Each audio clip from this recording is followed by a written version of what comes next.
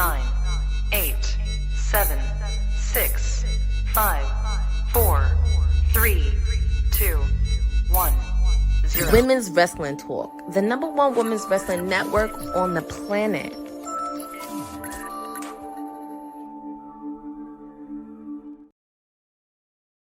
Greetings, everybody. It is Saturday, and you know what that means. It's not Collision. It is a special watch-along edition of AEW WrestleDream coming to you from St. Louis, Missouri. And as you can tell, we are kicking off with actually a bonus match from AEW Tailgate, where we're continuing the match between FTR and Jet Speed. It was kind of close a bit. So it was like, I think they're going to kind of roll it into the pay-per-view, and I think they're going to make up for it because so far we have 9 matches on the card. I thought we had 8, and I thought we were going to get something from Mercedes Moné as a celebration. But if you saw her match last night when she defended the CMLL Women's Championship match, she is doing a TBS Open Challenge where she's challenging any person that has a title, and it'll be title versus title. So if you saw my bold predictions, there was a few that I put out there who do have titles. I mean, I put the Ring of Honor Women's Champion Athena. I put in the reigning New Japan Strong Women's Championship because that was the title Mercedes had. And let me see.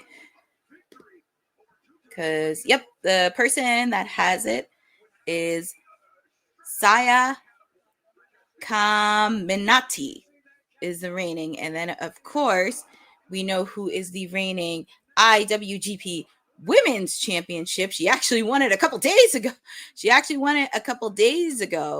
Siri, who won the IWGP Women's Championship. So this is going to be very exciting.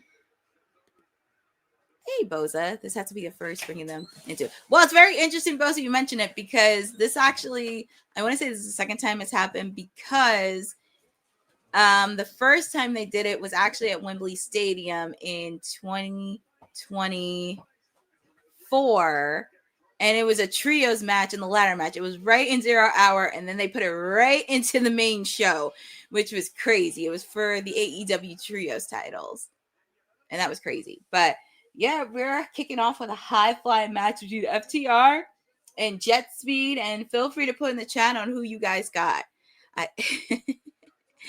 I know you and I are 3 movements matches. Surprise, surprise. If you checked, we did have Willow Nightingale and Harley Cameron picking up a victory over Megan Bayne and Penelope Ford. We're also going to have Chris Statlander taking on Timeless Toni Storm for the AEW Women's Championship. Also, we have a women's match, and it does not involve a title. Jamie Hayter versus the Toxic Spider Tekla. Hard to believe. Yeah, and it's been an ongoing conversation on adding more women's matches to the pay-per-view cards that don't add belts in them, but here we are. I want to say it's a pre-show, but technically we're kind of on the main show on to WrestleDream. And a Shatter Machine by FTR into Kevin Knight. Nice move by Speedball Mike Bailey, cutting off the pinfall.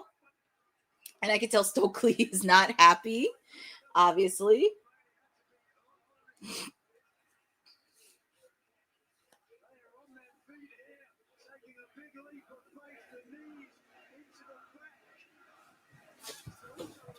Oh my goodness, look at Speedball with his little knees in place, his high knees.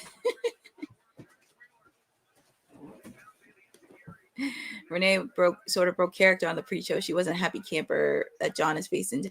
Well, I mean, I can't blame Renee because her husband hasn't been involved in many bloody grudge matches. And I feel like this is going to be one of the biggest grudges he's going to have, because obviously that's going to be our main event. Darby Allin, Jon Moxley in an I Quit match. And if you notice who's on commentary, it is Tony Schiavone, Excalibur, and Nigel McGuinness. This is kind of crazy, but could we see an appearance from Bryan Danielson doing commentary? Because he's the new guy on the block for AEW Dynamite. So we shall see. Because I know there was a few times Bryan Danielson came in on the last pay-per-view. He didn't do all of commentary, but he came in on a few matches on the last pay-per-view. So who knows? We shall see. We shall see with Bryan Danielson. But I do think the Death Riders are probably going to take out every single person that will try to help Darby Allin. But we shall see on that. I kind of stand by it. I said this on the bold predictions yesterday. I've been saying this the last couple of weeks. Bryan Danielson can't fool me. And he still wants his look back from a year ago. So there's a lot that could happen.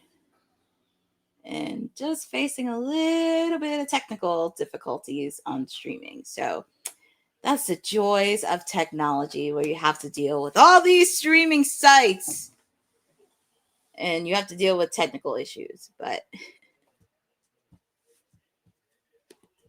actually, Bozic, you're not crazy, because Marina Shafir, as you mentioned, she is the reigning Defy Women's Champion. It's just they don't mention publicly on TV. Like, if you follow the indies, you kind of know what it is.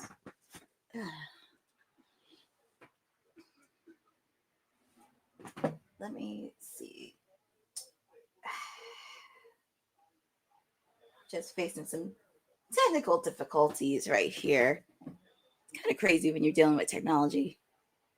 But Boza, I don't think you're crazy. I just don't think they mention it publicly, with Marina Shafir being the reigning Defy Women's Championship. But I wouldn't be surprised.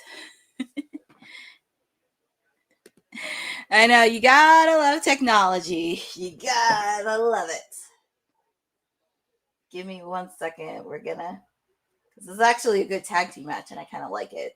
Let's see if we can get this on. Let's see if we can get this on it. And I could also catch up on, because it is college football with Texas A&M. So end of the third quarter, 38-27, Texas A&M. Obviously, of course, they got to keep their streak alive to get to the big college playoff tournament.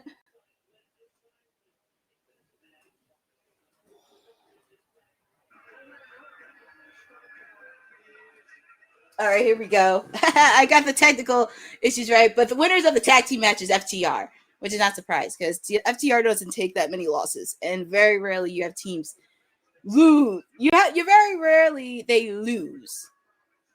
And there's a few teams in AEW that have beaten FTR, such as obviously the Young Bucks with their history with each other.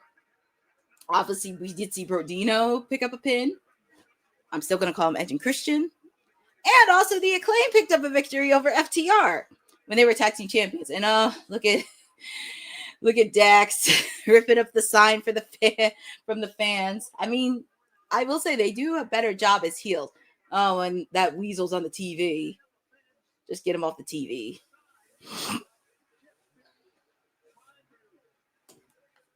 But here comes Speedball. But they did wrestle in combo match. I do see Jet Speed being future tag team champions. I don't know when, but we shall see. But and look at Nigel. He's wearing a suit. And he has the colors. Oh man. He's going Nana Bushi. I know, right? Crazy. I know, it's kind of nuts, but look at Nigel. He's in a suit. But it could be a possibility. Because I know we're going to get the women's. Are we going to get a men's blood and guts match? That's the question.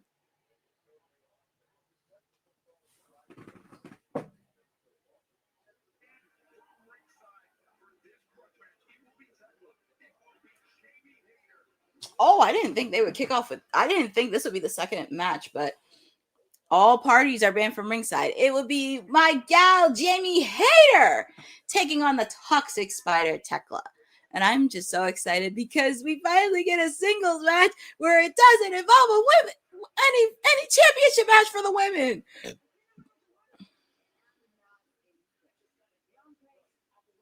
Yeah. Well, it's funny you mentioned that because it was on the media call that I was on for WrestleDream this past Thursday that teasing it, but we shall see how it is. That's a big one. So I'm very excited to see the women in action. The women in action. So, but feel free to put in the chat who you guys got. You guys got Tekla or Jamie Hayter. Obviously, I'm going to go with Jamie Hayter. Make sure to check out her interview that she had with Denise this past week. I didn't see the whole thing, but I did see clips of it, and it looked really fun. And that is on my bucket list for Women's Wrestling Talk, is interviewing Jamie Hayter. Because I don't think since Women's Wrestling Talk started, I don't think we've had an interview with Jamie Hayter yet. But it shall happen. It shall happen.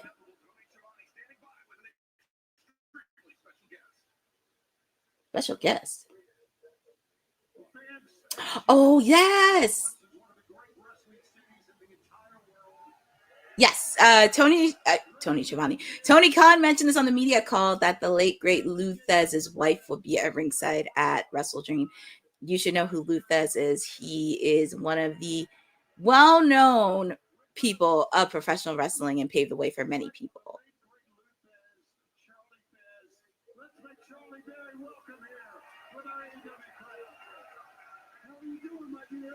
Yeah, Charlie Thesz. And he's from St. Louis, by the way. He's a pro wrestling legend.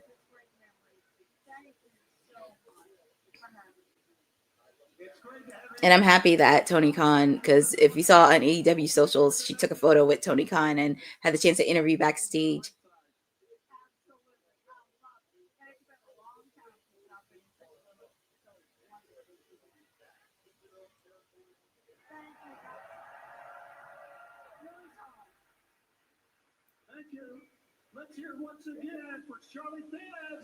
Yeah, that's a really good feeling, especially being the wife of a late great pro wrestling legend. Always love stuff like that. And yes, Boza, Denise loves her style. I know. Yep, Sean Ross Sapp of Fightful did an interview with her. And also I found out she sews her own wrestling gear, which we all know wrestling gear is very expensive. But it's really cool that Jamie Hayter sews all of her wrestling gear. Like, she's learning how to sew. She's learning how to do everything else, which is really cool. And Athena is Velma Dinkley. I could see her being as Velma. She would make a really good Velma. I could hear her say Jinkies. But here we go. We have Tekla versus Jamie Hayter. Tekla is undefeated. She has not suffered a pinfall loss since she came to AEW back in May. And I could tell you this is going to be a really good match with these two ladies. And after this match, we'll really kind of see the ramifications of the women's blood and guts match. We shall see. But feel free to put in the chat who you guys got. You guys got Jamie Hayter, or do you have Tekla still being undefeated?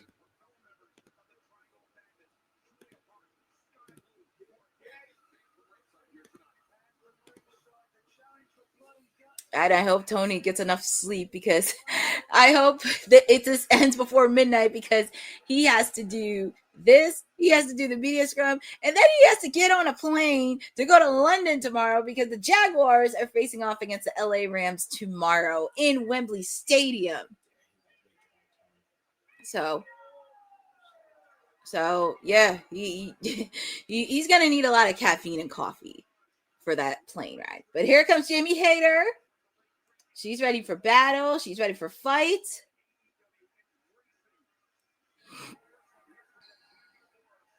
Oh, look, and Jamie Hayter hugged the wife. Hug the wife of Lou Thesz. I love that.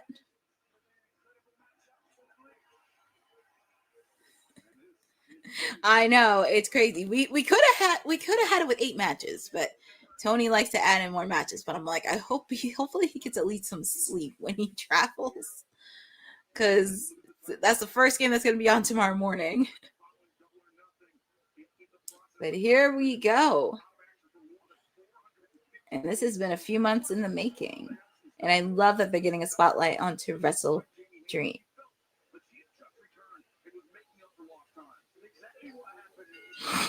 And here we go. The bell has rung.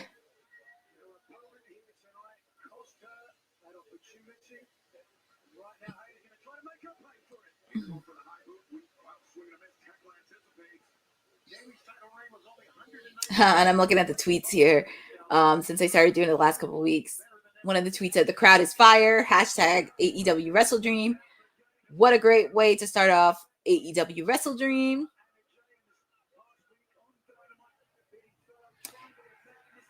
AEW WrestleDream is beginning, and this sicko is as happy as it can be.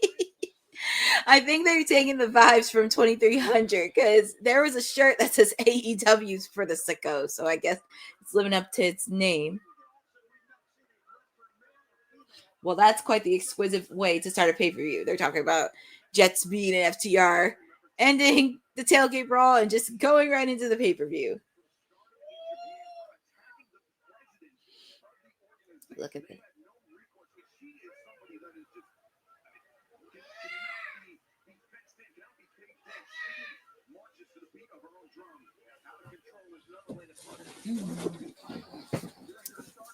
Well, Tekla's out the ring. I guess she was kind of a little bit not shook because she's a person that doesn't take a lot of crap from anybody. But Jamie Hayter.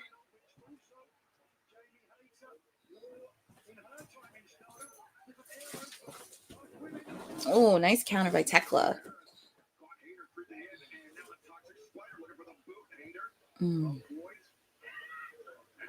Nice shoulder clothesline by Jamie Hayter.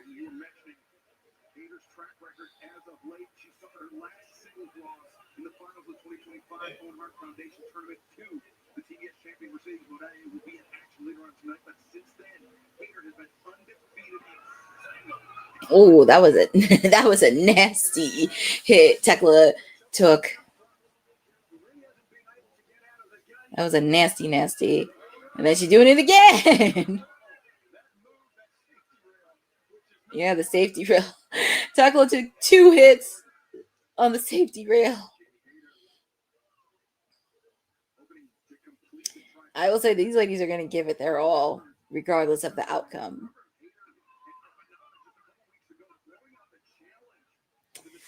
And I did like Jamie Hayter's answer on what she said regarding the AEW Women's Championship because she doesn't need it now. But I have been saying this a lot since next year. Oh, look at Lupez's wife. She's helping Jamie Hayter. She's like sitting right there enjoying the action. I love it.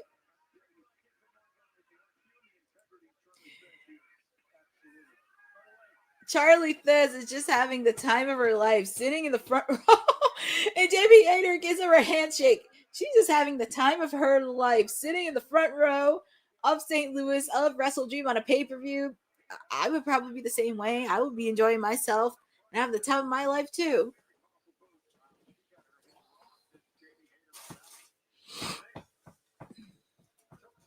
Let's see, Tekla. What's Tekla going to do here? Ooh. That was a nice move.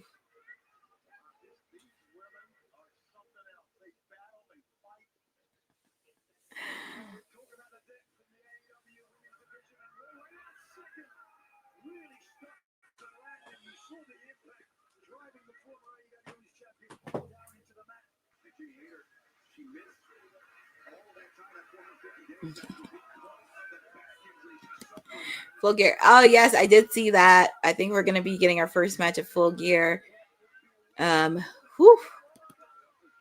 Big Boom AJ. QTV taking on the Don Callis family.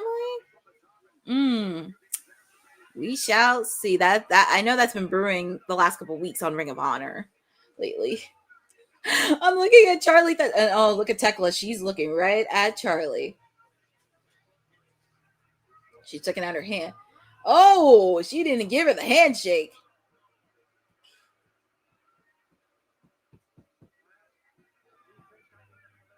Oh boy, I guess Tekla didn't want to give her a handshake. Okay. Well, that was really, oh my goodness, Boza. Imagine Harley Cameron. My God, that would be a hoot. Harley Cameron and a little creep Don Callis at ringside. I could see Harley Cameron feeling the wrath. Like Don Callis feeling the wrath of Harley Cameron. She is. That's why she's called the Toxic Spider, Boza. She has that nickname. She's been having that nickname from New Japan and Stardom. But she plays it so well. And I actually had the chance to see her at WrestleCon over the summer. And she is very a chill, down-to-earth person. And she plays the character so well. And actually, that was actually her first wrestling Con event that she went to. And it was just so exciting that she got to go in New Jersey. So happy that I did get to chat with her for a little bit. But I'm very excited that she's going to be there. Her and the rest of AEW will be back in the Garden State because the next pay-per-view is Full Gear in the Garden State. Oh my goodness. Look at the tarantula right there. Yeah, Jamie, you know how to mess with Jamie Hayter's strength. That's why she goes to the gym a lot.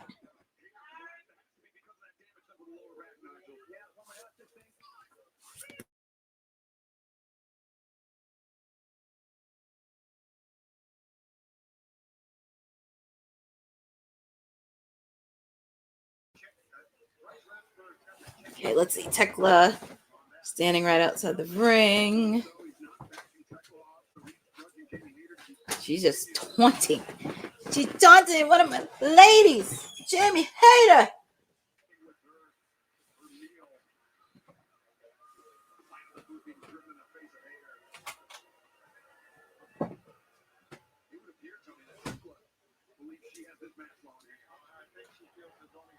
It's just the confidence that Tekla has. She just has that confidence in her. But this is, I would say, this is a really good solid match so far. Even Tekla's taunting with the referee. Oh my goodness, that's why she's given the nickname, the Toxic Spider.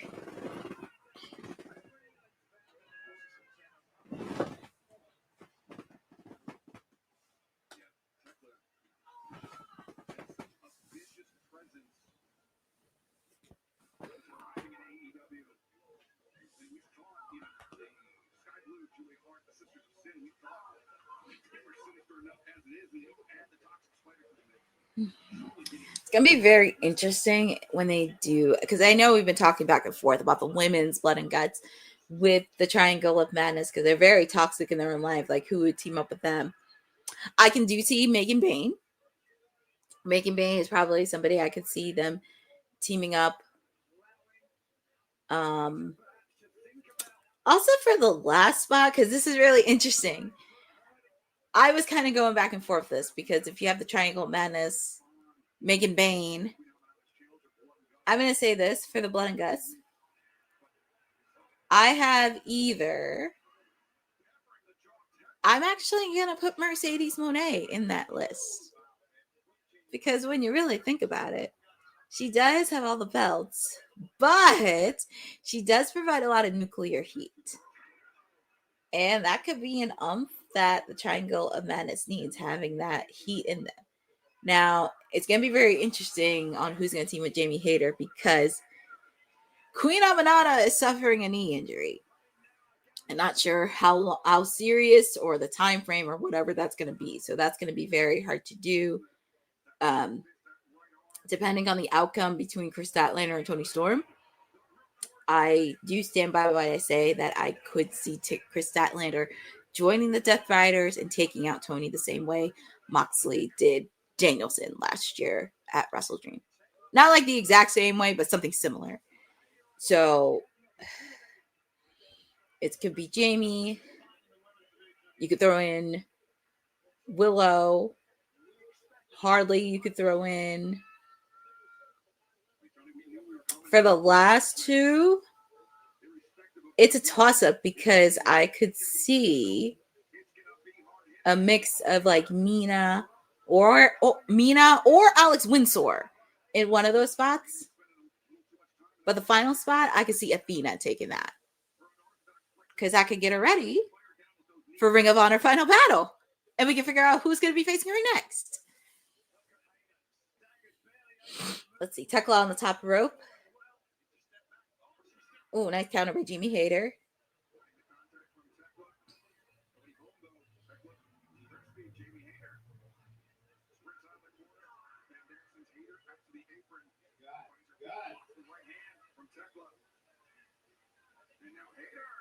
Jamie Hayter is really taking out Tekla.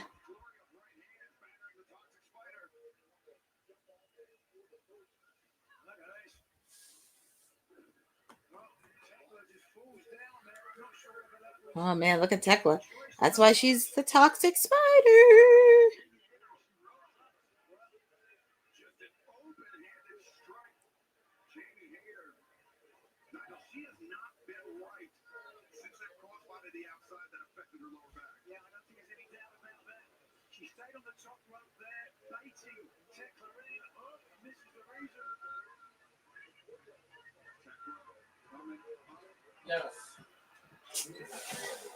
Oh, look at Tekla. This is why she's the toxic spider. She's playing mind games with Jamie Hayter.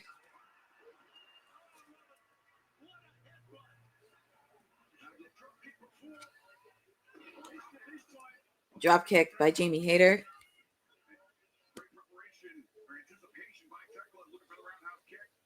Oh, yeah. I think Athena would be ready to go by then.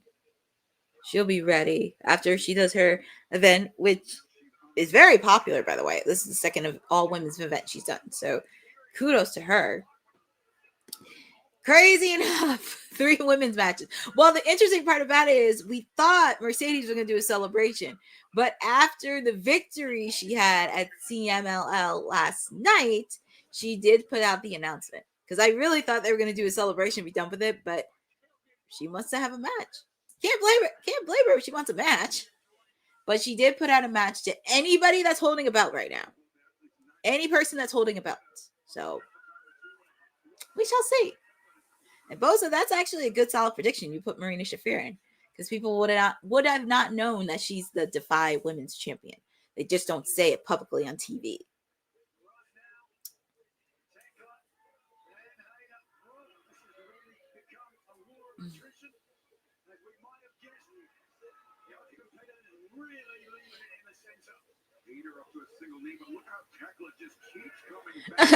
I'm just looking at Tekla. She's just coming back for more. She's like rising from the dead.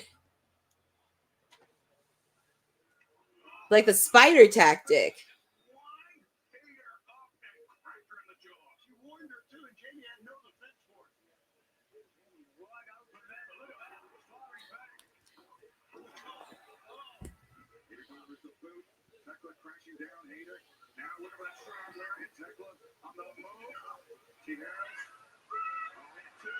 Ooh, she put that submission hold in. And that submission, Jamie Hayter.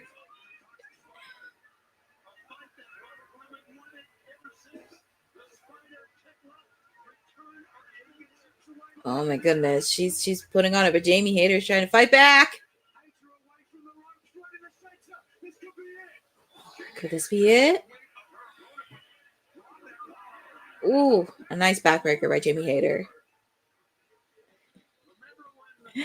These ladies are giving it their all. Well, Boza, I did see that she did pay tribute to Selena Quintanilla Perez because she did put in Bitty Bitty Bum Bum. I mean, look, if she's a fan of Selena, she's a fan. Who hasn't been influenced by Selena? And that's why, even though, unfortunately, of her untimely death, her music is still alive and well to everybody else. And even to this day, a lot of people are still influenced by Selena Quintanilla.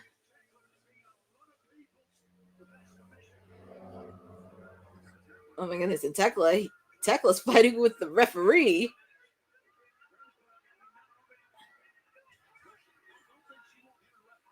Yeah, I was like, I don't know if Tekla would hit a referee.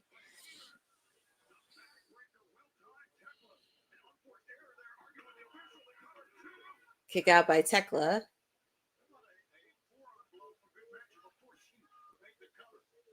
Let's see.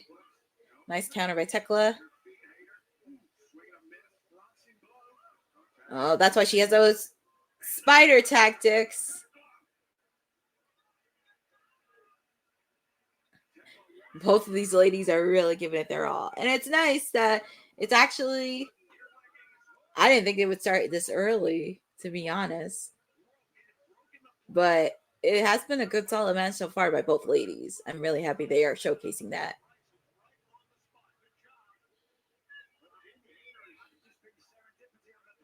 And look at Tekla. She's putting in those toxic spider moves, trying to play some mind games.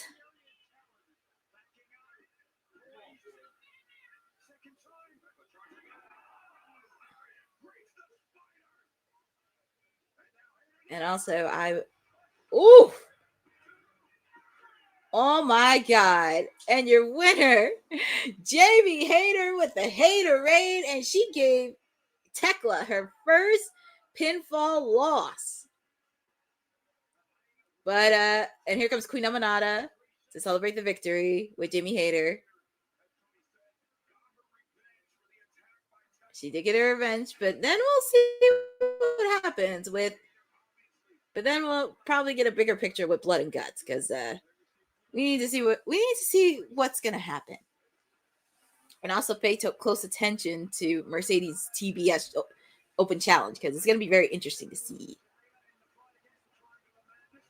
But look at that, Julia Hart, Sky Blue, and there's Tekla.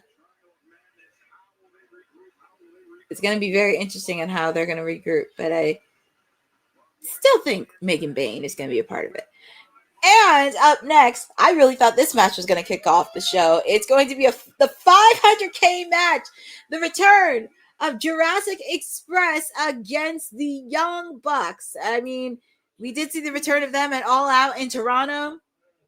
And we're also seeing the vignette from Jack Perry bringing back Luchasaurus to life. Kind of like the mad scientist in a way. But feel free to put in the chat on who you guys got winning and who's going to be 500K richer. Since, unfortunately, the Young Bucks blew off all their money when they were in Homecoming at one of the casinos.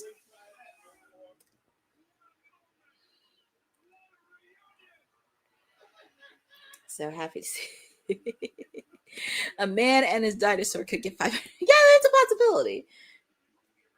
It's a possibility with that, but we shall see what happens. Of course, they're showing like footage from what happened at Daly's Place last year, where they put the pile driver on Tony Khan. I just can't. It's not funny.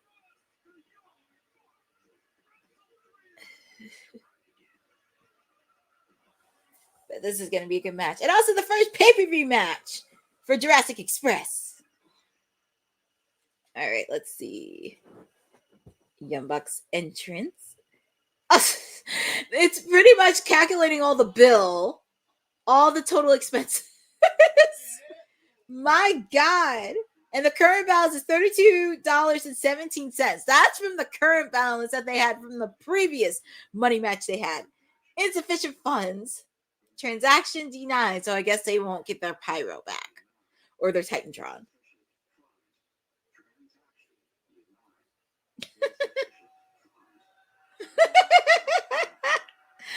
Oh my goodness.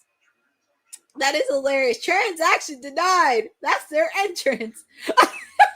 They can really use this win. The $32.17 bucks. I love that they're embracing this, and I'm pretty sure they're enjoying this. But that's the money. That's the 500K money they have. Hi, J.R. Smith. Thank you for joining on this special watch-along edition of AEW WrestleDream. Yep.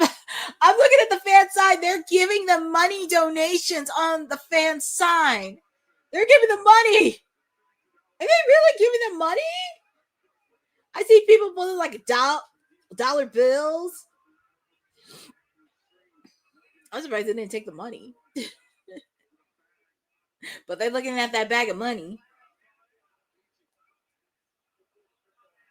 They're really looking at the money. But they know they got to win first to get the money.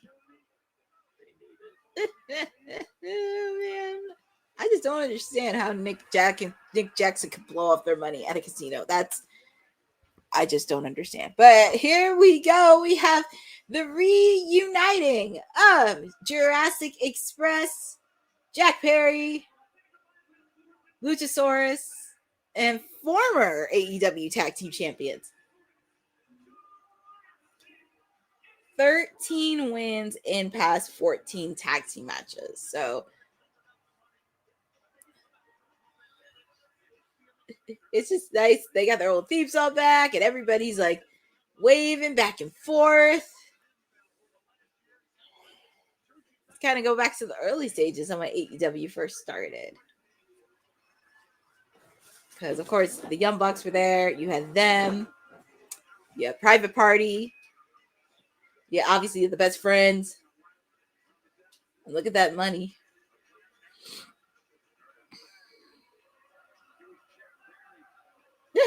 Luchasaurus looking at that money. Luchasaurus was a makeover.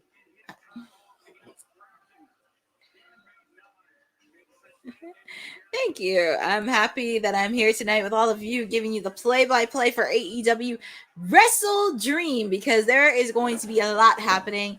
Make sure to check out WWT Live, because myself and the boss lady, we did our predictions last night. I posted my predictions earlier today on social. So WrestleDream did shape up to be a really good card. Also, feel free to put in the chat on what other matches are you looking forward to see. Obviously, of course, the main event, we have Jon Moxley, Darby Allin. The I Quit match is going to be the main event. Of course, we're going to have the AEW World Heavyweight Championship match. Hangman Adam Page taking on Samoa Joe. Of course, my lady, Toni Storm, taking on Chris Statlander for the first time, one-on-one for the AEW Women's Championship match. As I mentioned, we have the Tag Team Championship match. We're also going to have the Demand of Ricochet and the Gates of Agony taking on the Hurt Syndicate, and also Mercedes Moné putting on her TBS challenge, and the TNT Championship match, Kyle Fletcher taking on Mark Briscoe, and it'll be round number 5 for them. So lots has happened, but here we go. We have the Young Bucks. Actually, I should say the $32.17 Bucks taking on Jurassic Express, Jack Perry. I'm sorry, that was just really funny. That was really funny. I thought it was funny. He gave the finger. He gave the finger. He gave the finger to Nicholas. Well, he deserves it. Because Nicholas can be a hothead.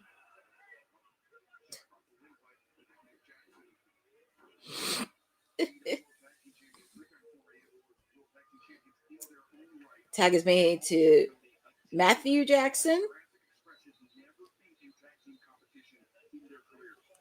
Really? That is a fact I did not know. Jurassic Express has never pinned the Young Bucks since they've been in AEW. That is crazy. Well, just like FTR, the Young Bucks, they don't have many teams that pinned them, to be honest. I mean, obviously, of course, FTR has won over them. Private Party has beaten them. Yeah, I know, right? It's crazy. Like, there's not that many teams that have beaten the Young Bucks. I mean, like I said, FTR probably has a win. Private Party has a victory. As I mentioned, the Acclaimed has a victory over the Young Bucks. Brodino has a victory over the Young Bucks. So, yeah, there's not that many teams that get pinfall victories over either the Young Bucks or FTR. And that's very rare to have. And look at Luchasaurus. And I'm happy to see him back, as I mentioned, because he had a very serious health scare over a year ago. And it's nice to see him back in the ring after taking care of that. And he just looks fresh as a daisy. It looks like the tag is made to Matthew Jackson.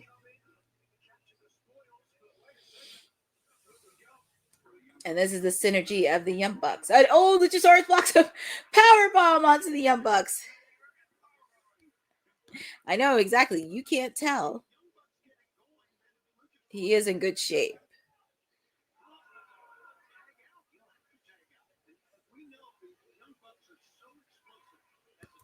Yeah, Boza, because when I heard it, I did confirm it was going to be title for title. So, yeah. Oh, he's biting his ear. Luchasaurus.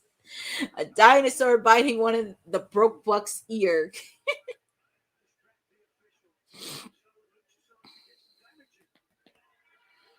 Tag is made to Jack Perry. Ooh, nice leap by Luchasaurus. We're working some offense here.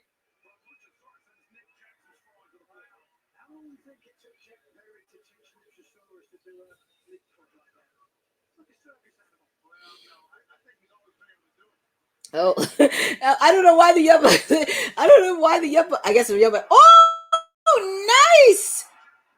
Nice moonsault by Luchasaurus. He is in good shape. You wouldn't, like I said, Bozo, you wouldn't even know if he had a serious health scare over a year ago. The size of him doing a moonsault. That is crazy. The fans are chanting for Luchasaurus. I love that. Nice chop by Jack Perry.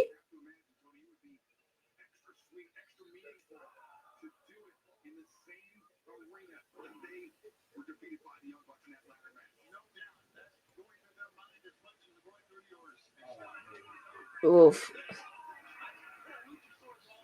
Here comes Nicholas.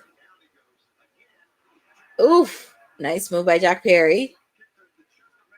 Going off the top rope. Nice move by Jack Perry.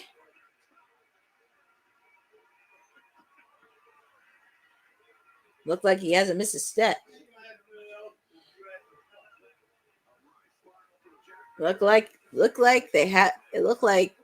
Jurassic Express has not missed a beat. And an update on college. Texas A&M 45, Arkansas 35. And we're 4 minutes left in the fourth quarter. What was this? Look at the side. Oh, hit the sign onto the Young Bucks. I know that fan is going to be happy for life. Jack Perry used my sign as a weapon. That's gonna change the life of that fan forever. Ooh, nice kick. And that's why the Young Bucks are 3-time AEW Tag Team Champions, because of synergy stuff like that, like this. Ooh, nice counter by Nicholas.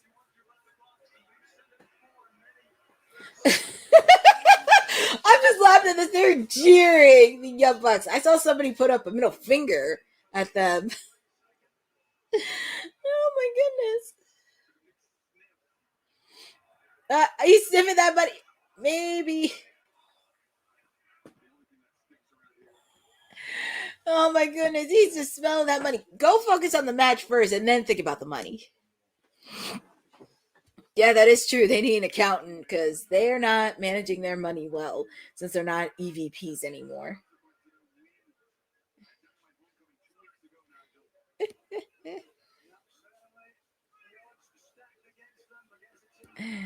Yes, JR, there is college football happening, and my college team is Texas A&M. It's always a tough one against Arkansas because we have a lot of history with them. But just keep fighting. But this isn't about football. Tonight's about wrestling because you're going to get AEW WrestleDream with me.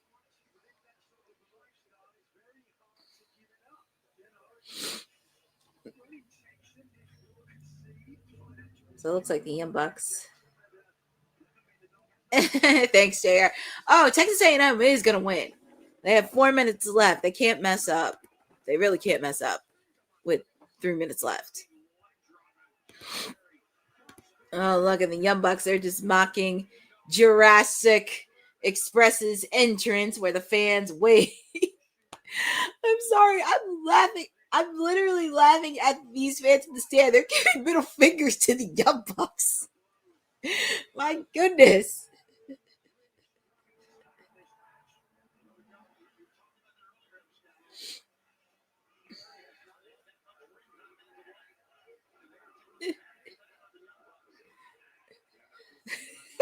I know. They need that 500K. Instead of sipping the money, focus on the match.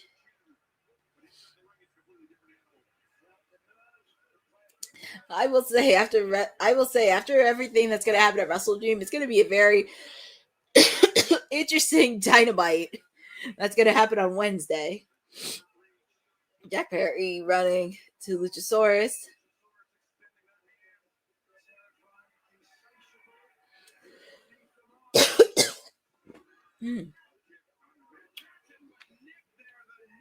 Oh, that was a knee strike onto Luchasaurus by Nick Jackson. Ooh, spear. Kick out by Jack Perry.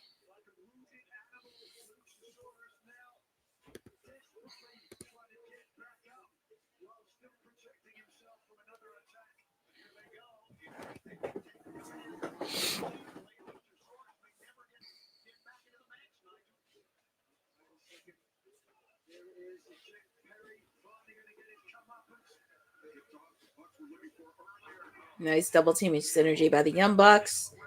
Another. I'm pretty sure you will see a super kick coming. And of course, doing their signature pose. Kick out by Jack Perry.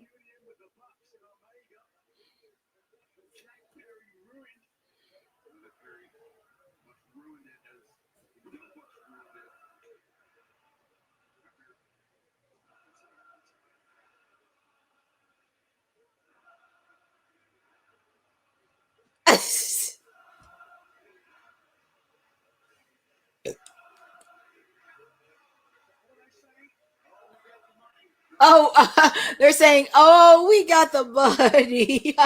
That's pretty interesting. The fans will pretty much say anything. Doesn't matter if you're going to AEW or WWE or NXT or TNA. The fans will always have an interesting, unique chant to say. I mean, who wouldn't want the money? It's $500K. Ask Tony Khan. Tony Khan got the money.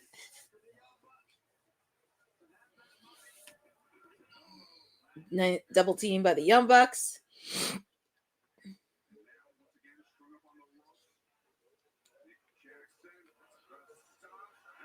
Ooh, nice counter by Jack Perry. Tag is made to Luchasaurus. It looked like he hasn't missed a beat. I'm very curious because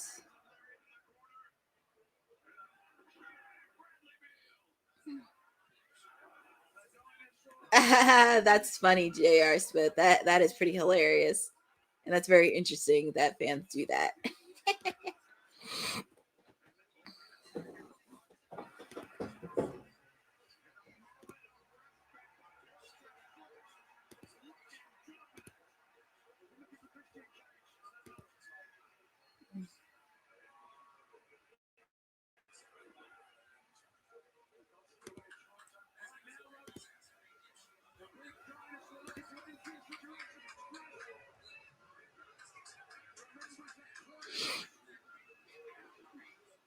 Yeah, I know. Exactly. He hasn't missed a beat at all since he's came back.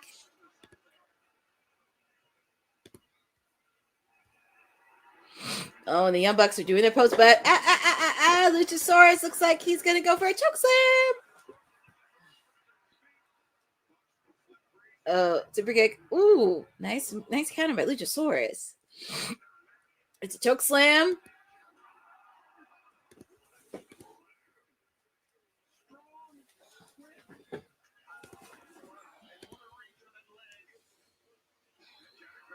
Ooh, nice hurricanrana by Jack Perry. Is this it? Is this going to be it? Is this it? Oh, that was a kick out. I thought that was done right there.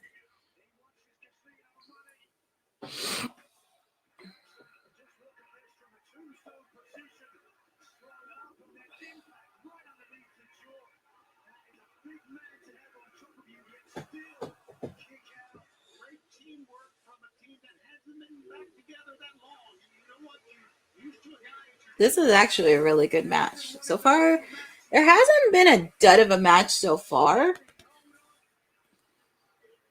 It's pretty much, for this match, who wants the money more?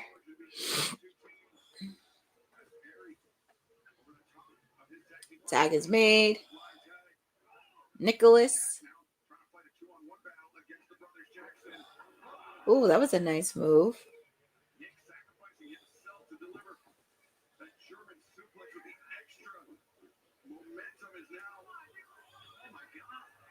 Oof, they're really putting a beating on Jack Barry. And oh, look, there's a super kick.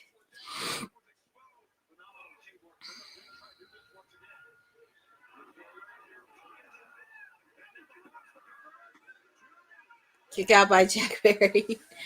Well, yeah, Eddie and Hook, that does not count. But so far, we haven't, well, outside of that, we haven't seen much duds.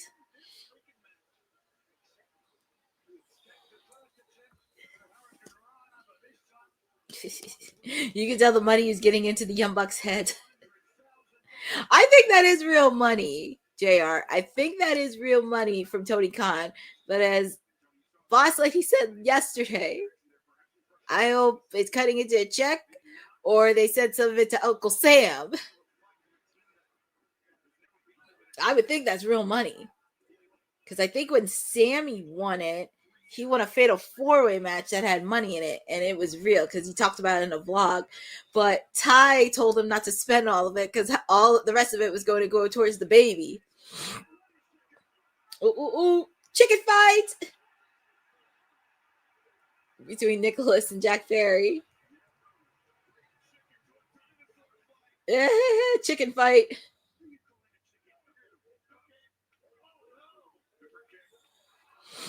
Oh, look, another super kick. Oh, my goodness. That was a destroyer.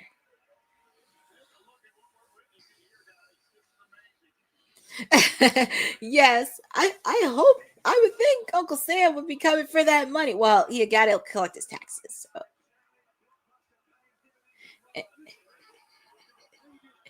And also, JR, just to let you know regarding Boss Lady, it's TK Trinidad who owns Women's Wrestling Talk. That's why people call her the Boss Lady, because she's in charge. She created this whole space for women's wrestling and devoted to women's wrestling.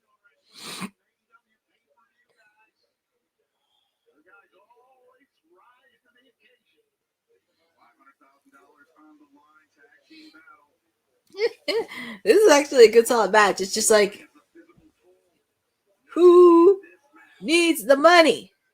In the words of the movie Jerry Maguire, show me the money.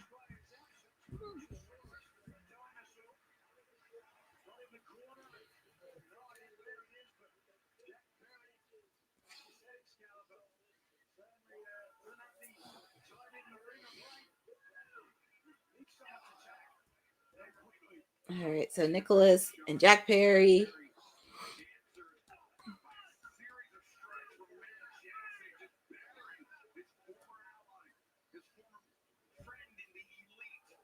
You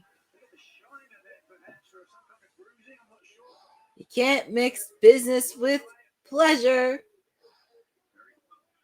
Because you can tell by the emotions of the Young Bucks face, they're desperate. Desperate times call for desperate measures. And miscalculation. Oh, man.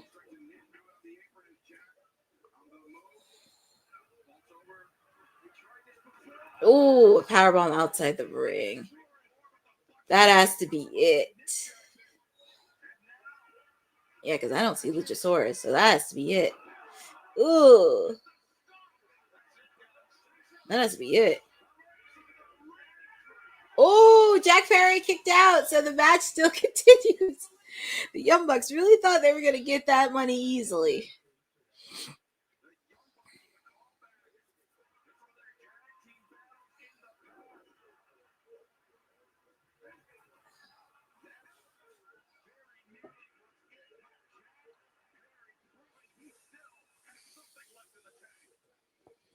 I give props to Luchasaurus, even though this is their first pay-per-view match in a while. They look like they both have not missed a beat, in the synergy between them. And then, of course, we see the Young Bucks talking trash.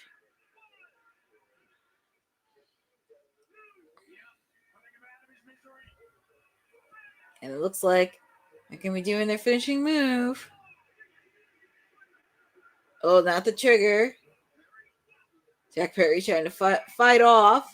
And you see Luchasaurus outside the ring trying to get up.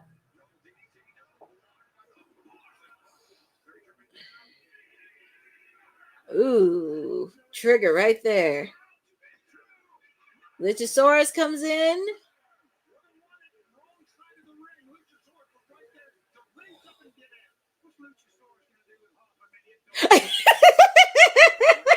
I'm laughing at I don't know if you heard Nigel's commentary. He said, what is Luchasaurus going to do with $500,000? You'd be very surprised what a dinosaur can do with $500,000.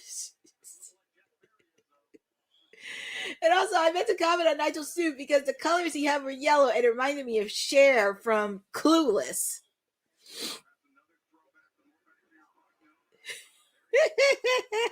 Oh my goodness. Oh, Nigel. And he's going to be a dad soon.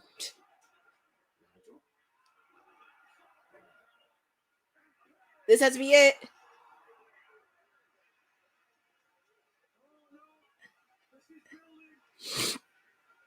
Doomsday, come on.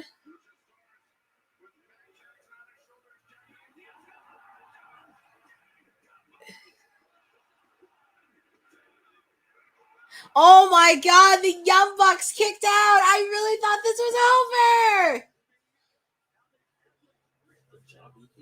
Oh my God.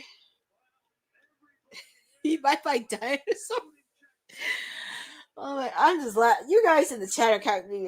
One comment says he might buy dinosaur food. I'm like,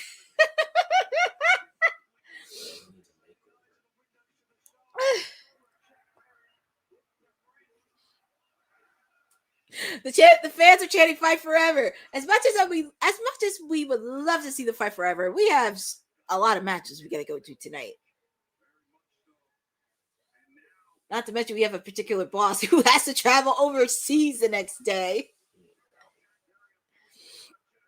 Oh my goodness! And they're taking a page out of the Young Bucks playbook. Wow, they took a page.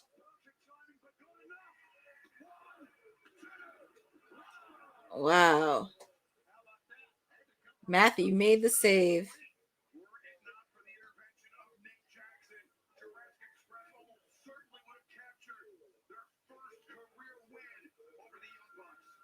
Oh, that was Nick.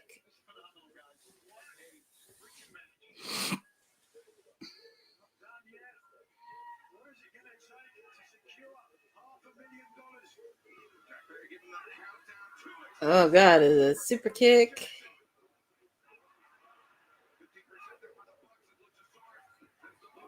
Oh, the Young Bucks counter. Oh, look, a super kick.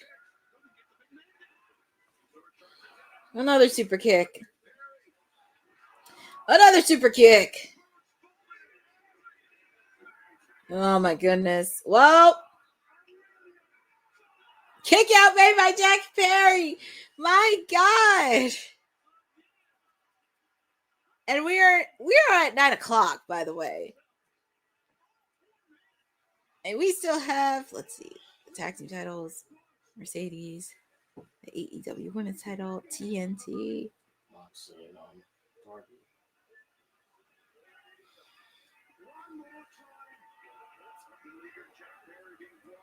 Heart Syndicate. Yeah, we got like 8 more matches. We got 8 more matches to go, and we're at 9 o'clock. At this point, I know I picked Jurassic Express, but at this point, I need somebody to end it. Yeah, it's 7, Boza. I think I was way off because I was like, I know it's 7. Can we please end this match? All right, so your winners of this match, 500K richer, is Jurassic Express. I know, Boza. Boza. This is going to go on until midnight because there's going to be a lot of chaos happening in that main event. That's why I said Tony Khan needs to drink all the coffee he can for tomorrow. His beloved Jaguars will be taking on Matthew Stafford and the Rams. First game tomorrow morning. And the good news is Texas A&M is still undefeated. So they beat Arkansas, but we have a very tough game next week. So very tough game we have next week against LSU. But I'm happy. My college team won, so yay!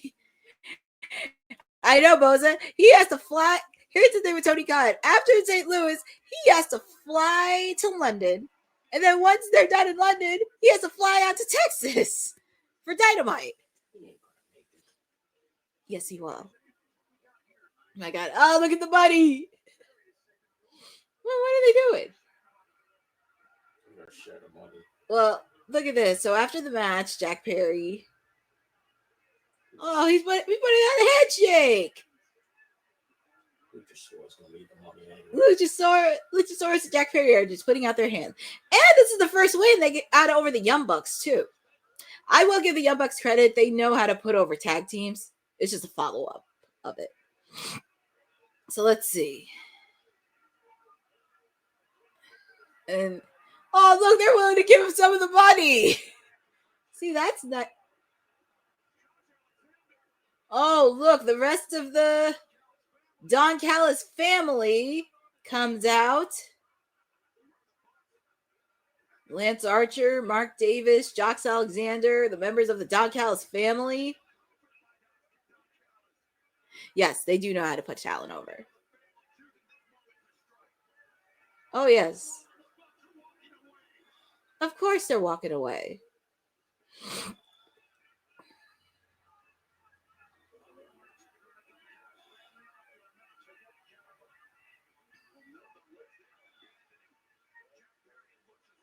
Yeah, but then they're like walking back. Because I know. Oh! There's Kenny!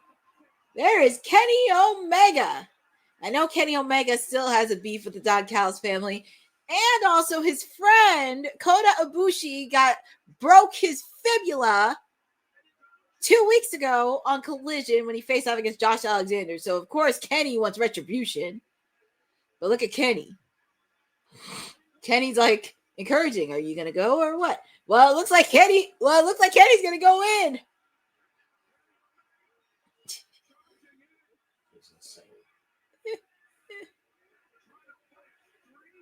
I know, Boza. If Kota Ibushi wasn't hurt, they could have faced off against members of the Don Callis family. But that really sucks because now you're down a person.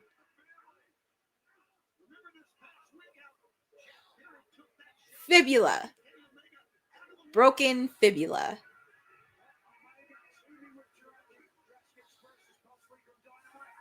Yep, it was a broken fibula. So, looks like Kenny Omega.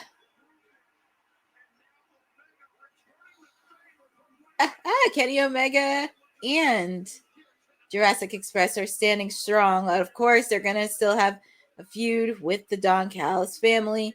But as I mentioned, the Don Callis family has business tonight because Kyle Fletcher will be defending his TNT championship against Mark Briscoe. And we're going to have the unique tag team of Kazuchika Okada and Konosuke Takeshita against Bro Dino for the AEW World Tag Team titles.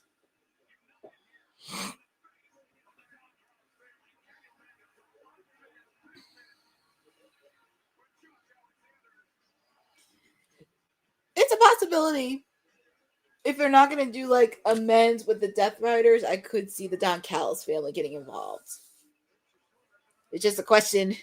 Is it going to be a 5-on-5 and who would be joining Kenny and Jurassic Express? That's the question.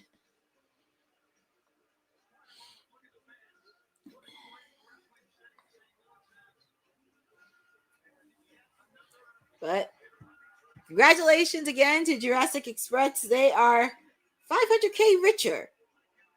Not sure what Luchasaurus is going to do with the money, but not sure what's he going to do with the money. Oh, yeah, Boza. I believe if it's going to be the Don Callis family versus Kenny's team, I think I could see I'm pretty sure there's a lot of guys in the back that want to beat up on the Don Callis family, and they made a lot of enemies out of everybody. So we shall see who else is going to join the fray. Actually, you know what? If Hangman does retain, I could see Hangman joining Kenny Omega to take out the... Oh, yeah, femur. Sorry about that. I thought it was fibula, but it was femur. Kota Ibushi broke his femur. Kenny Omega. Inoki, because remember, WrestleDream was first originally started by Antonio Inoki. If you remember the first inaugural WrestleDream that happened in 2023, they paid tribute to him. So, yes. But up next, we go from one unique trio to another. We have a Tornadoes Trios match. The Demand consisting of Ricochet and the Gates of Agony taking on the Hurt Syndicate. And this has been brewing for quite some time. And, you know, speaking of trios and also interesting opportunities, we do want to give a special nod to a cool initiative that Women's Wrestling Talk is doing and spreading love on everything women's wrestling. And this is why we have this new project with you with the Women's Wrestling Archive.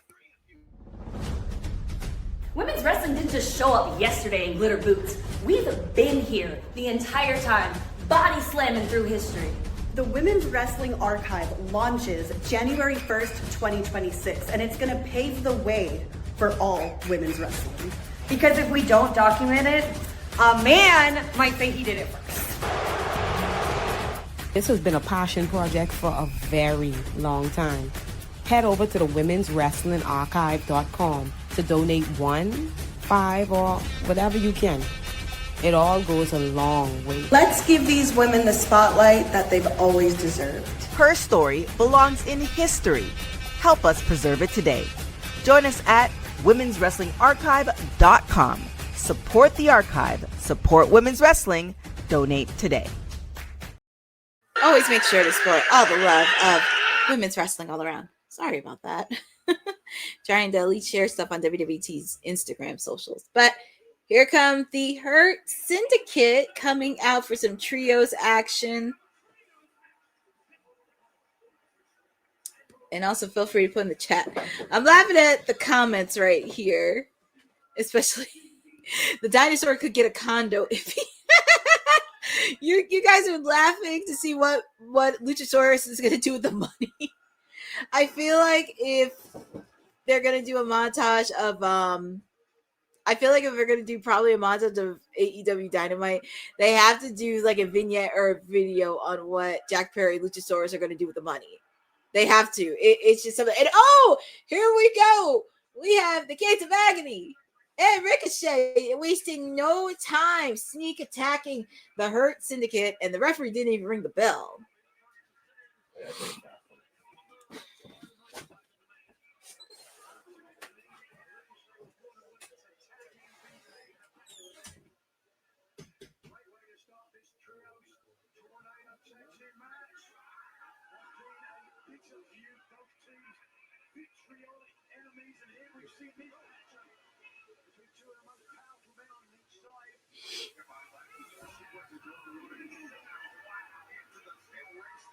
There comes Bobby Lashley. I can tell you the Hurt Syndicate is putting a beating.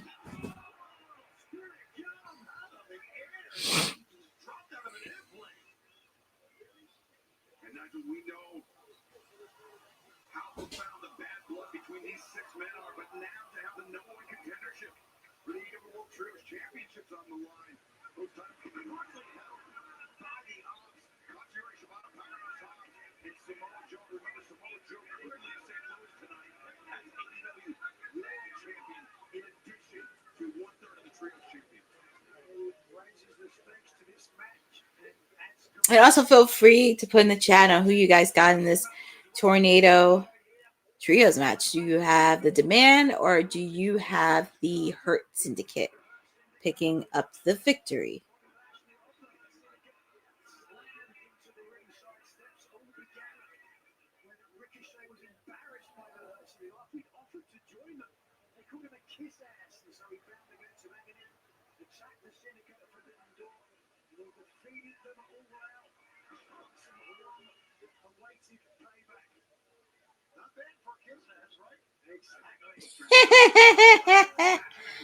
Oh boy.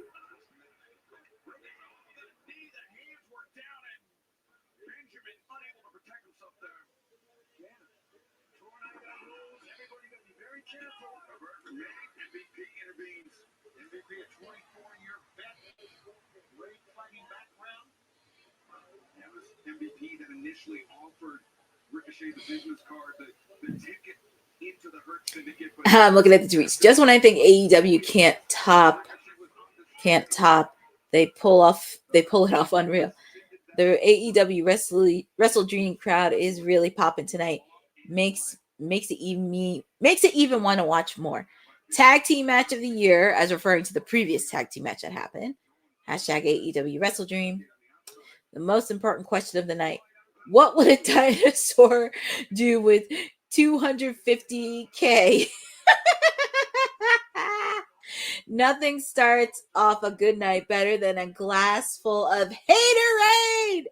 That is very true, because I'm 1 for 1 on my team of clientele.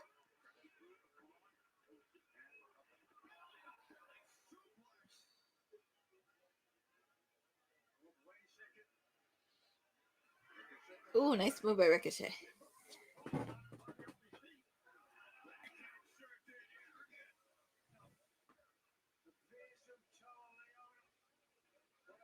Oh yeah, thank you, JR. I didn't even miss that part because I'm like looking at the tweets. Oh man, it's crazy how like Bobby Lashley. It's crazy how Bobby Lashley and Shelton Benjamin are in their 50s and still look good.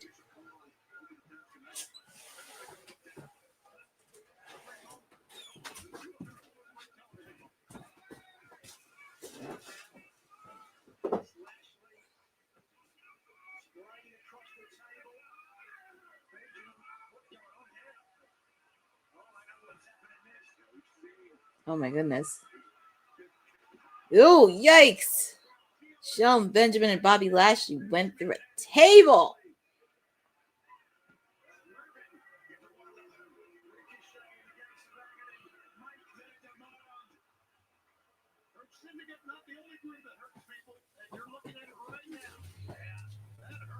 Shit, that really has to hurt.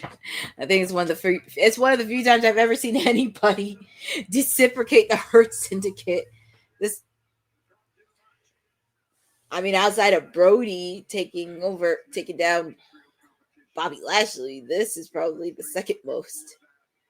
But MVP is alone, and he has all 3 members of the debate in the ring. But the fans are chanting MVP.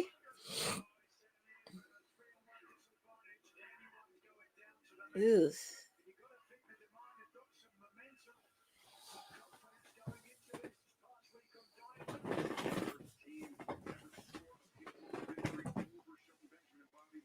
I hope, depending on when they're going to end this feud, I would like to see the Gates of Agony kind of be back in the tag team title picture again. I said after. Once they finish up this program with the Hurt Syndicate, I would like for them to be in the AEW tag team title picture. Well, at least MVP is showing a lot of fight in him. Yeah, because Bobby and Shelton, they're still outside the ring. They're knocked out after going through a table.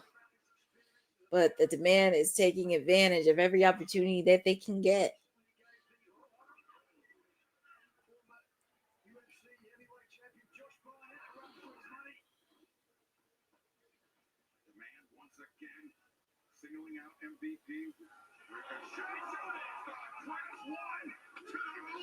Kick out. Oh, here comes Bobby. No, that was Shelton. Bishop Kong's trying to throw away Shelton Benjamin outside the ring.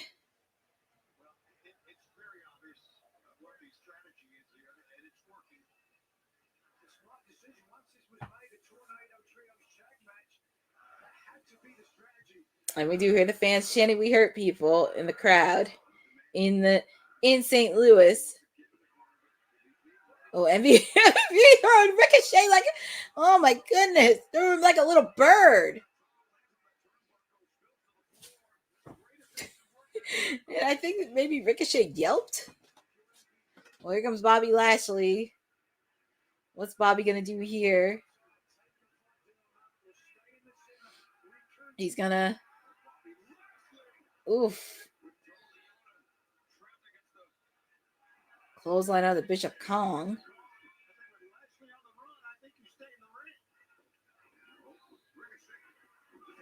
Clothesline.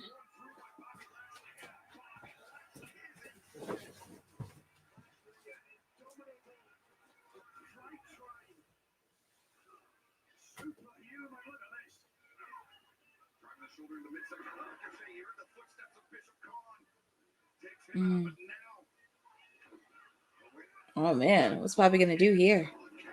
Double DDT.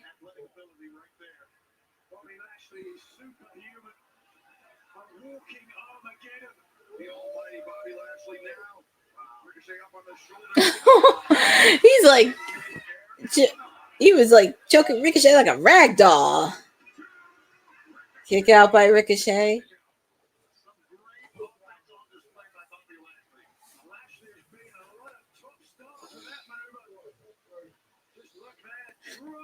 I remember when he first came into WWE, and it looked like he hasn't missed a beat.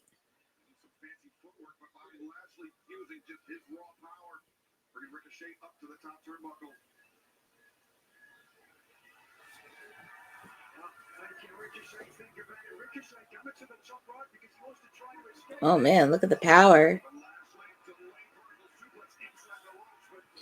Look at what the Gates of Agony doing here. Oh, all the members of the Demand and Bobby Lashley are all knocked out. Here comes Shelton.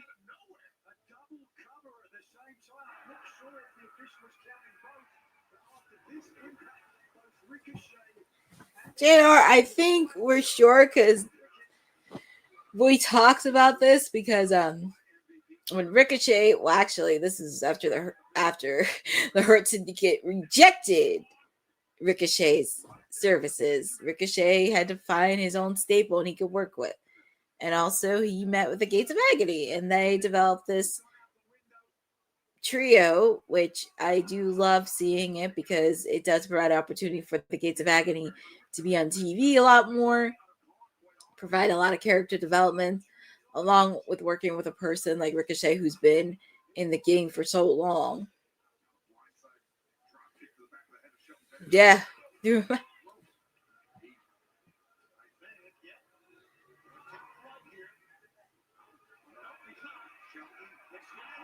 Oh my goodness. Wow.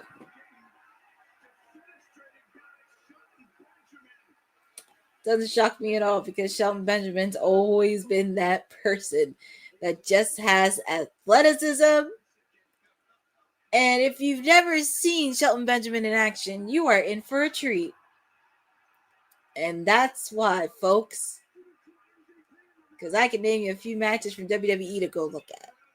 The match he had with him versus Shawn Michaels, that had the sweet chin music heard around the world. Another match that I recommend seeing, him versus Jeff Hardy. I believe it was for the Intercontinental title because him and Jeff had some battles in there. Obviously, the first match he had when he was dropped on Monday Night Raw, him versus Triple H, where he actually beat Triple H on his first night on Raw. And then, of course, obviously, when he teamed up with Charlie Haas when they were Team Angle on SmackDown, helped reshape the tag team division on SmackDown. Look at MVP taking cheap shots. Oh, what? I smell it. I smell something. I know what MVP is going to do here. He's doing the ballin'. Yep. He did the ballin'. Kick out made by Tayo Leona.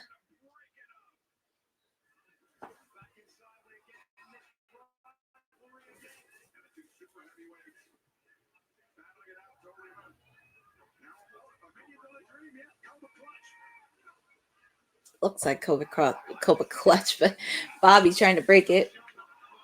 Nice super kick by Shelton. Spear.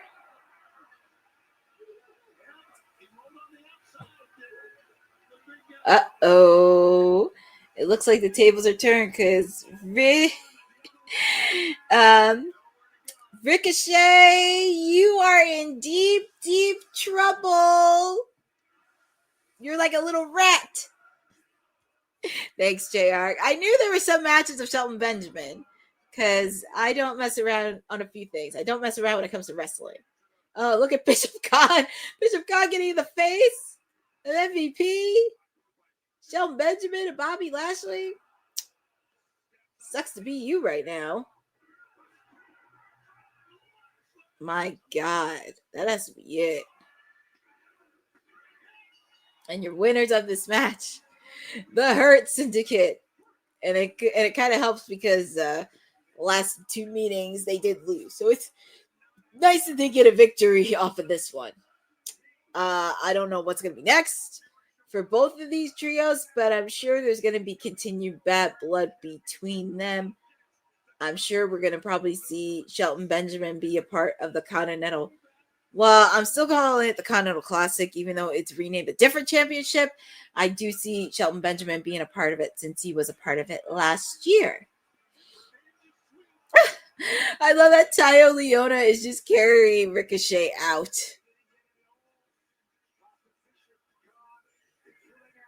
But congratulations again to the Hurt Syndicate on getting the victory. I'm laughing at the demand they're trying to get up, but it's just walk of shame. They're having the walk of shame.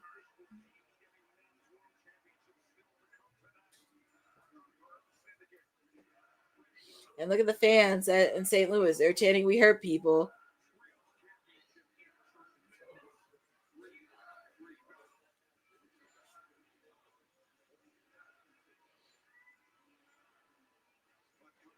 And I was talking about Kyle Fletcher too, but up next, we have Kyle Fletcher taking on Mark Briscoe for the TNT Championship match. And also, since we're kind of on a little bit of a break here, also, we do, and also I am gonna, because since we're in a promo, make sure to get your beverages, your snacks, and everything else going. And everything else. And yeah, just feel free to get that because I'm actually going to get it shortly.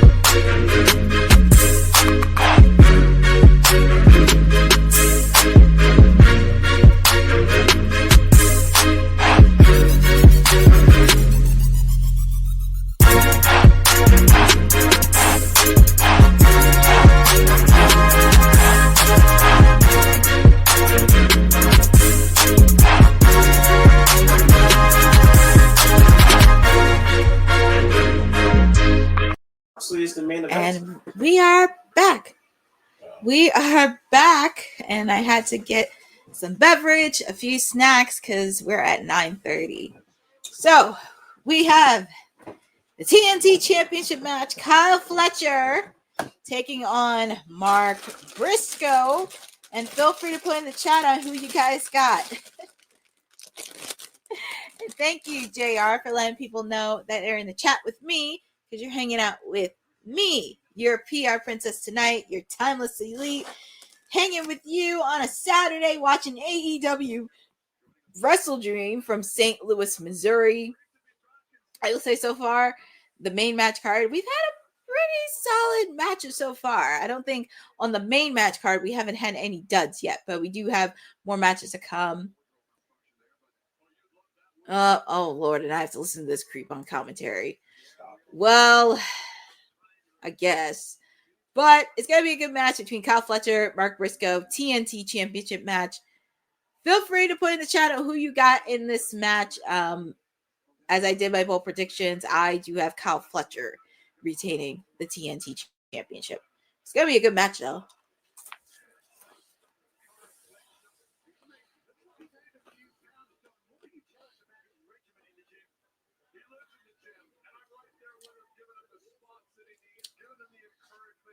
And also, we're going to see that creep again because Okada and Takeshita are facing off against the AEW Tag Team Champions, Rodino. So, yay.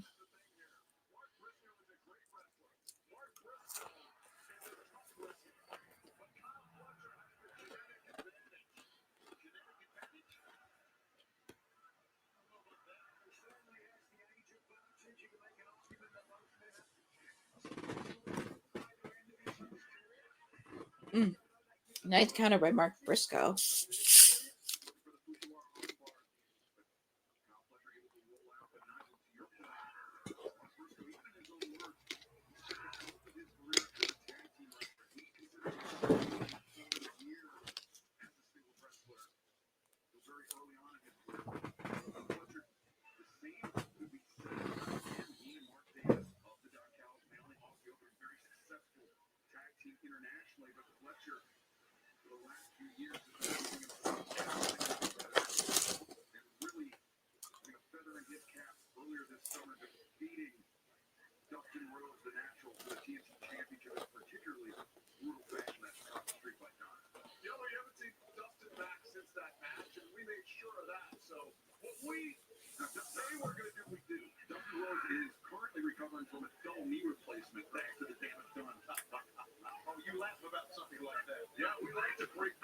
Nice close on by Kyle Fletcher. Yeah, Boza, he's back, and like I said, we're gonna see him again during the AEW Tag Team Title match. So, yeah, Mark Briscoe trying to get himself together. Kyle Fletcher looks like he hasn't broken a sweat.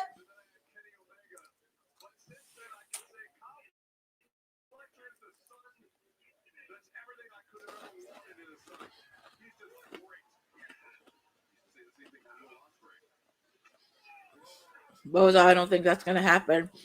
You wish that you could for one night, but with how dangerous the Don Callis family is, and with the fact Kyle Fletcher's the reigning TNT champion, you're gonna see Don Callis show up.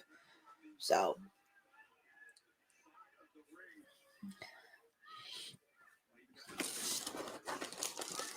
Kyle Fletcher looks like he wants to take a break, but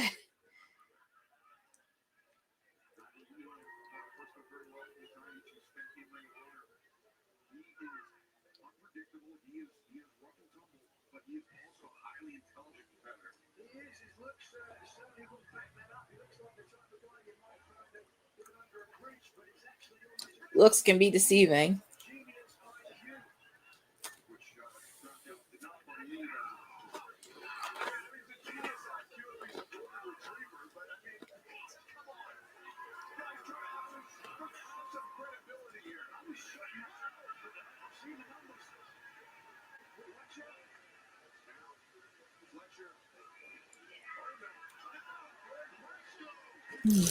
Nice one by Mark Briscoe. The fans are going nuts. Yeah, you better run, you creep. You better run for Mark Briscoe.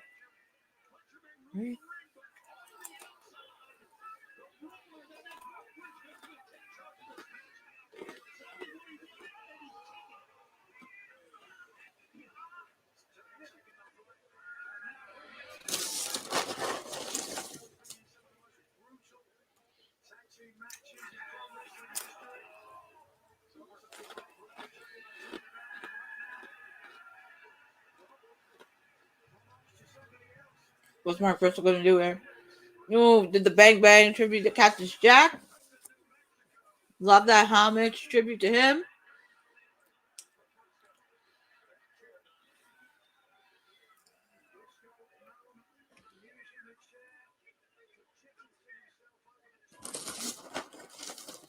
Hey Maria, thank you for joining on this watch along. You're not late. You did miss it, but I'm happy that you're here.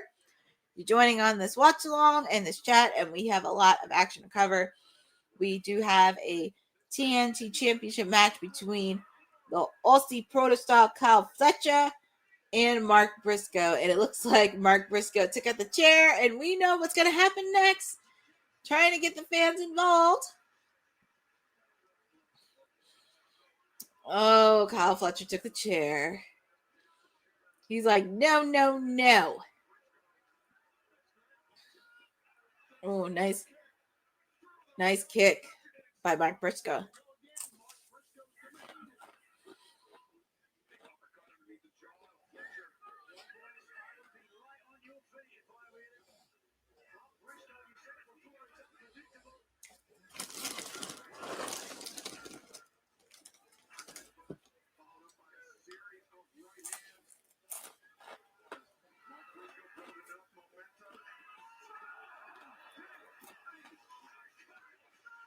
Nice move by Mark Briscoe. Went over the top rope.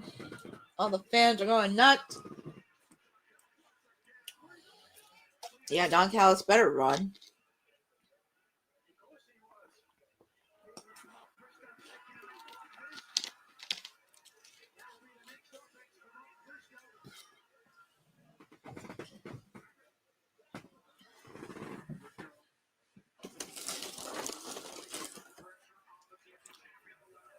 Pick up by Kyle Fletcher.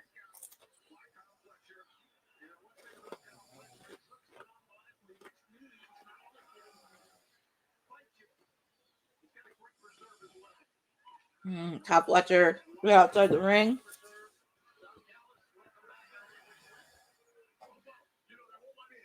Well, it's Mark Briscoe doing here. It looks like he's going to do cannonball. Oh, miscue right there. Kyle Fletcher moved out the way.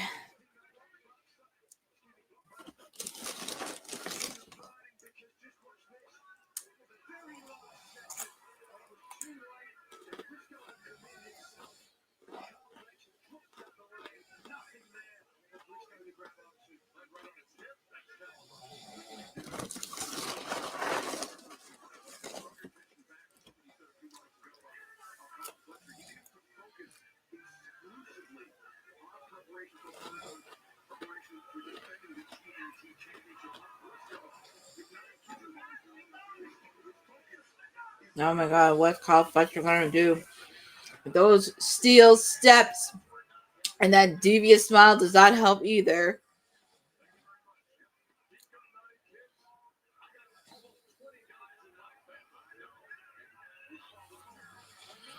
Powerbomb to Mark Briscoe on top of the steel steps.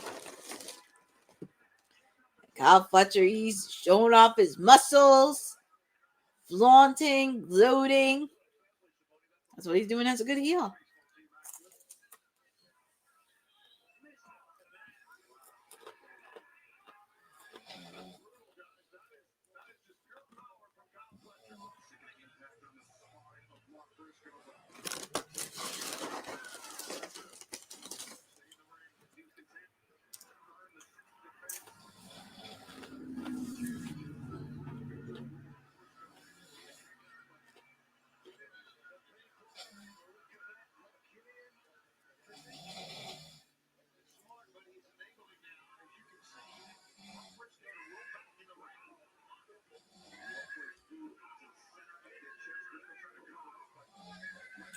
Oh my goodness, Kyle Fletcher is putting on a beating.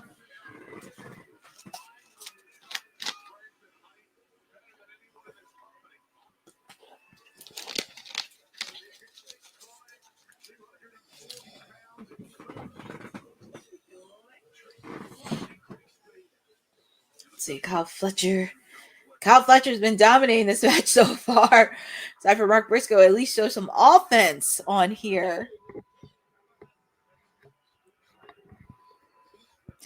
But like I said, if you're joining with me, feel free to put in the chat on who you guys got in this match. Do you have Kyle Fletcher retaining the TNT Championship, or do you think it's time for Mark Briscoe to get some singles gold? And also, I don't know if anybody caught it from earlier in the Tailgate Brawl. The Conglomeration has a theme song, has a new theme song, and an original custom Titantron, which I thought was really cool. I thought that was so cool. Nice move by Kyle Fletcher. Yeah, because after this, we have let's see, Darby and Mox, Stat and Tony, Hangman, Samoa Joe, the tag team titles, and Mercedes. Yeah, we have 5 matches left. Wow, 5 matches left. Crazy.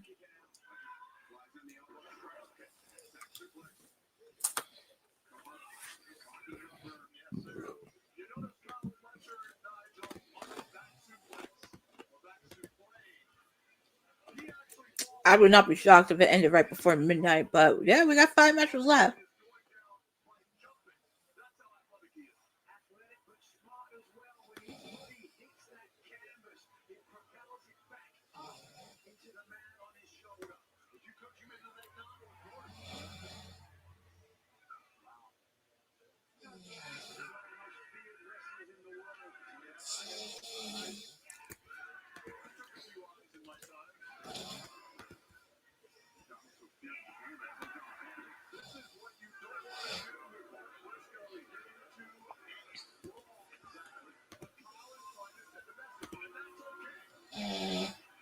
I wish I could put a mute button off of Don Callis.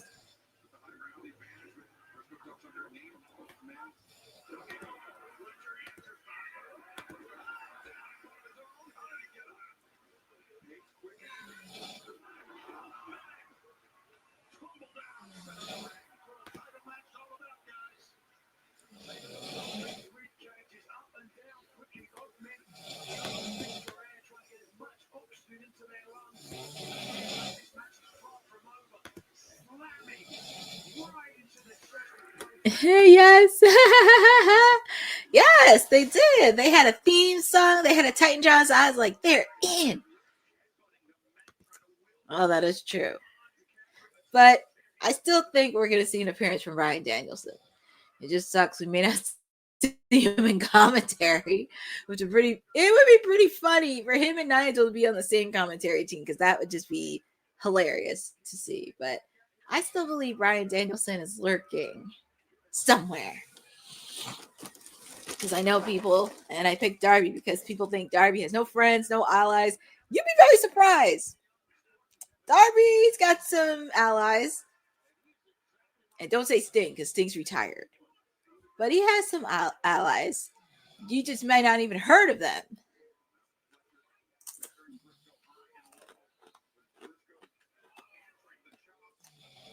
And also,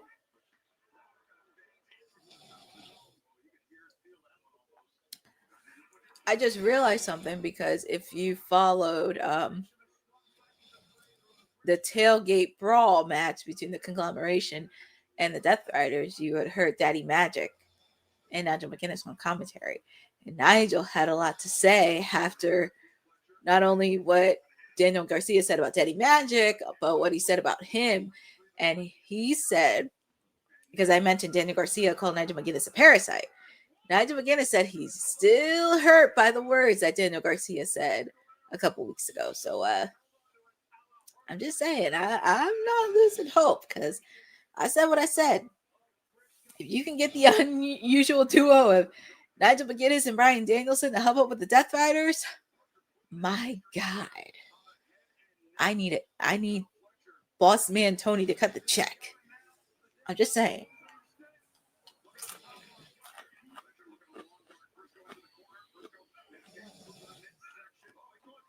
Our Briscoe right here. Oh man, that was a nasty move by Kyle Fletcher. Ooh, nice kick.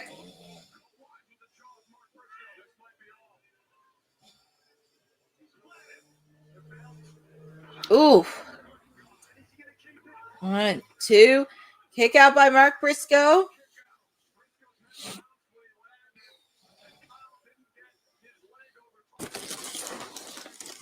Oh Lord, nobody wants to hear that creep Don Callis. I wish I could just mute him.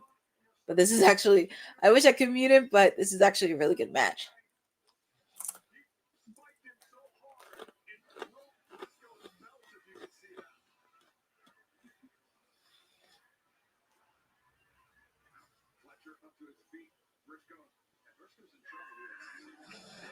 Oh, nice kick by Fletcher.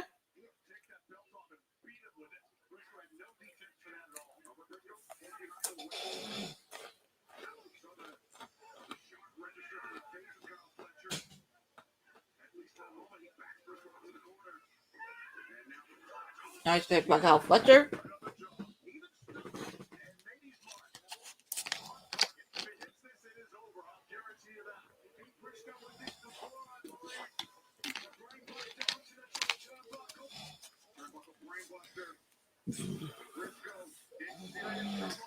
Oh, nice counter by Mark Briscoe.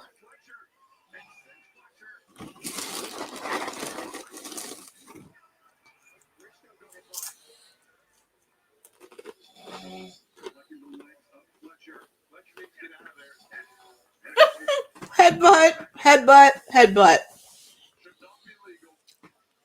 What's Mark Briscoe going to do here? Kyle Fletcher countered.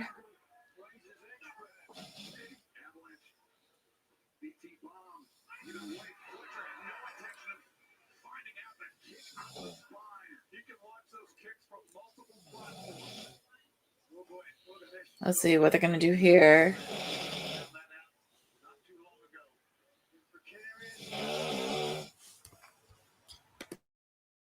Oh my goodness. Nice suplex by Kyle Fletcher.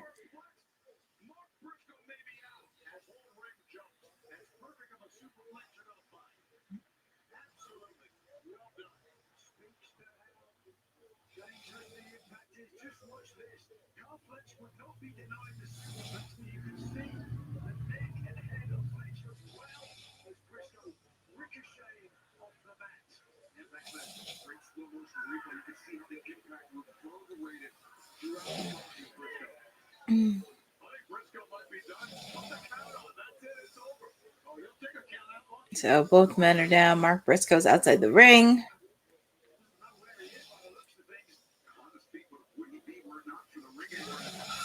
Nice kick by Kyle Fletcher.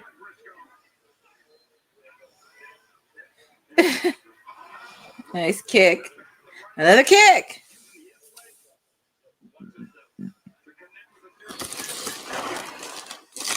What's Kyle Fletcher doing here? Oh, he put the J drill outside the ring. And both men are down.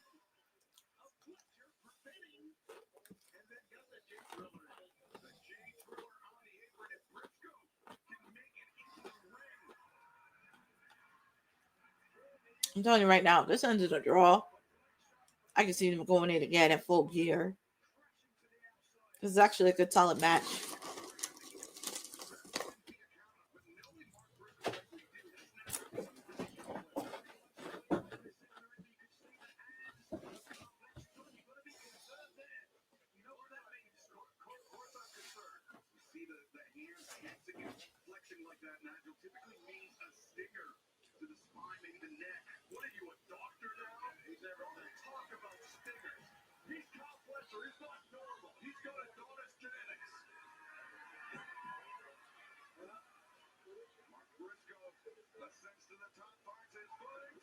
Oh my goodness.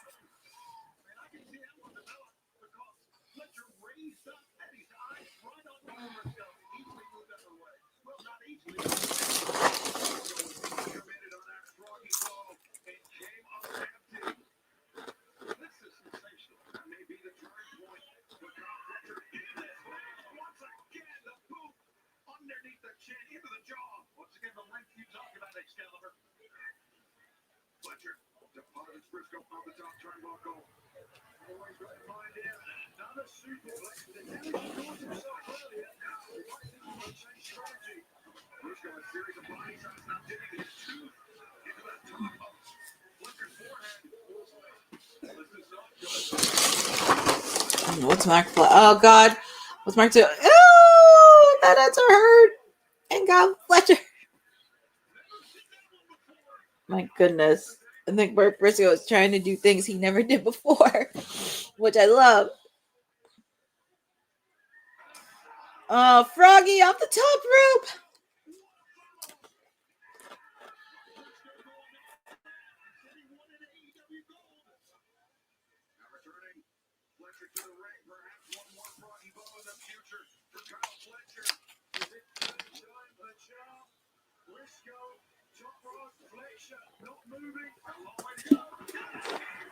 He's feeling froggy. Kick out by Kyle Fletcher.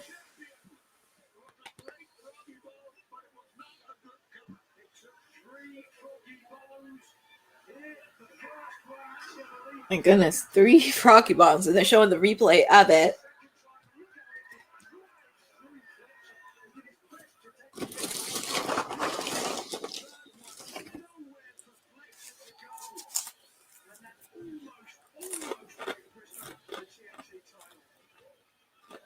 Remember, Mark Briscoe, he's got more weapons in his holster.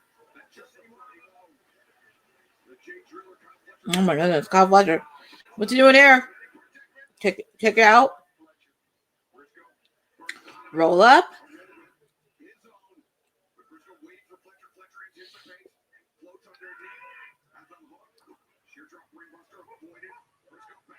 On my back, 1, 2. Kick up by Kyle Fletcher. He's getting the J Driller. Counter by Kyle Fletcher. Kick out.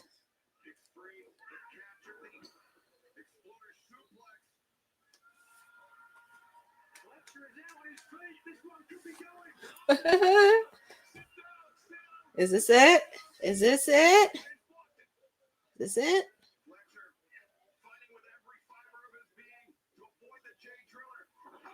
Oh man, that was a nasty move by Kyle Fletcher.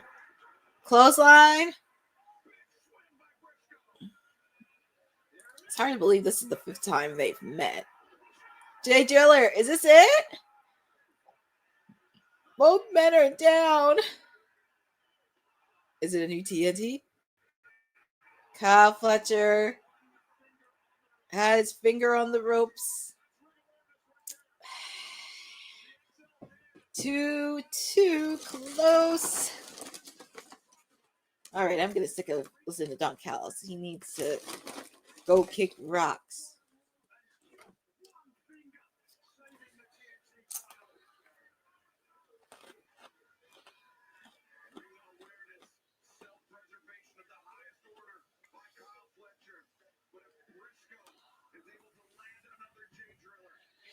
And the fans are chanting, "This is awesome."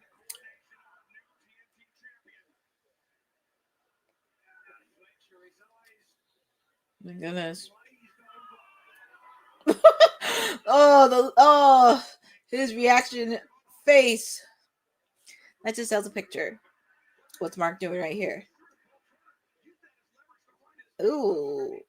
Referee. Oh, not the referee. Oh, low blow by Kyle Fletcher. But that's a tactical heel tactic he has to do. You should just call it the Aussie Brainbuster. Kick out made by Mark Briscoe. He kicked out after the low blow. See that? The look on Kyle Fletcher's face. The look on Kyle Fletcher's face said it all. Kick rocks. Yeah, JR. Look at Don Callis. He throw throwing a hissy fit. This is actually a good match so far. Knee to the kick. Kick out by bar. I really thought that was over after he gave the low blow.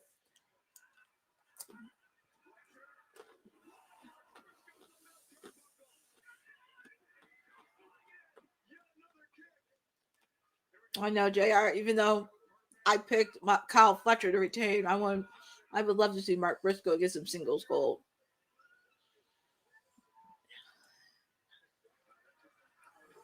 Oh my God.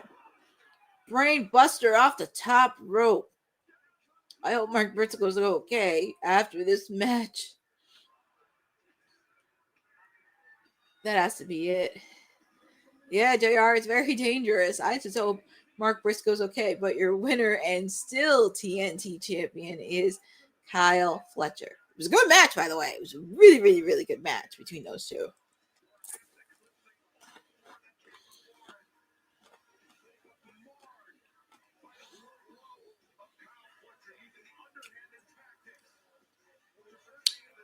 Well, very dangerous, but congratulations to Kyle Fletcher.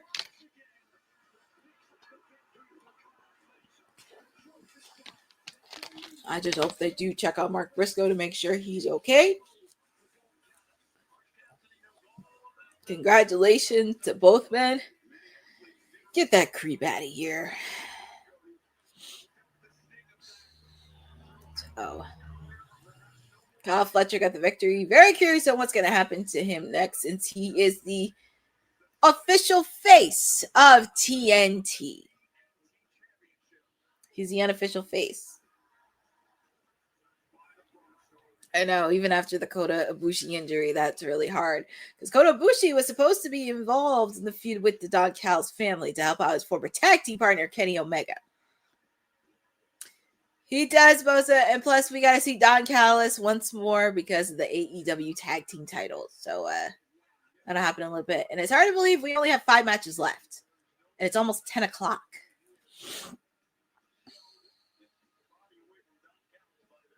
And I feel like most of it's going to go, I mean, obviously it's going to go towards the main event, but hopefully some of the matches we have some evenness in them, and a lot of them don't be duds.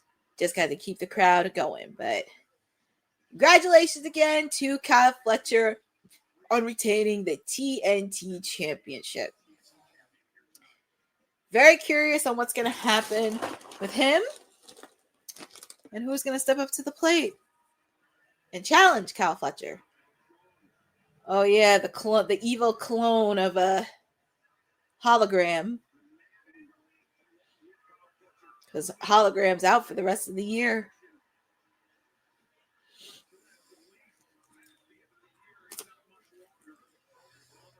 Here come the rest of the conglomeration helping out their buddy Mark Briscoe.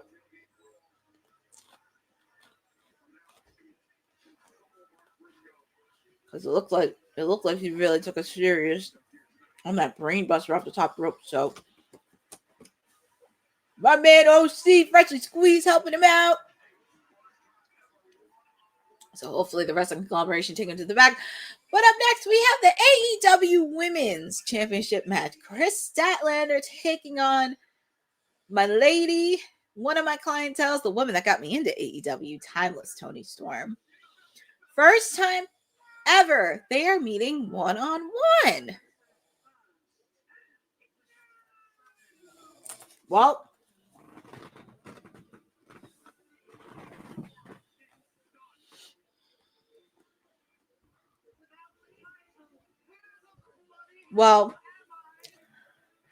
it is Chris Statlander's first title defense, and who better to do it than with the former AEW Women's Championship multi.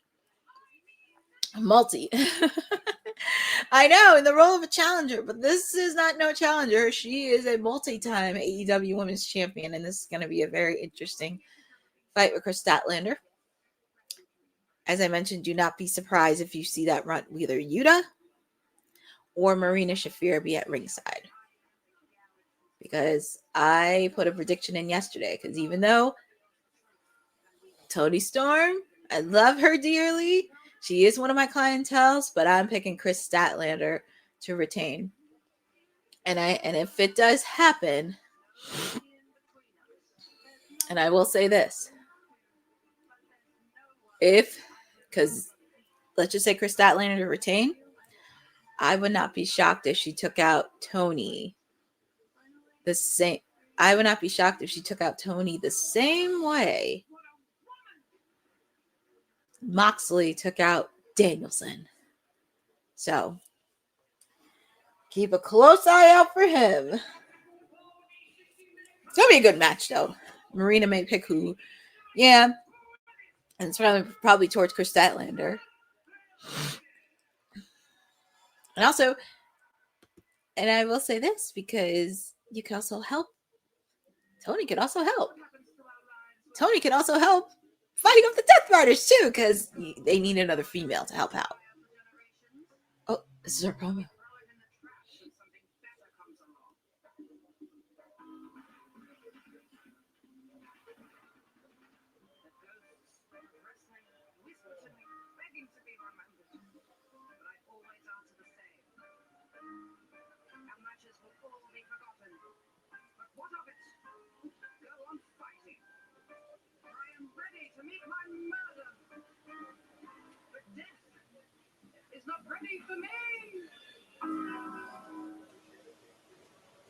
She always pulls off a promo.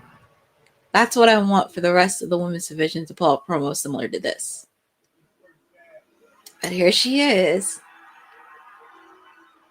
There she is. Mother Timeless. I don't know why. She reminds me so much of Carmen Sandiego. Without the red. Yeah. Well, JR, I put this in the bold predictions yesterday because if you've been following the last couple of weeks, Wheeler Yuta has been at ringside in Chris Statlander's match, the backstage segments. At first, she did reject Moxley, but I do see, because if you saw,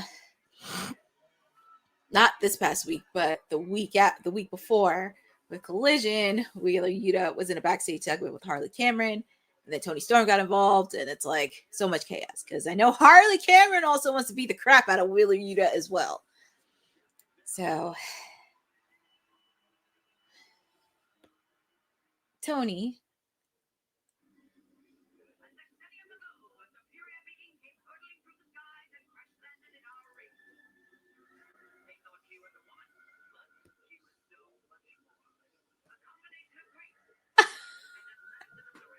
It sounds like Tony's voice doing Chris Statlander's promo. But I love that.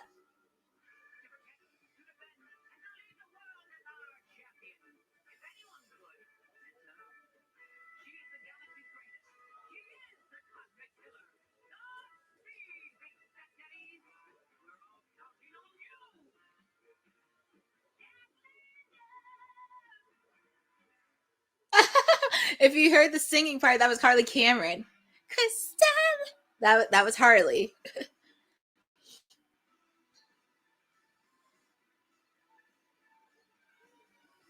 Oh, look.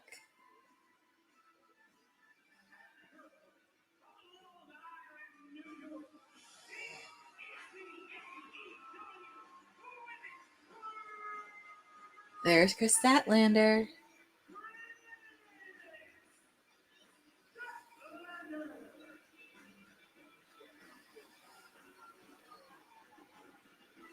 And make sure to check out the close-up episode with oh my God, JR. You're right. So much commentary, so much on WrestleDream, and I like it. Make sure to check out the close-up series with Renee Paquette. Her latest episode's out. She had the new AEW Women's Champion Chris Statlander on there.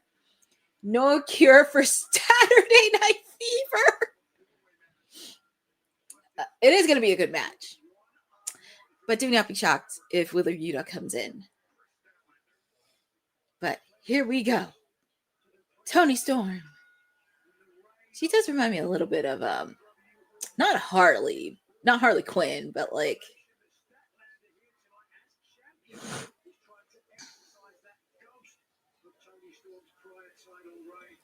All right.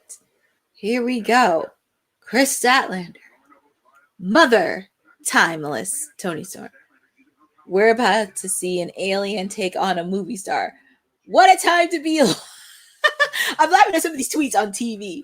Fletcher and Briscoe rocked it. Hashtag AEW WrestleDream. I love that they're popping up some of the tweets on TV. How does each match keep being better than the previous match? Oh, I crack up in some of these matches. Timeless Tony Storm versus Chris Statlander. Let's go.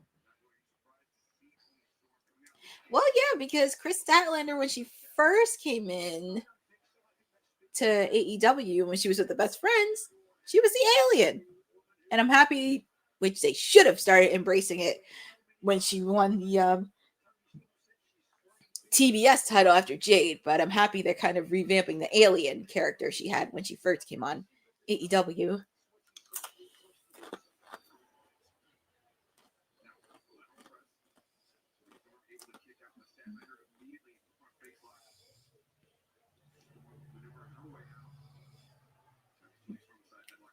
All right, headlock by Tony Storm.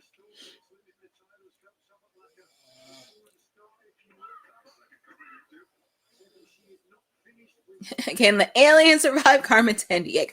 That's a possibility.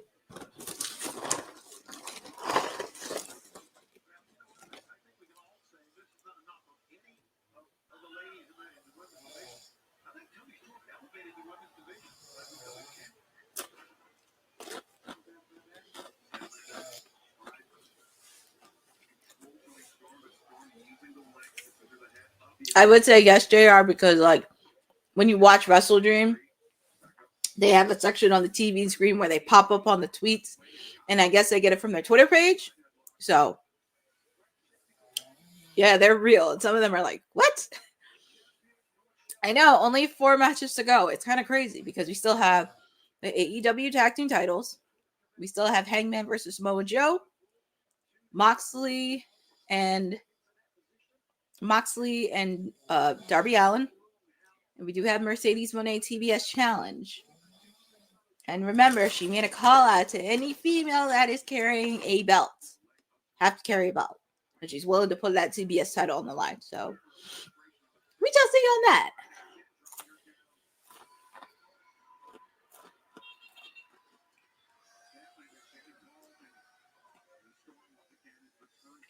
Yeah, Bosa, I think if you looked at socials earlier today, because I think she did mention it after she won last night for the CML.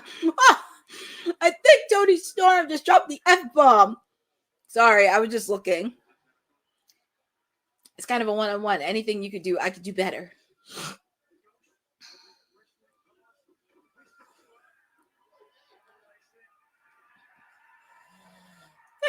Tony.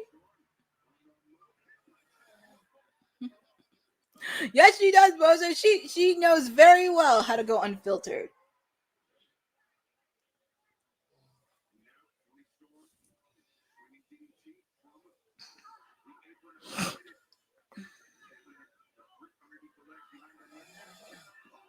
Oof.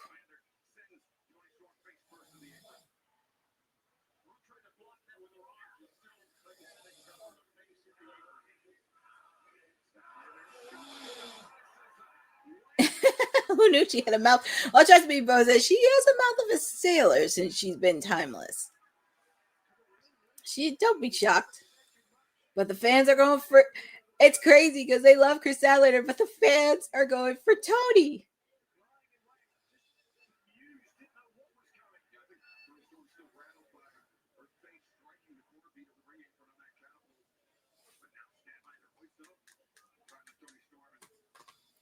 And she's carrying Tony Storm the same way she did with Mercedes, Camille, Megan Bain. In the words of Tony Storm, she said, Chris Statlander, what a woman. That's what she said out of her mouth. And she's a woman of many muscles.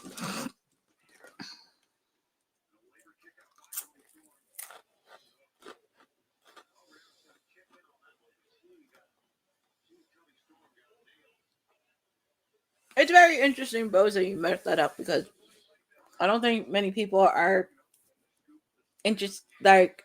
are not used to seeing her with gold. But the good part about it is when she doesn't have the gold, she can be involved in other storylines within AEW that doesn't involve being in the AEW women's title picture.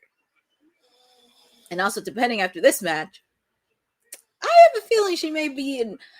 Well, if she's not involved in Blood and Guts, I could probably see her being involved somewhat in the Death Riders, because I want to see her just go crazy and rampage everybody.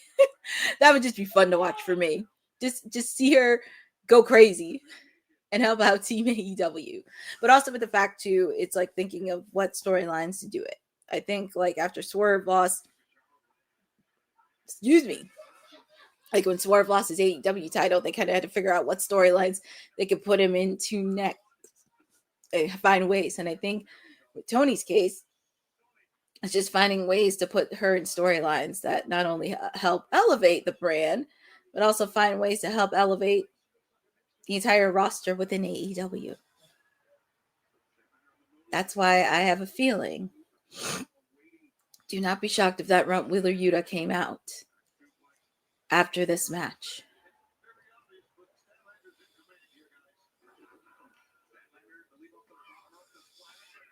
Kick out by Chris Statlander.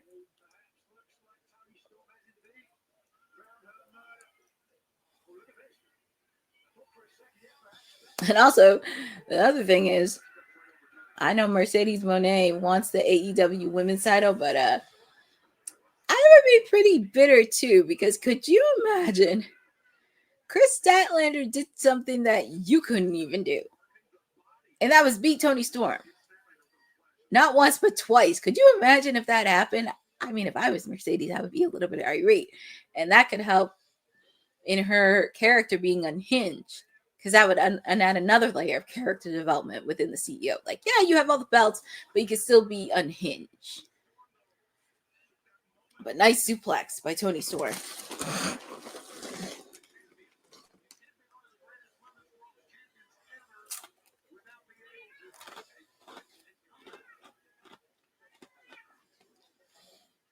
Yes, Tony Schiavone, she is one of the greatest AEW Women's Champion. First woman to be a 4-time AEW Women's Champion. And also the only woman to give Mercedes Moné her first pinfall loss. I just had to throw that in there.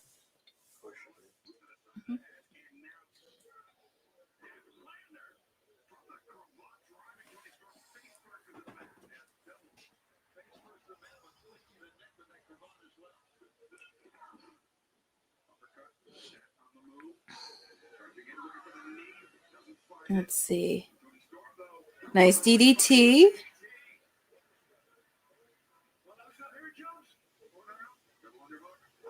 Ooh, that was a nice move.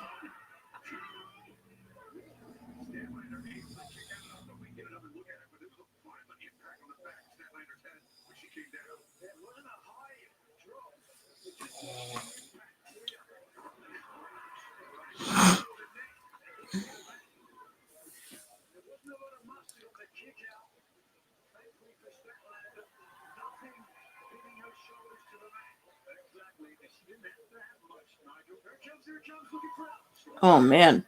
Not Storm Zero. Chris Statlander blocked it. Nice kick by Toni Storm.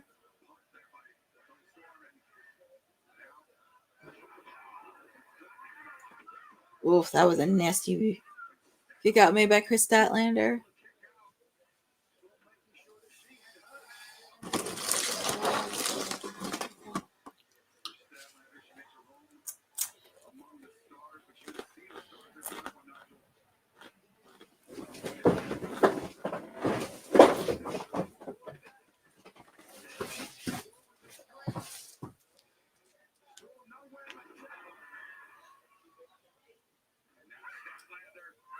Ooh, Statlander putting a submission hold.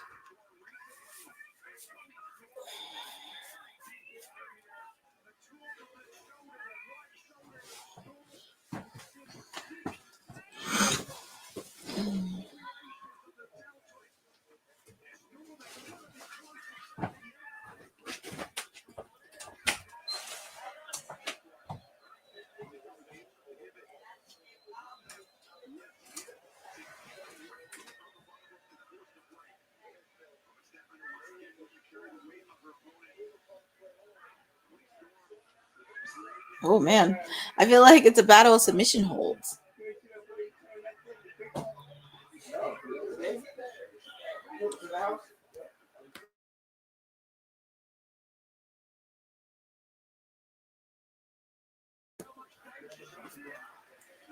I think everybody's even with Tony and Chris Statlander.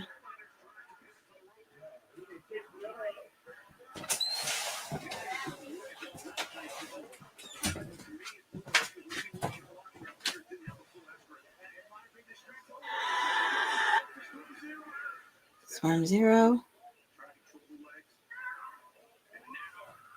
Chris Statlander has her in a very interesting submission hold. Roll up. Kick out.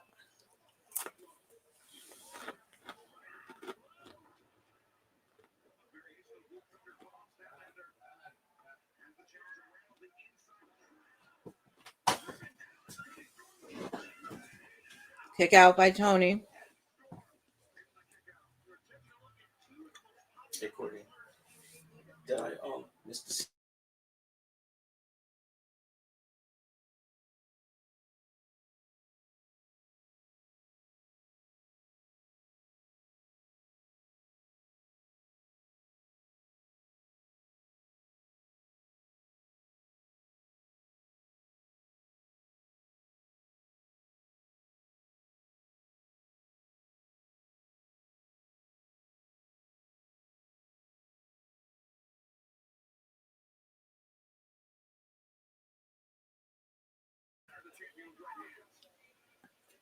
This has been going a battle back and forth between two of the top ladies in AEW's women's division. Reigning champ Chris Statlander, timeless Tony Storm. Oh.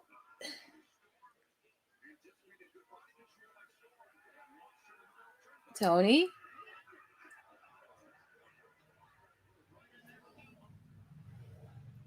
Storm Zero. Oh, Chris Statlander countered the Storm Zero. impressive?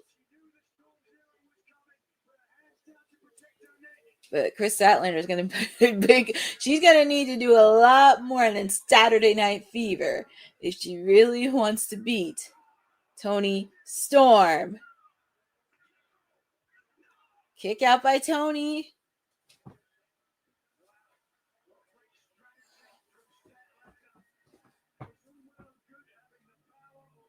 Nice 450 slash by Chris Statlander.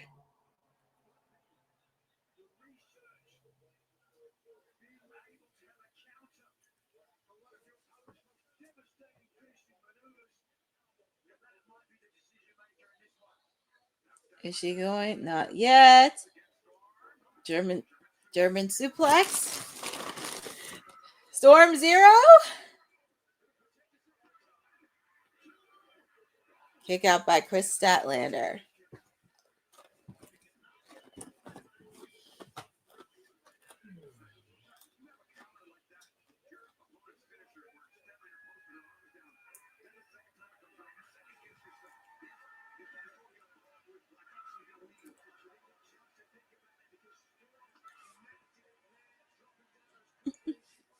This is where Tony's going to get a little bit crazy.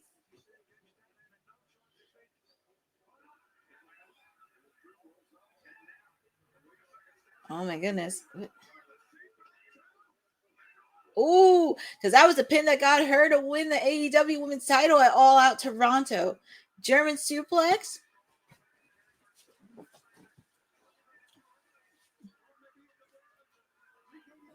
Oh man, that was a nasty clothesline. She's going to have to do more than give her a clothesline. Oh boy. Oh boy. She wants a submission victory, but Tony, because I can't see Tony tap it. I could see her maybe pass it out. And I know the fans are cheering for Tony, but whew.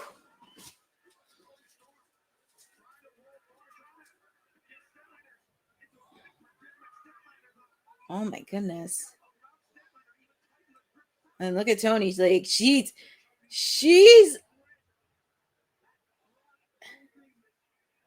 And blood molding, I think, with Tony was her hand is moving. Her hand is moving, folks. But it's fading.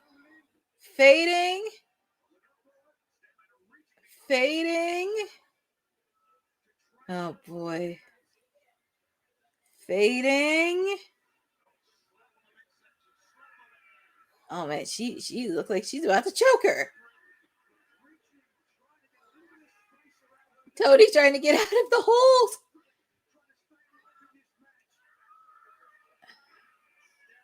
She's fading. Tony's like yelling. She's yelling at the top of her lungs. She's yelling. Oh God. Hey. Your winner and still AEW Women's Champion, Chris Statlander. She's still the AEW Women's Champion. I really thought Wheeler Yuta was going to come out during this match, but I guess I was wrong.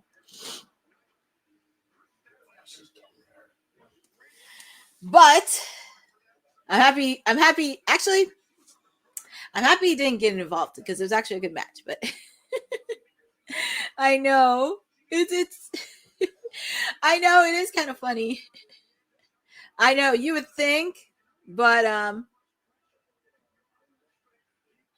I know you would think because I know John Moxley would need Wheeler Yuta, but we have seen Wheeler Yuta pop up in matches. But we do see Toni Storm officially passing the torch to Chris Statlander as the AEW Women's Champion because she proved that she did.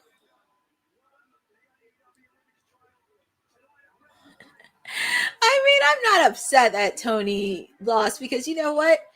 You get to involve her in other storylines. You get to involve her and she gets to help out elevate the entire women's division. Very curious on what's next going to be for Toni. I would not be shocked if she did take a break. But congratulations again to Chris Statlander on retaining the AEW Women's Championship. And and you know what's funny? We were just talking about Mercedes Moné, and it's crazy. Oh God, I really wanted somebody from the New Japan Women's title, but it looks like she wants Chris Statlander's title. You know what's really funny? I just realized something why she may do Statlander because, and I guess it might be a travel issue because Athena allegedly is on break. And also with the fact too, you don't want to drop the ball to your IWGP Women's Championship because she just won it 5 days ago. And you also had the New Japan Strong Women's Champion. And it's funny she came out with Chris Statlander as AEW Women's Champion because Chris Statlander did something Mercedes couldn't do. Chris Statlander beat Toni Storm twice. So it could be a possibility on that. Because when you really think about it, I know Athena too, because like I said, even though she is on break, Athena could show up. I know, right? That's why my lady Toni Storm can be fine. But let's see what Mercedes Moné has to say.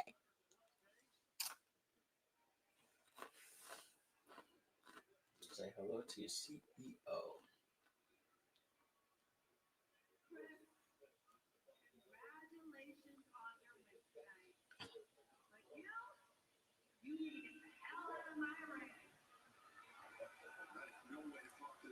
Oh, well, she kicked her out the ring.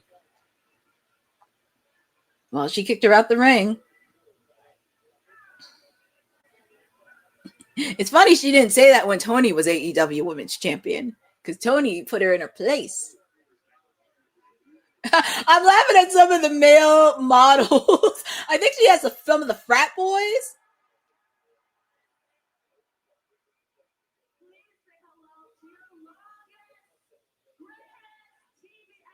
And yes, she did. She did beat Jade Cargill's record on Friday. She is the longest reigning TBS champion. Okay. Give her applause, Courtney.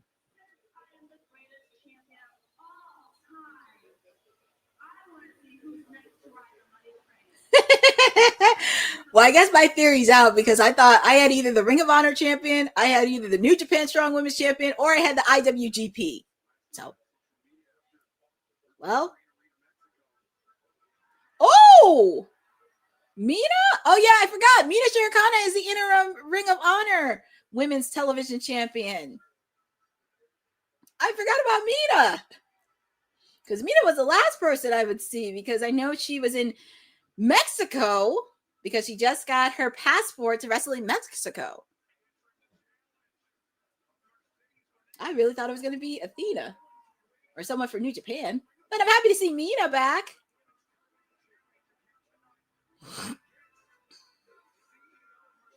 And also, Red Velvet isn't back yet. She isn't cleared. So.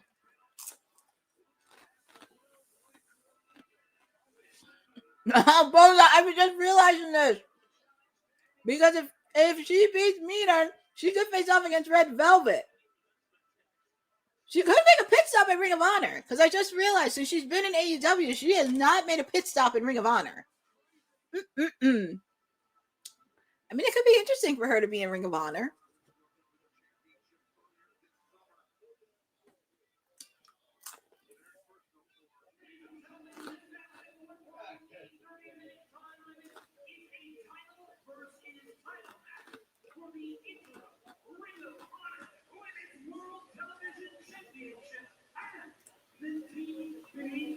Okay, so it's 30-minute time limit.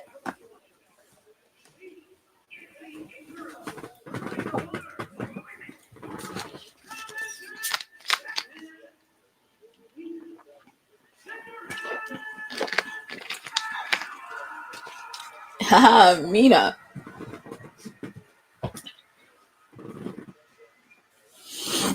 Woo.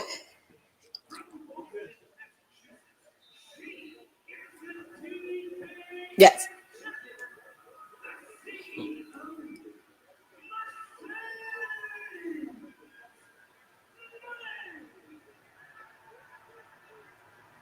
You can hear some. You can hear some cheers, and jeers. But she's doing her heel character very well. I'm just waiting for her to go on Hinge.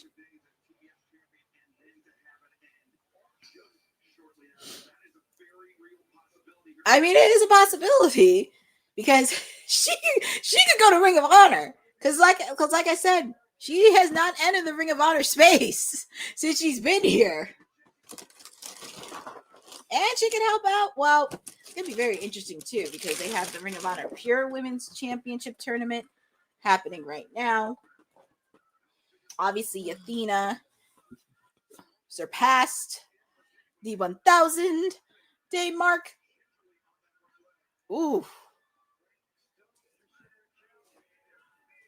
I know Mercedes is looking at her knee. So there's the fans are chanting. She's doing the CEO. I love how almost every single opponent has done the CEO dance, from her to Tony to Alex Windsor. I just love it. And also Harley Cameron too.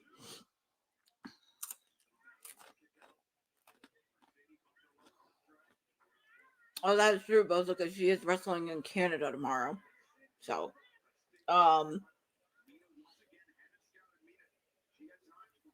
well, I mean, I hate to say this, she may be getting 20 belts by the end of this year.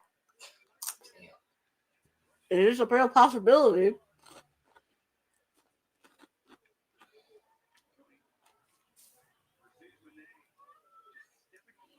But I know I had concern about her knee.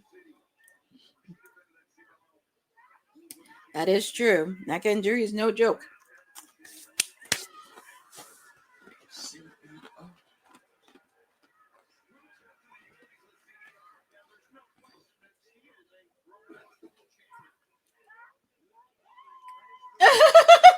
Oh, Mina. Yeah, it's always cute when it's a belt collecting, but sometimes it kind of has to know your limit and also kind of have to stop right there. And this is nothing against her. Okada. I mean, come on. Okada has 3 belts. Kenny Omega did it. Ultimate Dragon did it. I mean, I'm happy some of these promotions are getting a rub off of her, because some of the promotions we never heard about, but sometimes you have to make a limit on cutting how many belts that you need. I'm okay with her getting like 10 or 11. That's fine. But it's like, and also Bryan Danielson said this at Forbidden Door during her Fatal 4-Way match for the TBS title. Bryan Danielson said stamina was going to kick in, because it's always important as a wrestler to make sure your stamina's up. And that was the thing that he talked about, like the concern of her traveling everywhere.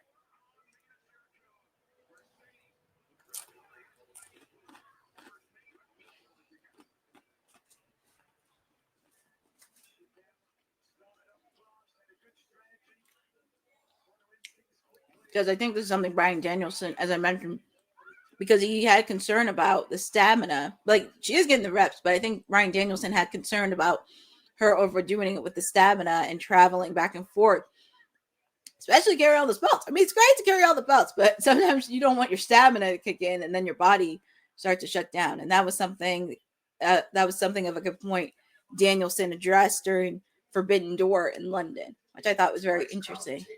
It was very interesting. And also, he's a wrestler too. And Danielson wrestled all over the world. But I'm happy she did keep on the same wrestling gear she wrestled in at CMLL. It's actually smart.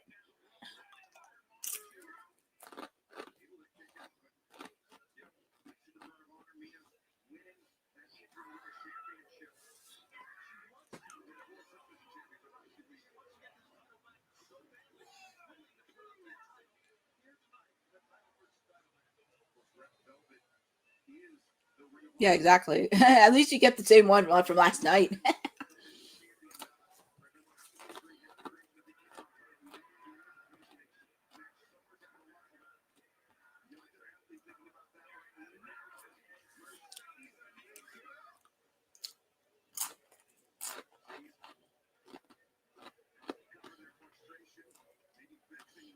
I don't know why you're getting frustrated. You already got 9 belts. And you know what's funny? She had the same face reaction when she faced off against Rio at All Out in Toronto.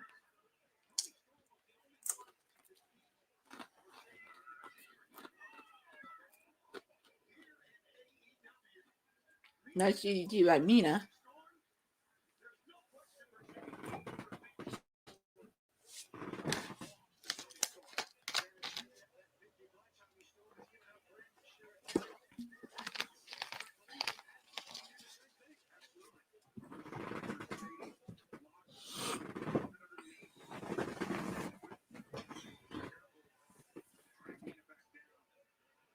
And it's hard to believe after this, we have tag team titles, Samoa Joe and Hangman, and Darby and Mox. 3 matches left.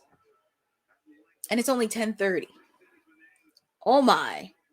And of course, she's doing a tribute to the 3 Amigos because of Eddie Guerrero.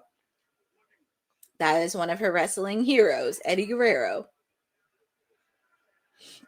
As we saw Stephanie Vaquer do a tribute. Now we're seeing it with Mercedes. Obviously, we see it with Dirty Dom.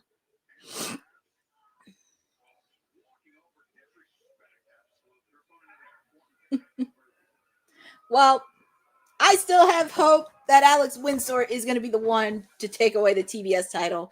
It's just a matter of when she's coming back in AEW, because I know her man, Will Ospreay, just had surgery, so she just has to make sure that he's occupied before she travels. Because I know we did see her at Ring of Honor taking on for the IWGP Women's Championship match, because I heard that's a really good match. But it's only a matter of time on when she's going to be back.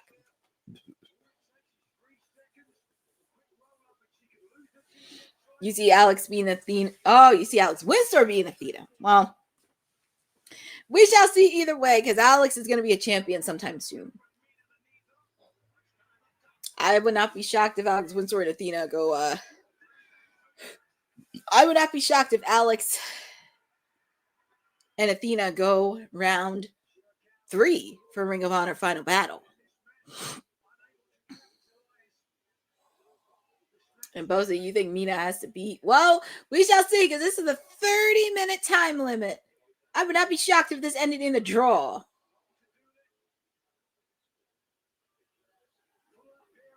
Yeah, there's going to be a lot of questions.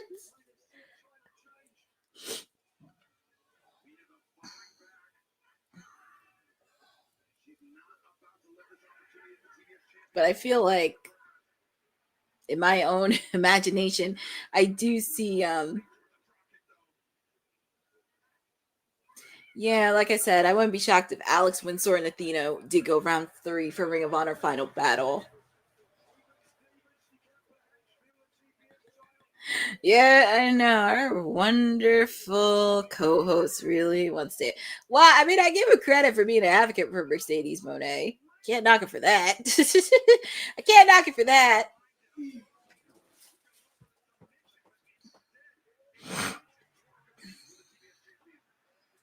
And also with the fact, too, what's this going to happen with Blood and Guts? Because I could see either Mercedes or Athena being a part of a women's Blood and Guts. It's just what side of the spectrum they're going to be on. Yeah. I know, Boza, but it's only a matter of time. She's going to go on Hinge and watch. Once she drops all the belts, you ain't going to see him on WWT for 6 months.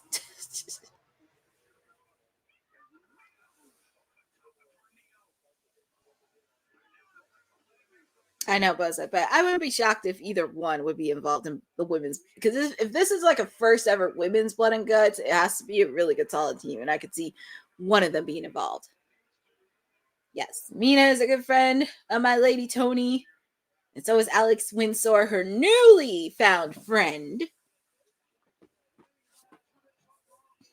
Let's see, Mina.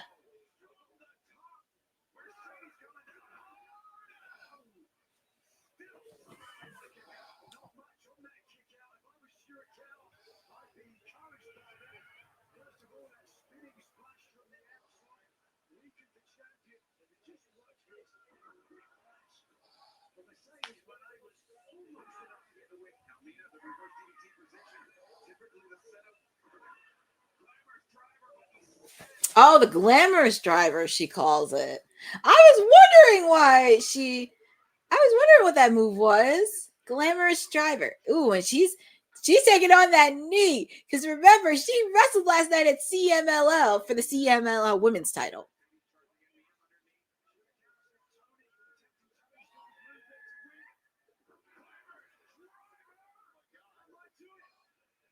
Oh, that was a nasty. Oof.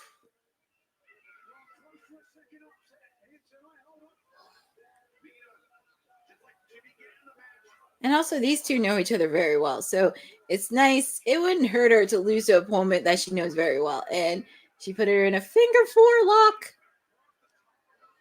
Finger 4.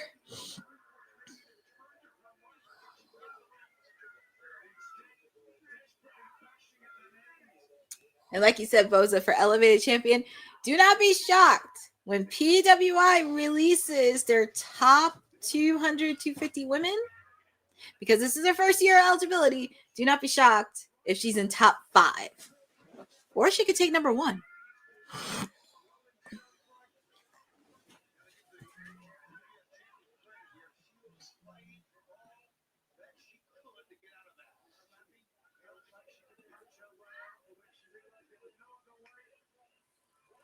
We shall see, Boza, because this is her first year of eligibility.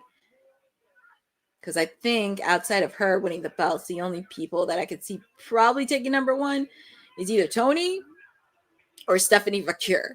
And Stephanie Vacure has had a really good rookie year so far.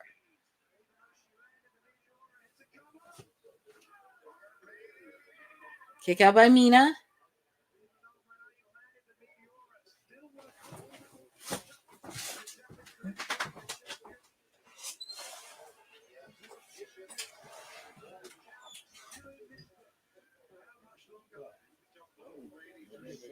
Yes, she did. 10 months, 70. Like in those 10 months out of rookie year, been impressive so far with Stephanie Bakir.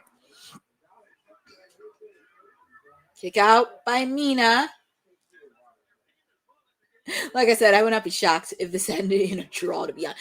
Ooh, Mina's head hit on the turnbuckle. That has to hurt. That has to really. I've seen too many people hit their heads. First Mark Briscoe, and now Mina.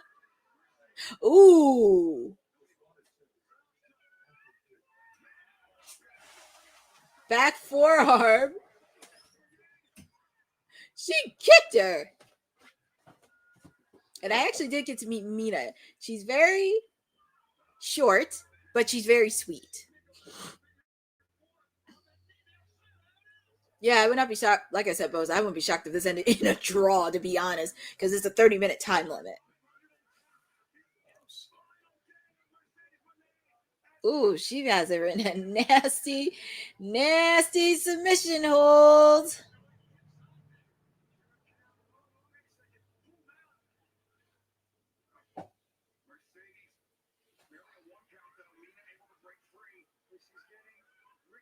Ooh.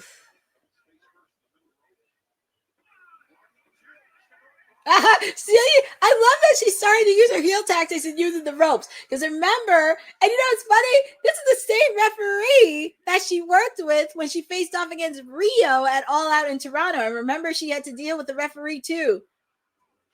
I just realized that. Ooh, yikes. See, I'm kind of happy she is using heel tactics for this. But she did kicked out of it. I just realized that. That's the same referee that faced off that officiated her match against Rio, and she tried to use the referee, which I'm happy she's starting to use heel tactics, because I'm like, you're a heel, you need to start using some heel tactics a bit. We know you're a good wrestler, but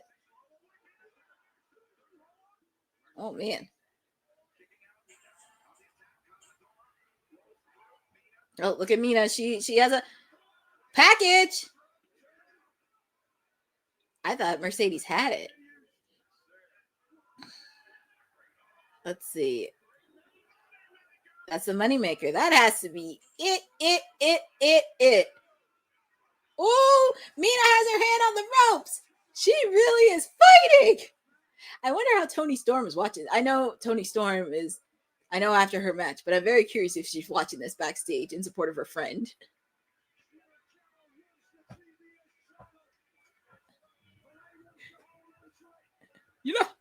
You know what? I know I said Alex Windsor, but I'm okay if Alex Windsor doesn't get it. Not time yet.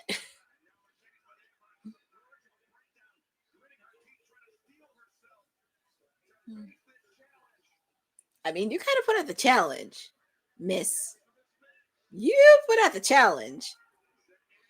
And especially with the fact you both met before, it's also very dangerous with the fact Mina probably knows your weakness with the fact she's also friends with somebody who beat ya for that belt. I meant who beat ya. Let's see. I think she...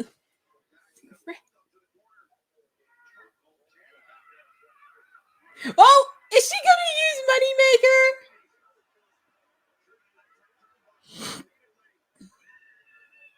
That is true.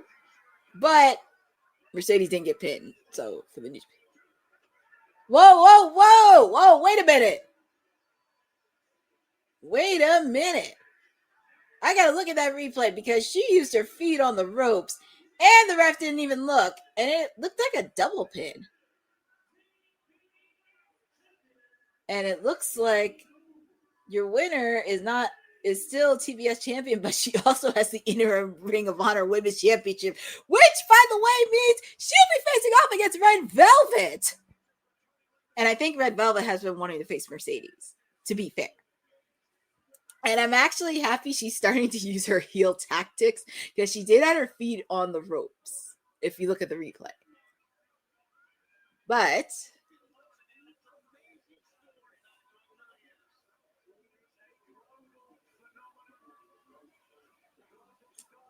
She is a global star. She is a global phenomenon. And she has a match tomorrow, too. She has a match tomorrow in Canada. Man, she's going to be faced off against Red Velvet when she comes back from injury. Oh, wait a minute.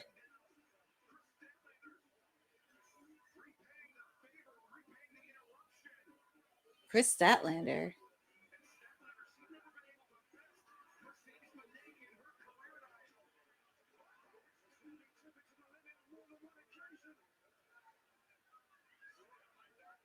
I'm just saying, Chris Statlander took out Mercedes. Well, I guess that goes my theory of her joining the Death Riders. Well, she's making a point.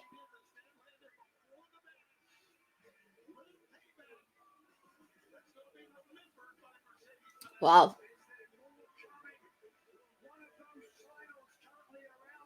I'm going to say it right here. If she gets the AEW Women's title, she's the GOAT. If she gets the AEW Women's title, she is going to be the GOAT. And I can't say nothing bad about it. But it looks like they're going to have a match in the future. When? I don't know. I just hope that they don't make Chris Statlander a transitional champion. And I thought at least she would be involved in the Death Rider somehow. But we shall see. We shall see. But congratulations to Mercedes Moné and not only retaining the TBS title, but she also has the interim Ring of Honor Women's Television Championship match. And she'll be facing off against Red Velvet when she comes back. But I think Red Velvet said in the interview that she actually wants to face Mercedes Moné. So that's a bucket list for her.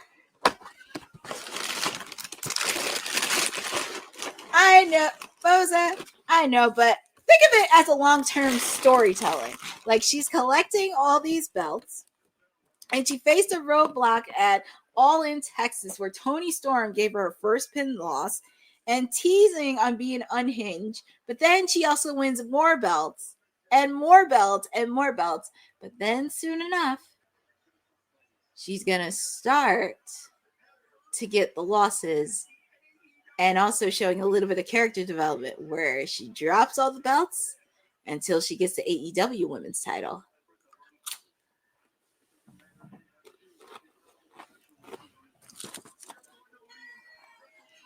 I always like to play the long game. I know, Boza, but I always like to play the long game in storytelling because, let's see, she's at the top, but we shall see what happens. It's long game, long term. But up next, we have our AEW World Tag Team Championship match. We have Brodino taking on, and then we got to deal with that creep Don Callis. Konosuke Takeshita, the new IWGP World Heavyweight Champion, and Kazuchika Okada, another person that's a belt collector. I hope Red Velvet doesn't get stripped because I know she's been saying she wants to face off against Mercedes, but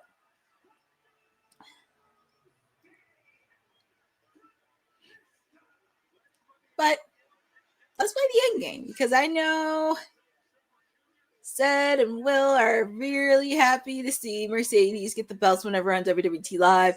I think me and Honey are hating. Well, technically we're not. We're just being very critical of it because I can give the same feedback as I would with Okada because Okada hasn't even lost yet. And he still has 3 belts on him.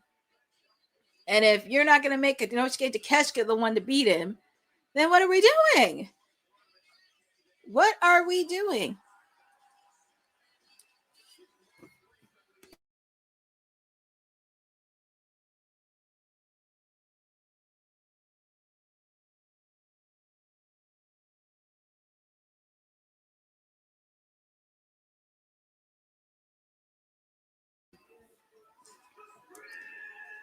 But I know it's like they're letting him carry, but it's kind of the same way with Kenny. It's kind of the same way even when Ultimate Dragon won it. It's like you kind of really have to tell a story with these belts, saying like, are you doing this for you or are you doing this for somebody else? Now, I do get credit for her betting on herself because she was restricted with WWE. They never, when she was in WWE, she couldn't wrestle all over the world. She couldn't prove she was one of the best to do it. Now since she was at AEW, she does have some freedom to wrestle all over the world.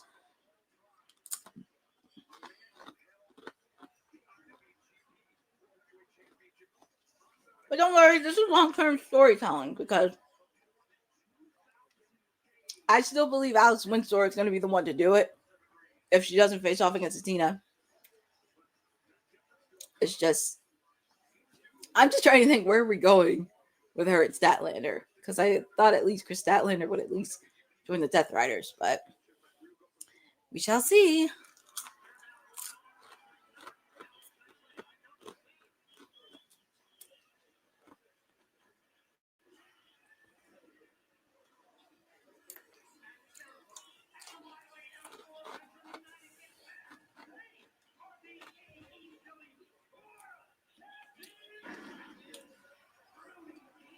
There comes the reigning AEW Tag Team Champion, Rodino.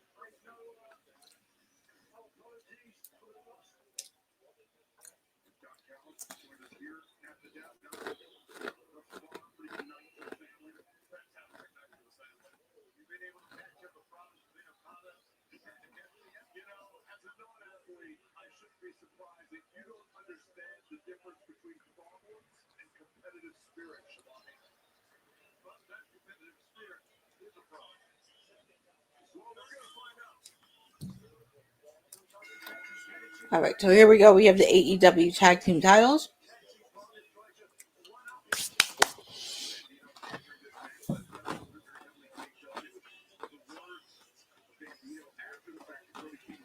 Bandito trying to shake Okada's hand, but before he gives a finger out.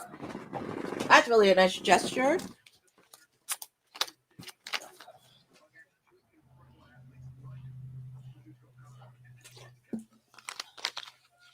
Here we go. We have Okada and Bandito to start off this tag team match for the AEW tag team titles, and it looks like Okada's not even taking Bandito seriously.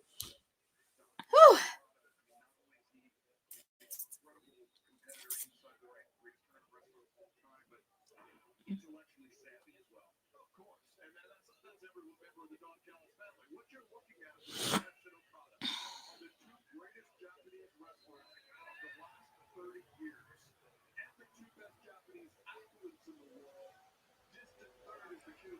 Look at Bandito. Bandito's doing the same thing, shooting at him.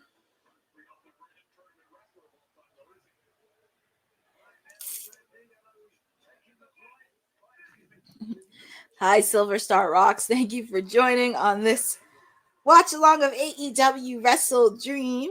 It's been a pretty good solid one. You did miss a match earlier where we do have still TBS champion Mercedes Moné and have the new interim Ring of Honor Women's Television champion.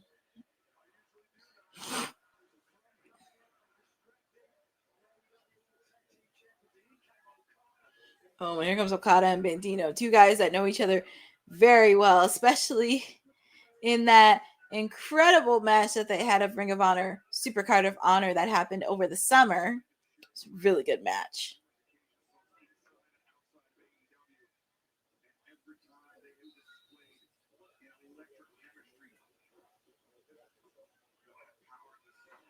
Nice hurricanrana by Bandito.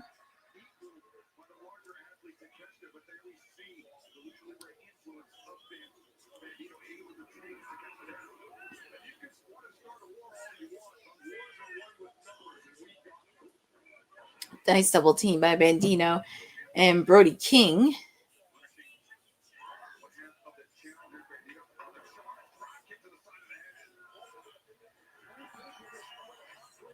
I have enjoyed.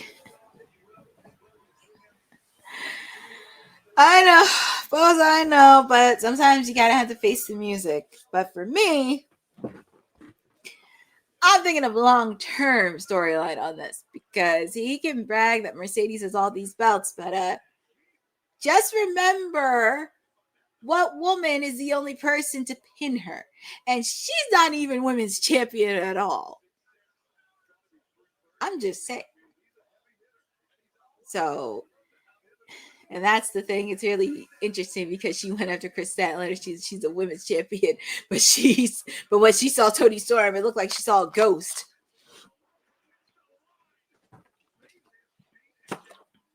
Oh, trust me, I'll be ready on Monday because I'm not scared.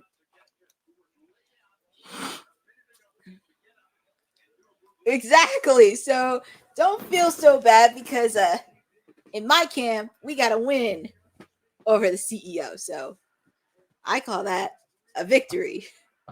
And plus, Chris Statlander did something Mercedes gonna do. You beat Toni Storm twice. Come on now.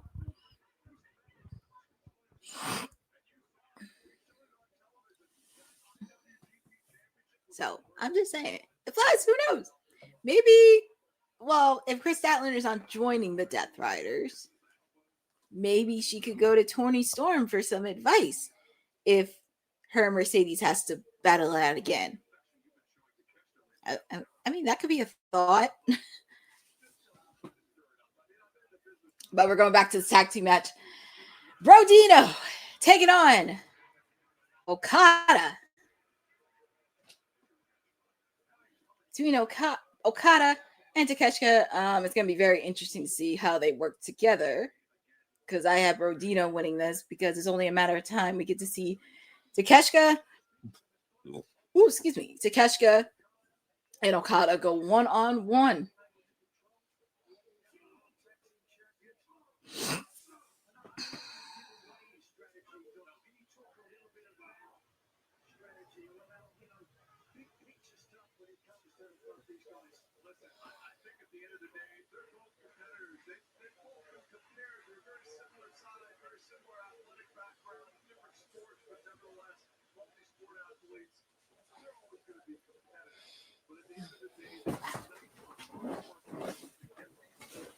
Look at Okada. Why would you taunt Brody King out of all people?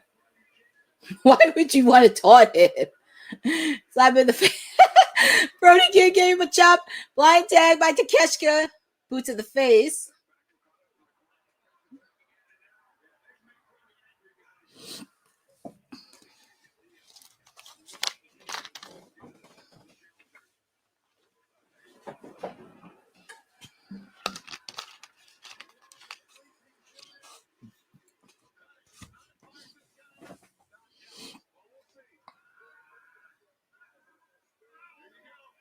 Oh, Takeshita throw it out.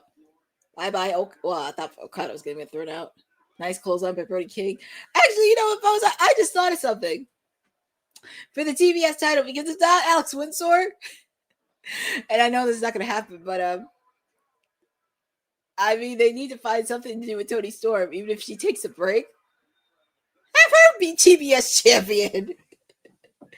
That would be really hilarious.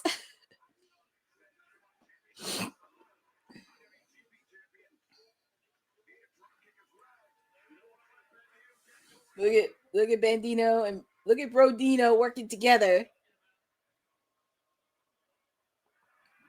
Nice moonsault by Bandino, and that's why he's the reigning Ring of Honor men's champion. Very curious on who's he going to face at Ring of Honor Final Battle in December.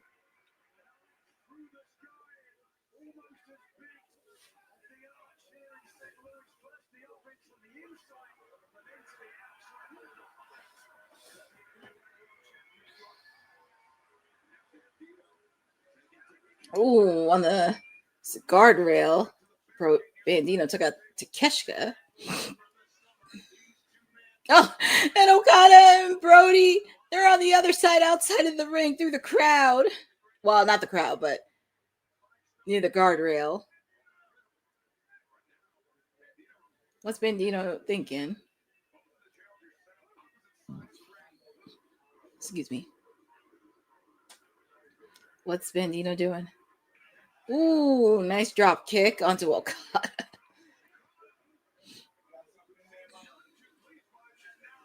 Cannonball. Well, not cannonball, but crossbody.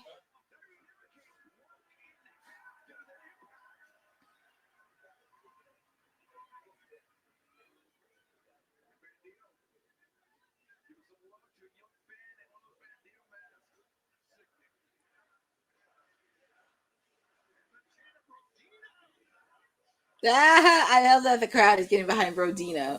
They have been fun to watch as AEW tag team champions. I'm very curious if they retain what's going to happen next for them.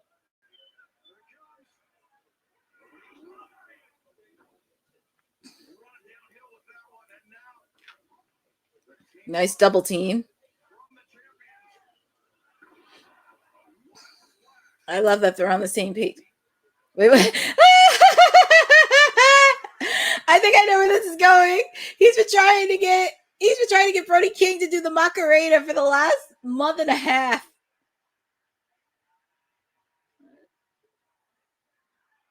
And Brody King did he sort of did the Macarena, but it was ruined by Okada. Okada's such a party pooper. That's why Takeshita's going to be the one to pin you.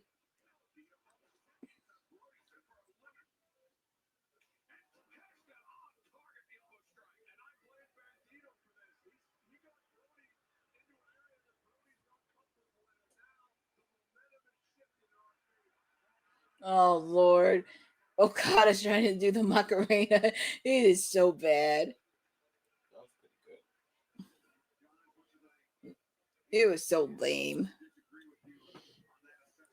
Well, it's going to be interesting to see how Okada and Takeshita team up with the fact they have come to blows. And it's been a little over a year since they've been teasing this.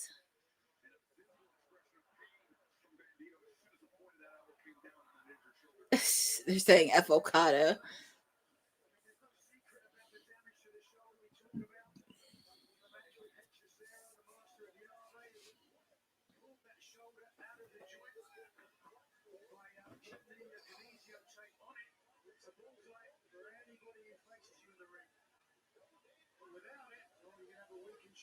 Oh boy, Takeshita's hitting it where it hurts the most.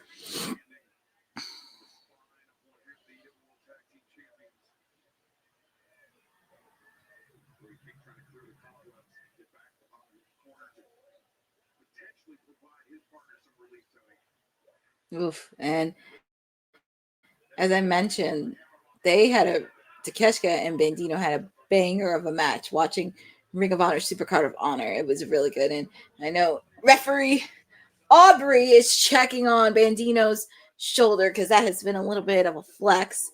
And if you saw a couple weeks ago when they did that double Jeopardy tag team eliminator match, it really hurted Bandito as well with that shoulder.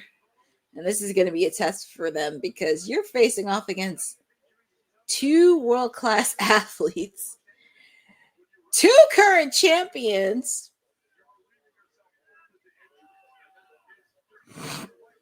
Well, I mean, so far, so good. Takeshita and Okada are working as a tag team.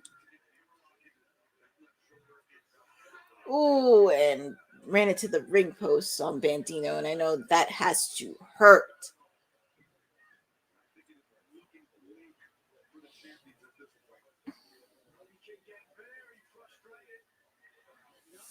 Oh, man, you can't get frustrated now, Brody. Even though you guys are the reigning tag team champions, you can't get frustrated now.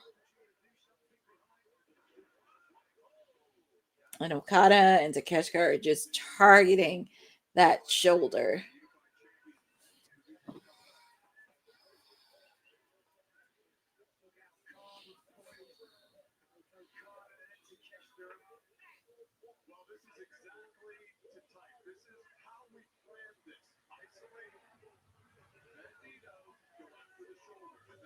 And look at Takeshita. They're tackling this.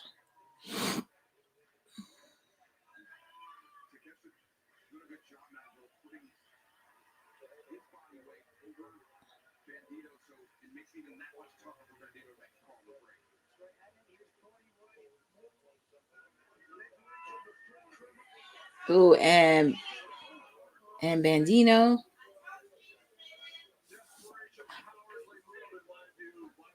Oh, that reminds me. Before I do anything, I just realized something. I forgot to DVR Saturday Night Live because Sabrina Carpenter is going to be hosting and performing. I forgot to DVR it. So glad you announced that match. Oh, God. I forgot I DVR'd it. Here we go. And I can watch that tomorrow.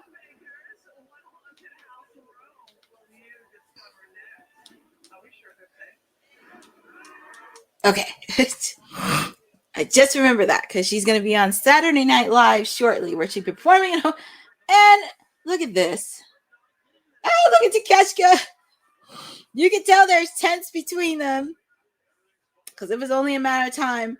Oh, Don Callis thinks, oh, everything is fine. No, everything is not fine. Especially with the fact that these guys have been teasing at a match for almost a year.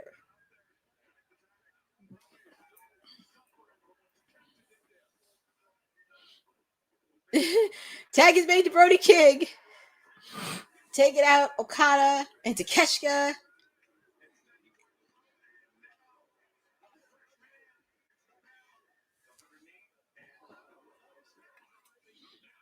And it's hard to believe after the tag team match, we have 2 matches left.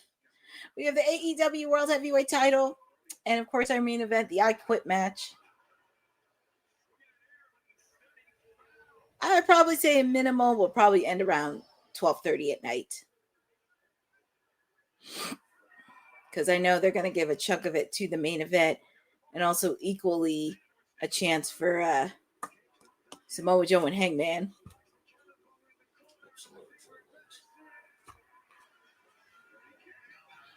Double cannonball.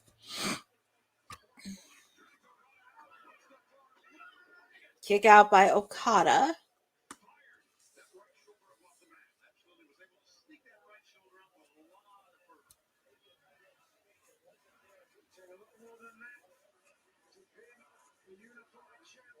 They're chanting for Brody King here in St. Louis, oh my God, Arizona. It's late. St. Louis, Missouri. St. Louis, Missouri. You can tell it's a very long. St. Louis, Arizona. St. Louis, Missouri. You can tell it's been a very long day for me. Because after this, I'm ready to go to bed. Caught out the top ropes. Nice counter. Brody.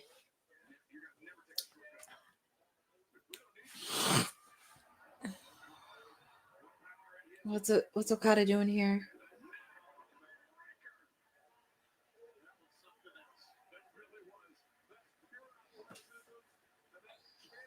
Yes, I'm very happy to do a watch along.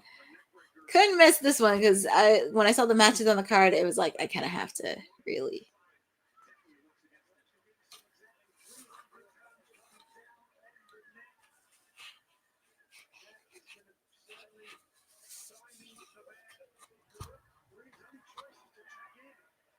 Tag is made to Bandino. Takeshka and Bandino. These guys know each other very well, as I mentioned, from Ring of Honor, Supercard of Honor. That was a banger of a match between them.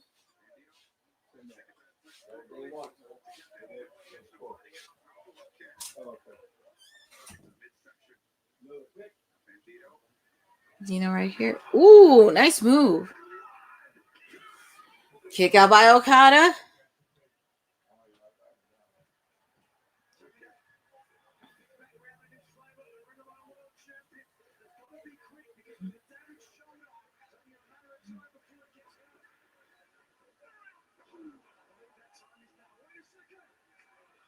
Oh, man.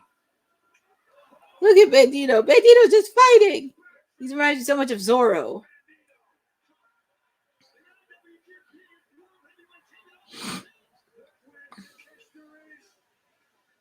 Oh, man. Because that's the same thing he did over the summer at Ring of Honor Supercard of Honor.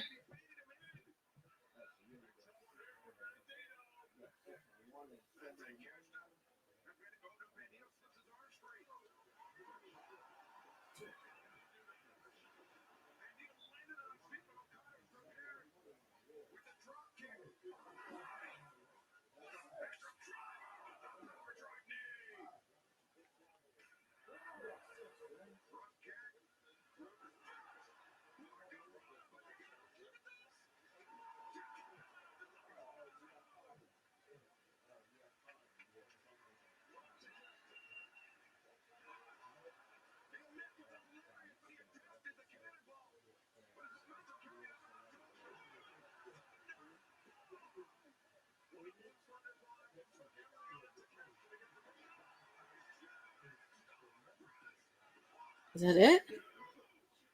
Oh, a kick out.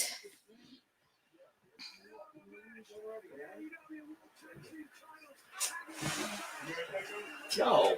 Cannonball.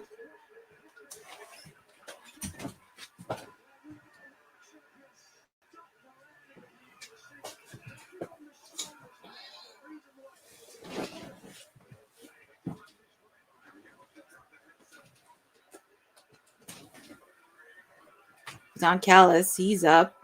Guess checking out Okada. Max says commentator table.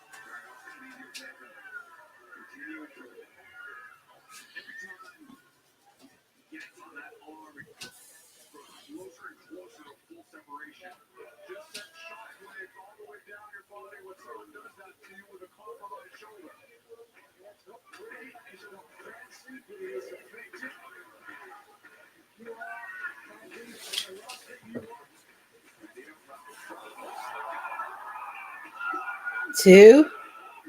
Kick out. Bandito's going to have to use everything in his power.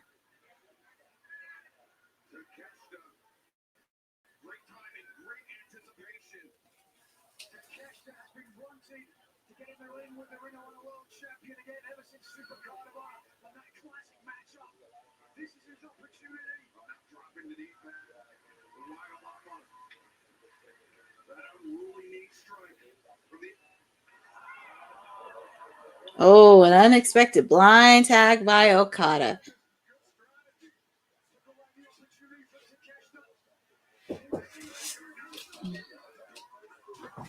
Oh, she's so busy.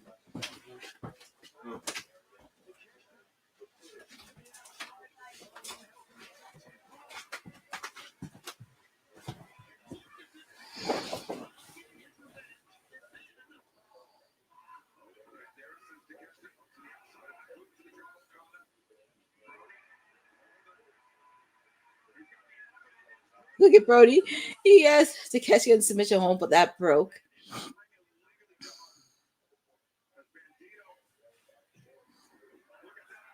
Ooh, nice move by Bandino.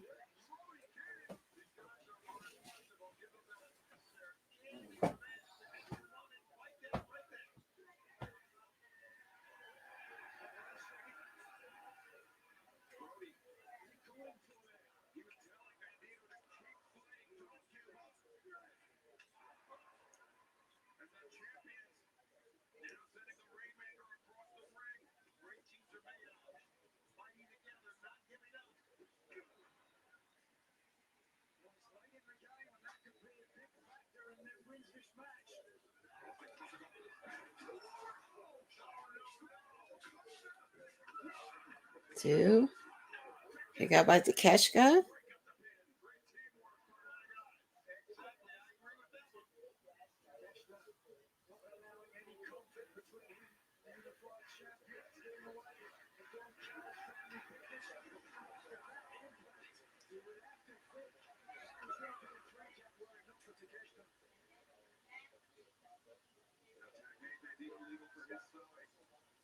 Entering the ring with nearby champion, the Rainmaker. Okada showing his quality, his resilience. One boot up, then two. Bandino.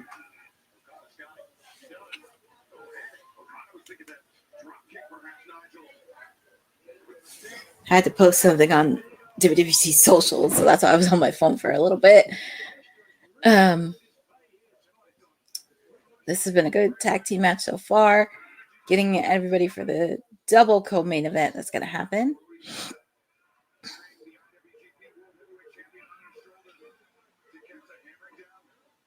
Look at Takeshita.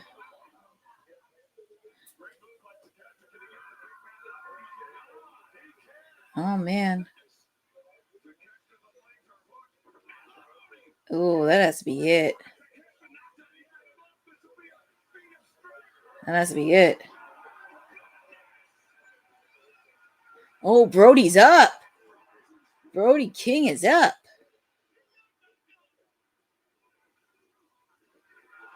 Drop kick by Okada.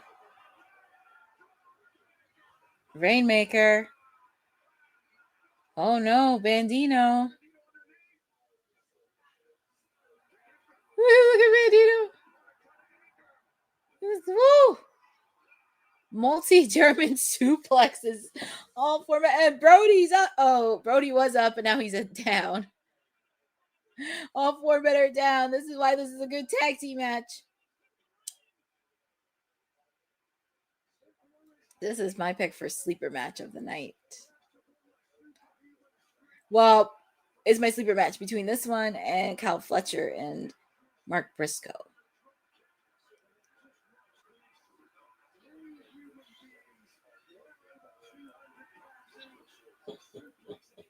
Oh my goodness. All four men are down.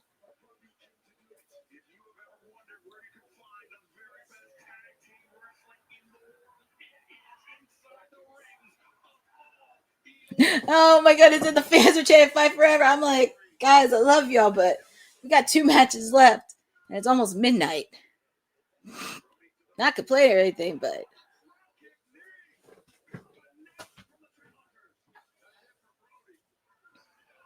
oof. Now it's a tag team between Okada and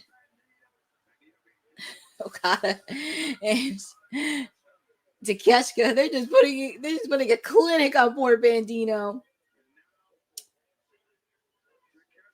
Just gonna hit him. Oh God.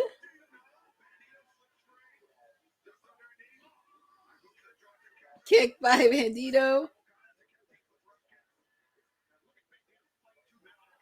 Oh man, see?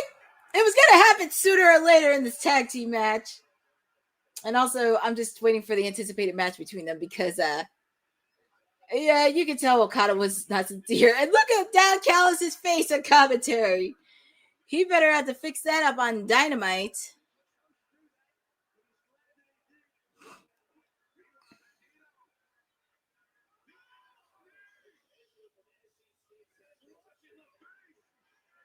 He's gonna shoot.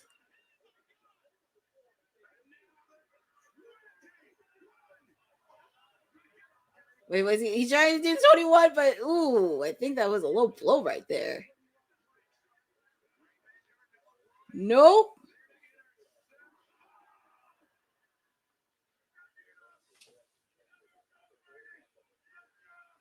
Oh my God, Brody King's like, let's go. That is a face of Mother Court as well. They're trying to do it together. They're trying to end this thing. Flying.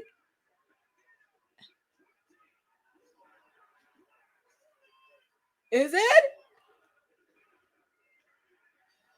You're winners and still tag team champions, Bandito.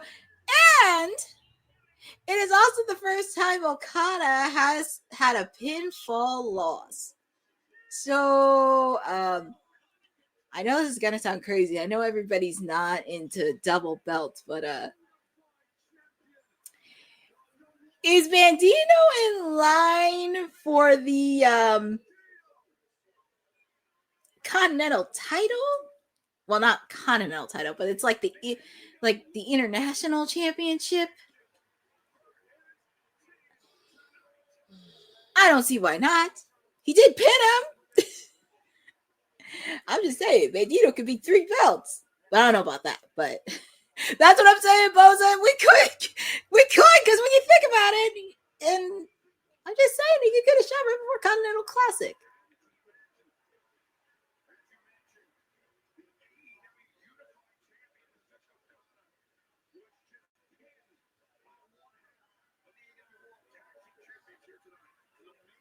Yes, he did. But congratulations again to Brodino still being champions, because they are on a roll. I was a little bit nervous because I'm hoping they don't be transitional champions.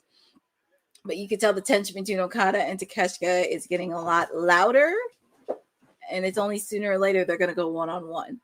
I thought Takeshita would be the one to give him his first pinfall loss. Yeah, so it's only a matter of time. But I do think Bandino deserves a shot before they start the tournament. And what are they going to do here? Ah, they're going to do the Macarena! Yay! They did the Macarena! Yay! So happy to see that. I'm very curious on what's next for Brodino. What is going to be next for them? Who is going to step up to the plate? I'm happy they're still carrying the tag team belts a little bit longer. Here's Renee Paquette, and I see my lady Toni Storm after a hard-fought battle.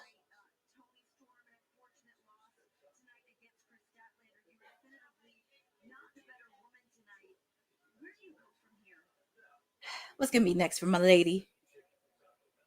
Just let her sit. Let her sit.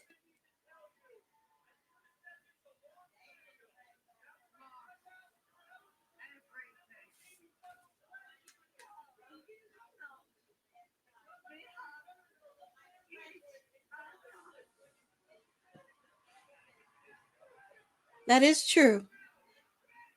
We do. I do miss Alex Windsor.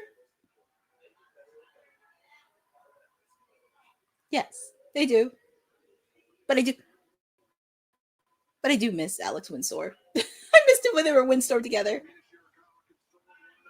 But they do have each other. And they can also be in the women's tag team match, too. That could also be something. But Toni Storm's going to be fine. She's going to be fine. Maybe she wants... That's a good question. Well, I guess it depends on where they're going to put Alex Windsor, because I think they're going to keep Alex on Ring of Honor. But I don't know. We shall see. We shall see what happens. But I'm not worried about it either, because Tony's going to be fine. And plus, this is an interesting story arc. Because... I know we had this conversation on who would be next in line for the TBS title, but it would be kind of funny if Toni Storm did beat her for the TBS. Yeah, I could definitely see her with Siri. I could see Alex either with Siri or Rio, because her and Rio were a good tag team match. I wouldn't mind seeing Alex Windsor and Rio teaming up to take on it, but I'm okay. Mina and Toni will be fine. Mother Timeless will be fine, because she's going to get a break. And she may be involved in Blood and Guts. But up next, we have the AEW World Heavyweight title. And we're going to take a quick break, because this is your time to go to the bathroom, get your snacks, get everything ready, because we have a double co-main event happening right now. So I'm going to take a quick break.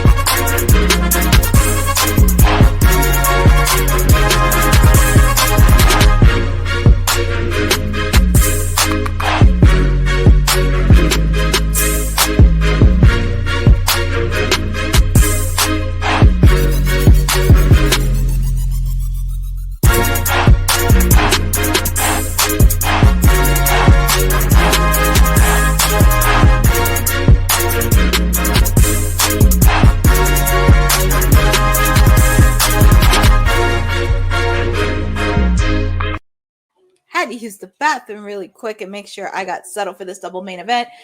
But here we are. We have the AEW World Heavyweight Championship match. We have Hangman Adam Page taking on Samoa Joe. This match has been interesting build up because they had to find somebody for Hangman. But also with the fact, too, he's never pinned Samoa Joe, which I just found out on Dynamite.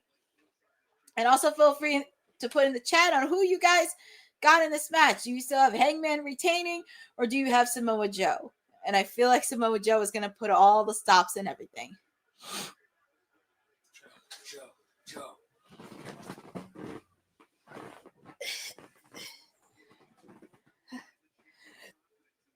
Oh, excuse me.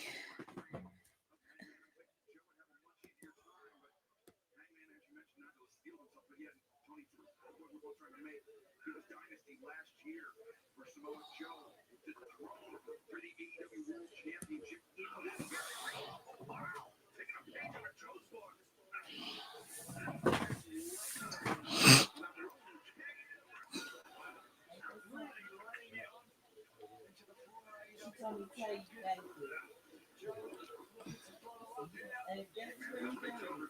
It's hard to believe.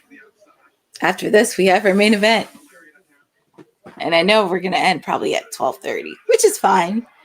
I'm going to feel really bad for Tony Khan because he has to travel from St. Louis to London for tomorrow's game, the Jaguars against the Rams. And then he has to travel to Texas for Dynamite.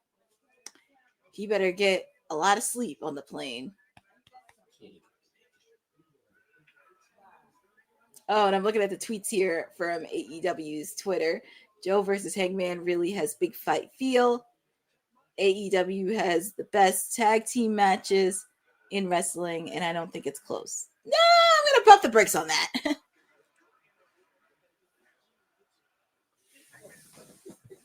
Yeah, Boza. And plus, I honestly did not think. Honestly, I did not think Mercedes was going to have a match. I thought she was going to have a celebration of her belts because she talked about that on Dynamite, which I would be okay with. I know. If we could get done before 1 o'clock, that would be great.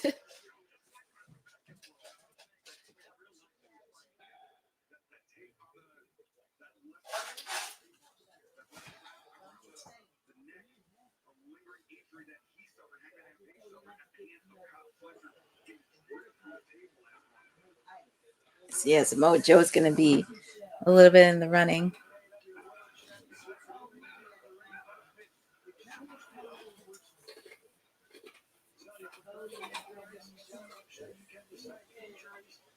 Yeah, no. Locally, they're 1 hour ahead of the East Coast, so it's 10:30 over there in St. Louis, because that's Central Time over there. Oh, shit. But that's okay. I'm not complaining because it has been a good, solid pay-per-view so far. We've seen some matches. We've seen a little bit of teasers happening. I'm very curious on what's going to happen on the Dynamite after WrestleDream. Samoa Joe has a chair. What's he going to do with that chair? Tony's going to be very... I hope Tony doesn't get very cranky the next couple days, because with the fact you have to travel from there to overseas and back in the States, better get a lot of coffee in your hands. Yeah, we start. Oh, got out one of my headphones because we start the road to not just Blood and Guts, but we also start the road to Full Gear happening, because that is the next pay-per-view after WrestleDream is Full Gear. Mm-hmm. Oh, nice move by Hangman. Let's see what's he gonna do here. Is he gonna do like a moonsault here? Oh, look at Samoa Joe.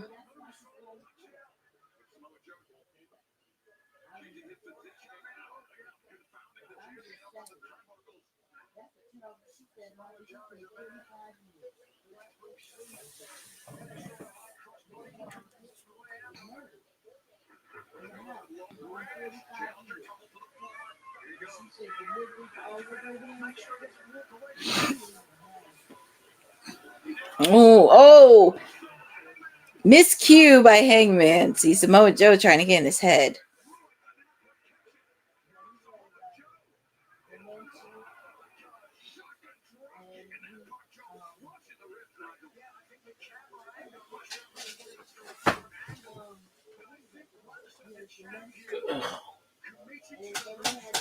Boy.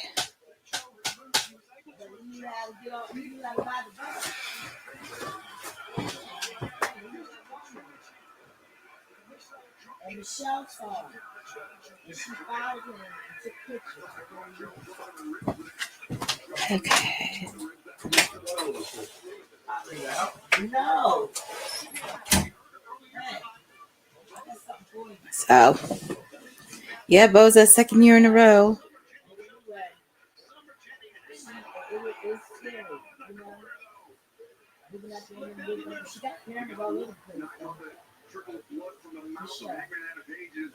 Oh boy. Oh man, Hangman Adam Page is bleeding from the mouth. Knew this was going to be a physical match to take it to the rails.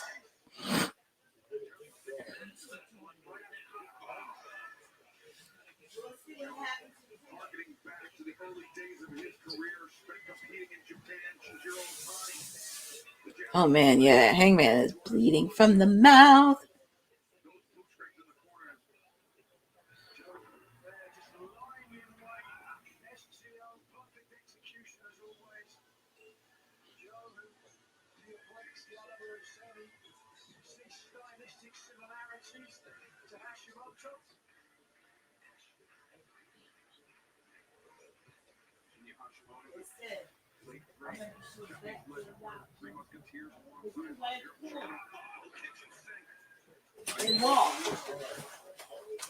No, I'm just saying.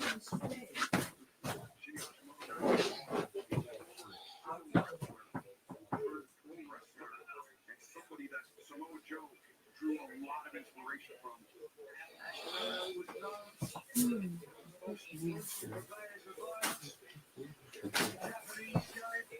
Look at how the face of Hangman Adam Page is being compressed in the powerful arm. Hangman trying to call the fans the only match, but there's love and Joe fans here as well, as we mentioned. Manhattan drop on the move. Connects with our face and that's Joe. And we see the explosive speed that you alluded to earlier.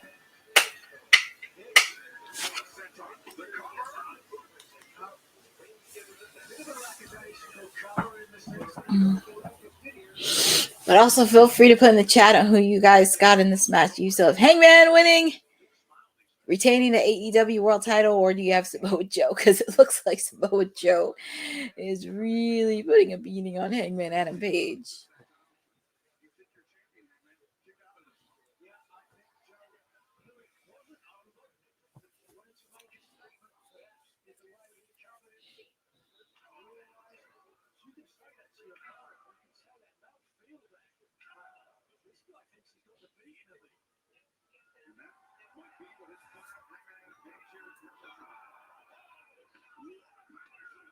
Kick out by Hangman.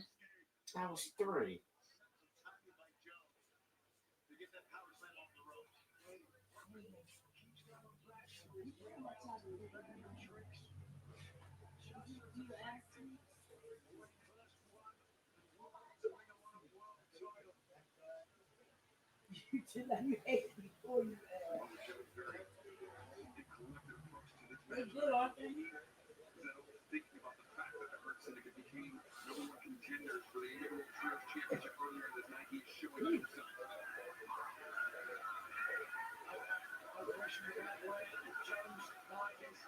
Look at Hangman. Samoa Joe's trying to play mind games with Hangman, but Hangman, he's just getting up. And also, Excalibur put a point in because As you know, the Ops, which is Samoa Joe, Powerhouse Hobbs, and Shibata, are the reigning trios champions. And he said the next contenders in line for the trios belts could be the Hurt Syndicate. What? I would not mind seeing that match. That actually would be a really good match.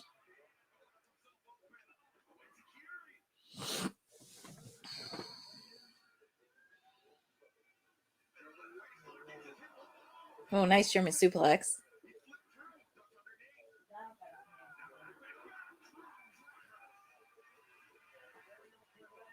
All right, so at least Hangman has some energy left. Even when he faced off against Kyle Fletcher, I thought because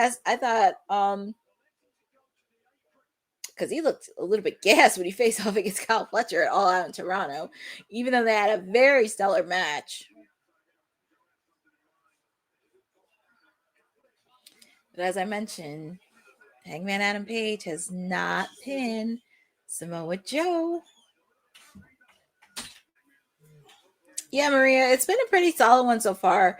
Even when I saw on the card, it was going to be a good match either way.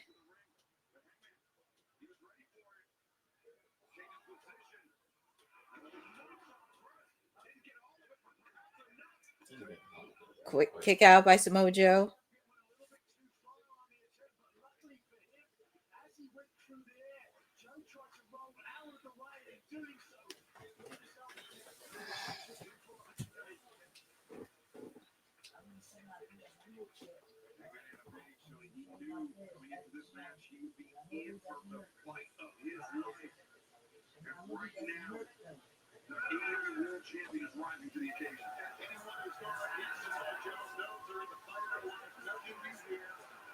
Let's see.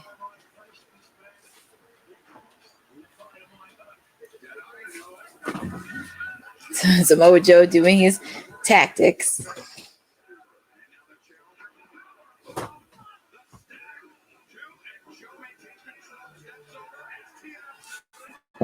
Submission hold right here.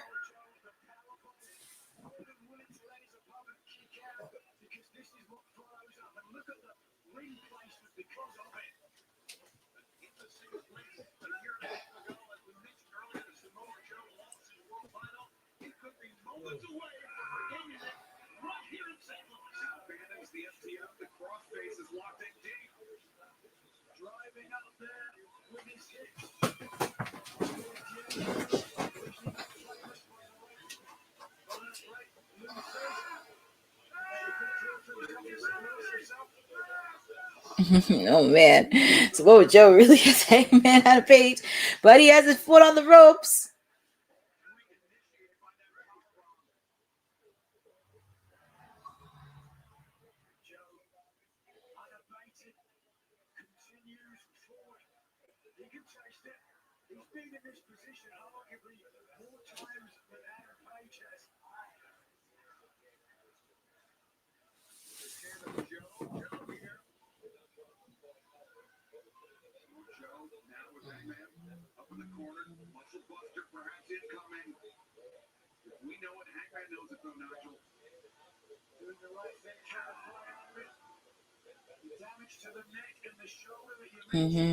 It has been a pretty solid match so far.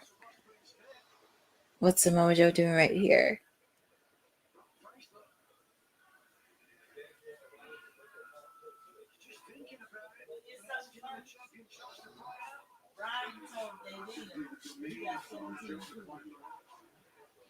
Chops to Samoa Joe. Chop after chop after chop.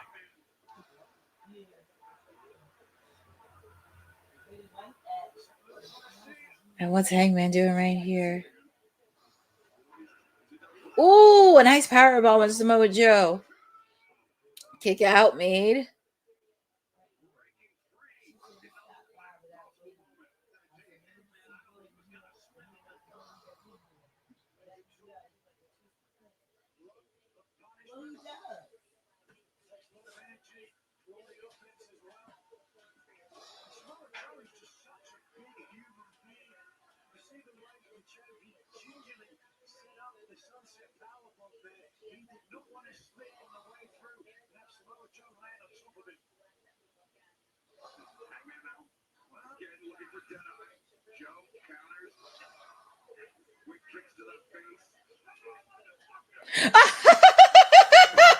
Man.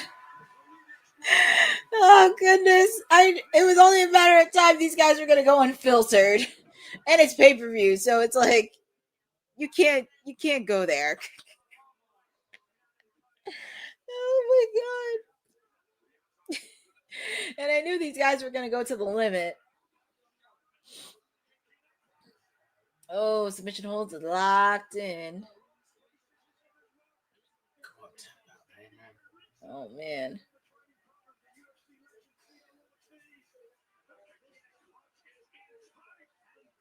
It's hanging tight.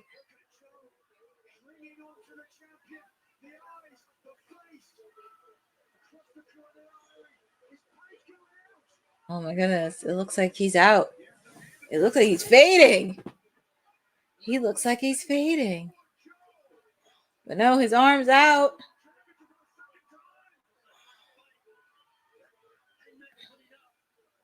He's trying to get to his hand on top on the rope, but he has his foot on the rope.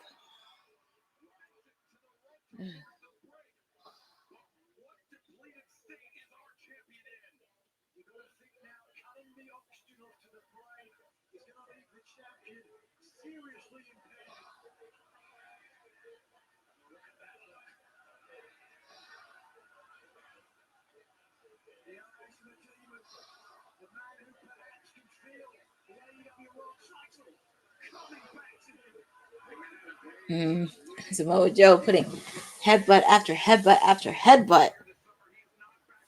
Muscle buster. No.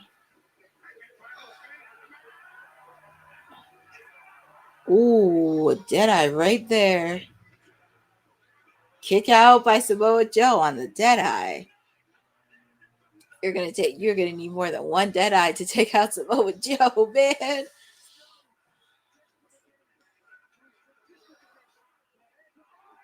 See, you can't take out him with a buckshot.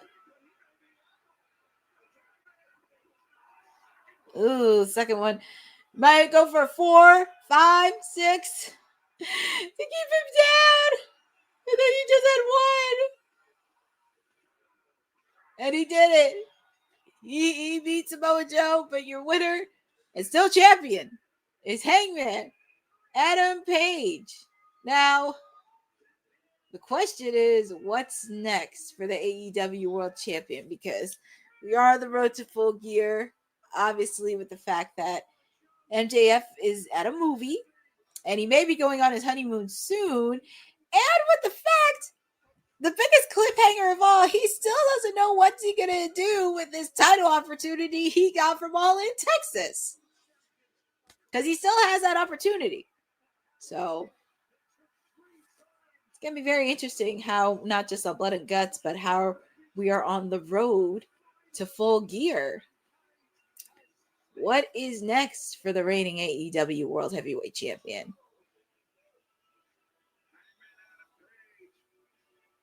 But he did it. He beat Samoa Joe fair and square. So congratulations again to Hangman Adam Page on retaining the AEW World Heavyweight title. And we do see Samoa Joe in the background. What's going to happen there? And we do see Powerhouse Hobbs and Shibata are also the reigning trios champions.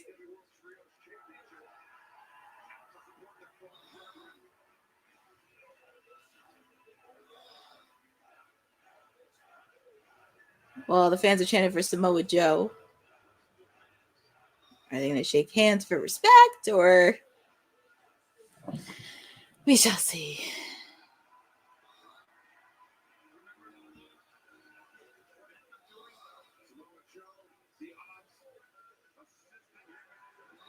Shake hands.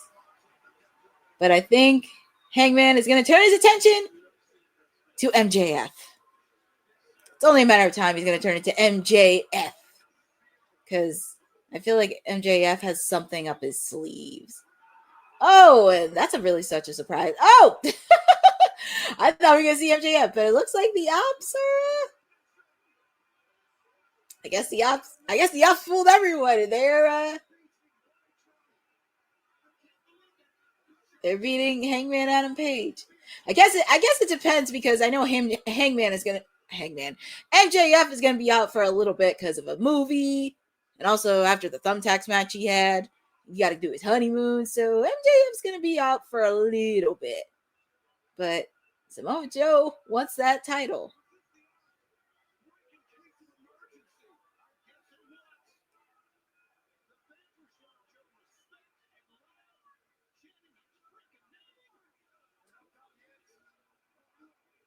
Wow. MJF will come right now. It's going to be very interesting.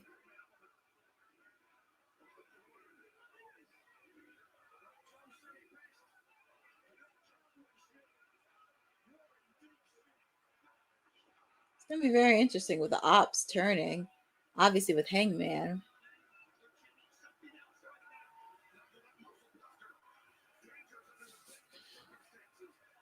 Because I know Hangman, Samoa Joe wants that AEW World Heavyweight title. He wants to be a 2-time champ.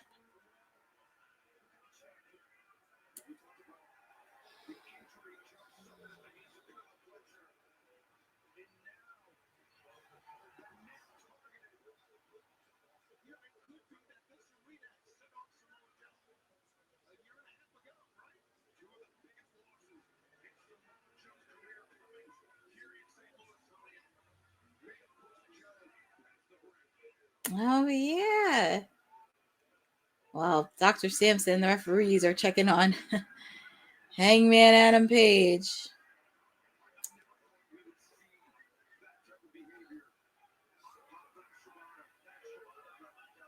Wow, it's going to be very interesting with the ops so far. And also, as I mentioned, the Hurt Syndicate could be in line for those belts.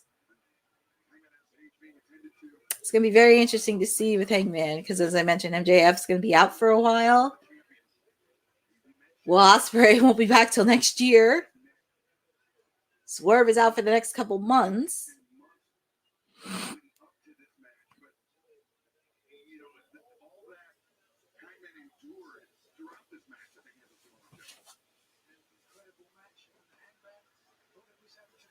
It's going to be very interesting to see where Hangman goes from here, especially the Dynamite after WrestleDream. And also,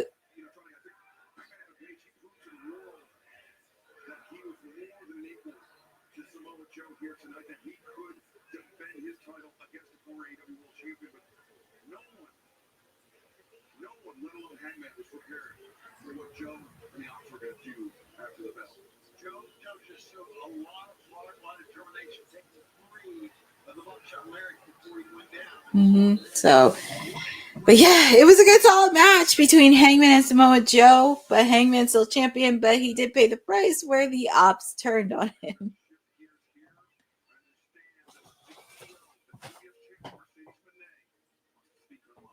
Oh, so we're going to hear from Mercedes Moné backstage.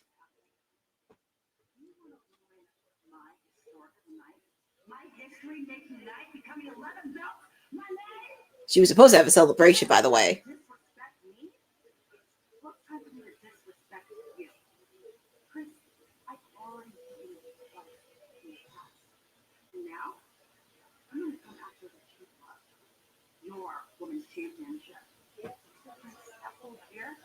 Your title is mine.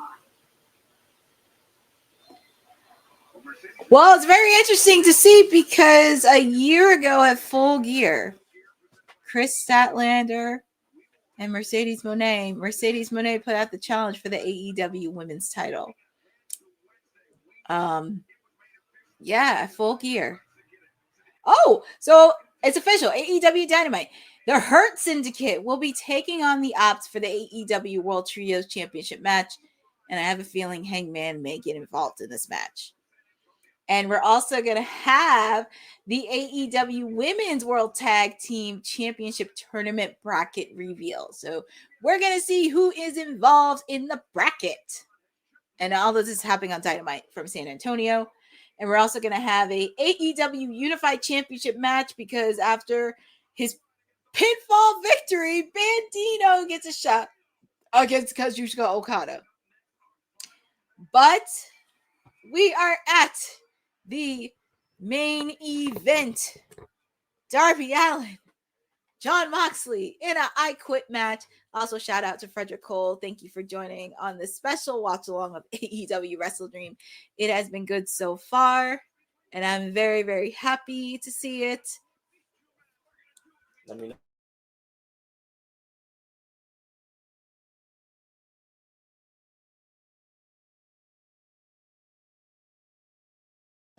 But very happy to see all of this. It has been fun spending with all of you on the special watch along edition. But Mercedes Moné put out a challenge to Chris Statlander at Full Gear for the AEW Women's title.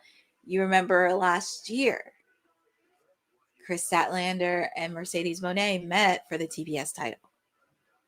We all know Mercedes won. I mean, I hate to say it, if Mercedes wins the AEW Women's title, she's the GOAT. I can't deny that.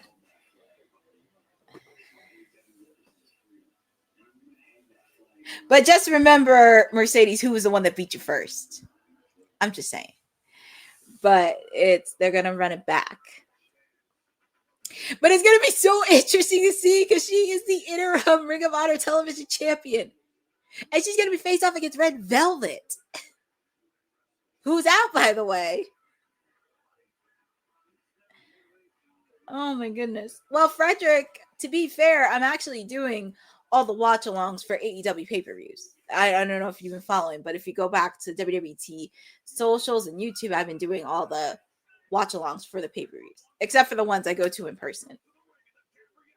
But, yeah, we're getting ready for I just can't believe it. It's going. I can see why they pushed it back to midnight because it's going to be very brutal, very gruesome, and I think all the kids will be put into bed.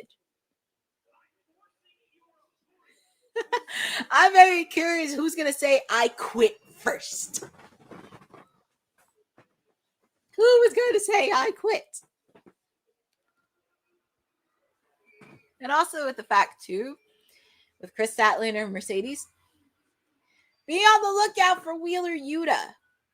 Because I know Wheeler Yuta has been interfering in Chris Statlander's match. So be on the lookout for Wheeler Yuta. But here is it. Here's Marina Shafir firing up Jon Moxley.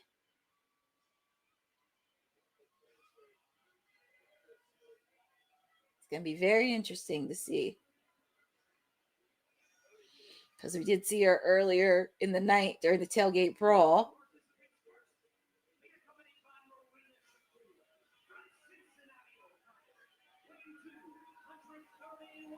It's going to be very interesting. I can see gruesome. I can see brutalness. Everything. But I'm trying to think who else. And also, fact, Jon Moxley won AEW's first I Quit match at 2020 at Full Gear. And that was during the pandemic, by the way. So, Jon Moxley does have an upper advantage in these types of matches. You don't want to mess with Marina Shafir because she is an MMA fighter. So,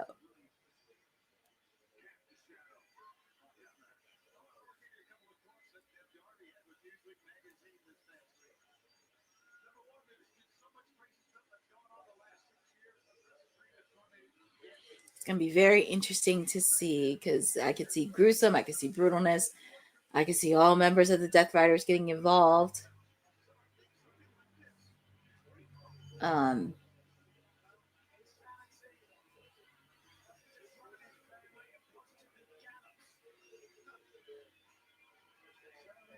also, it's crazy. You notice Danielson's not doing commentary because he did commentary for the last pay-per-view that we had. I guess he didn't want to do it for this one.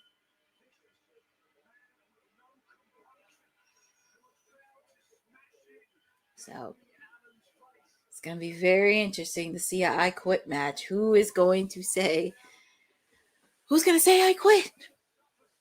Feel free to put in the chat who you guys got.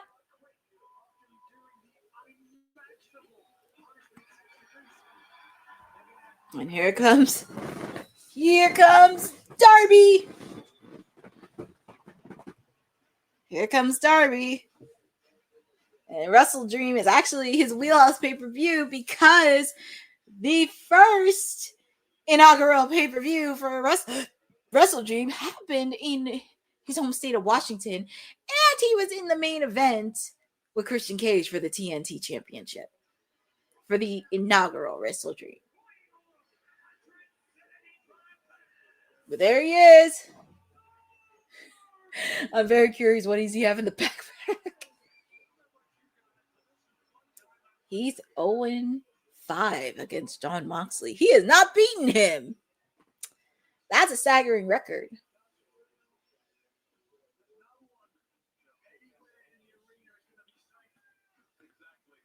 I'm very curious. What does he have in the backpack? I'm very nervous.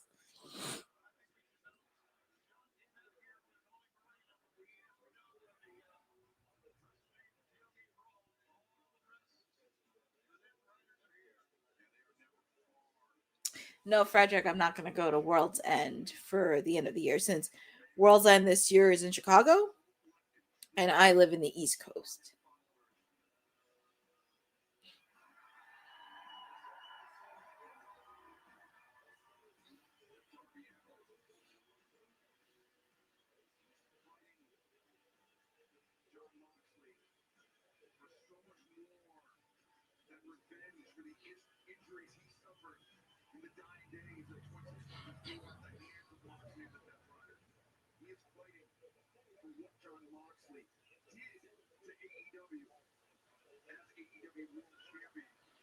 All right, and look at Darby. He's still feeling the effects from what happened.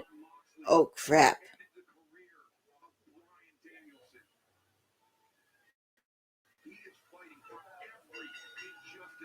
Oh, crap. I just realized something.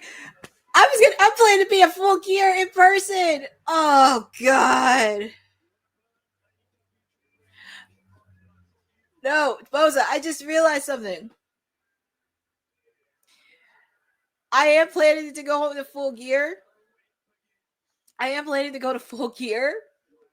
just realized something because with Chris Statlander and Mercedes Moné, she may win the AEW Women's title, and I may be there to witness it in person. Oh, dear God.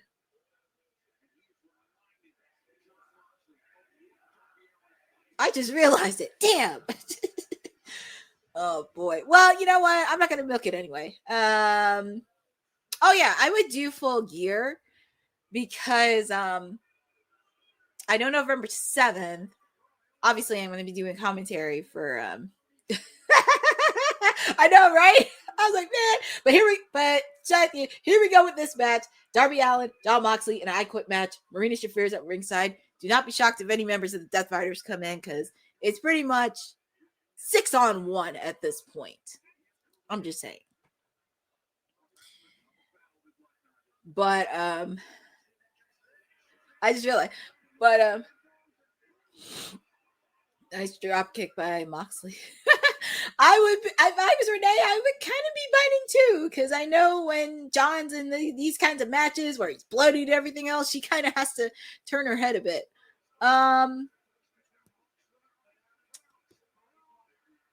Boza, just to answer your question, I'm still waiting to hear back from Boss Lady regarding if I can do media scrum for Full Gear. I just have to wait to get the approval.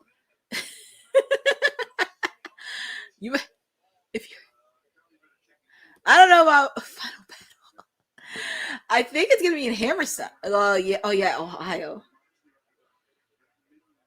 I know, that's what I'm saying because ugh.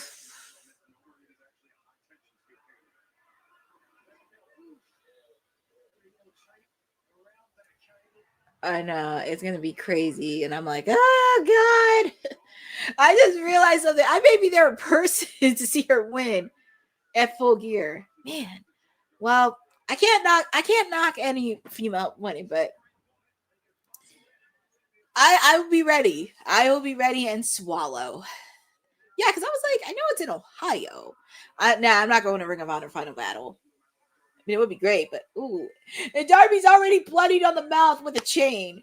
But anyways, it's gonna be very interesting to see it because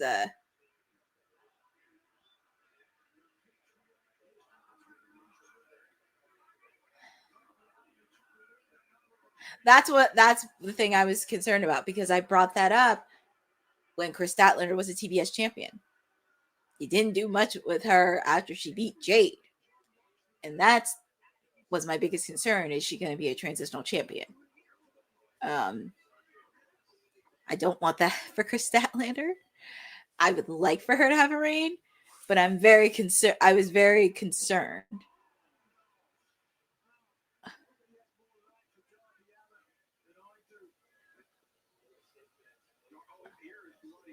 Oh my goodness, his ear. Thank God I did not see that. Thank God I did not see his ear. Ooh, he hit his ear on the rope. I know, it will be a great match. It's a rematch from last year at Full Gear when they both met for the TBS title. But it's like, that's my biggest concern. I'm very curious where they're going to do with Tony, because I know she's I don't want to say she's lost, but I'm very curious because she's timeless. She's going to figure out who she is, because she's still timeless Toni Storm, even without the belt. And she doesn't need all the belts that Mercedes is collecting. And also with the fact, too, it'll be a nice journey for her, because she can get involved in other storylines. She may get involved with Blood and Guts. And also,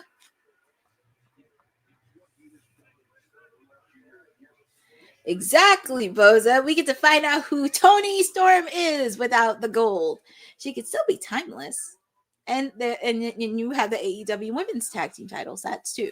So we get to find out who Toni Storm is. Like, it's kind of like a self-identity in a way.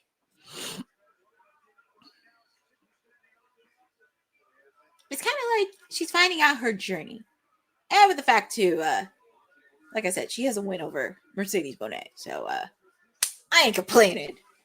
And going back to the main event, looks like Jon Moxley's getting Marina Shafir. And oh, I remember this. This was a hanger. This was the exact.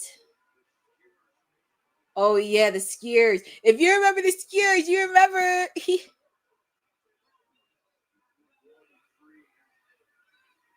Because remember when somebody put the skiers on John's head?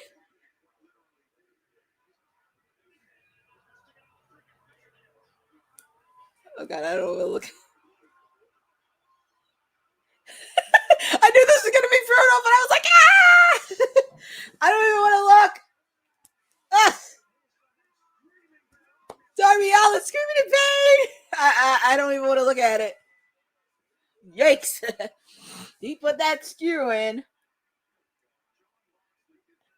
And they really, really hurt. What was he looking at? What was Mox looking at?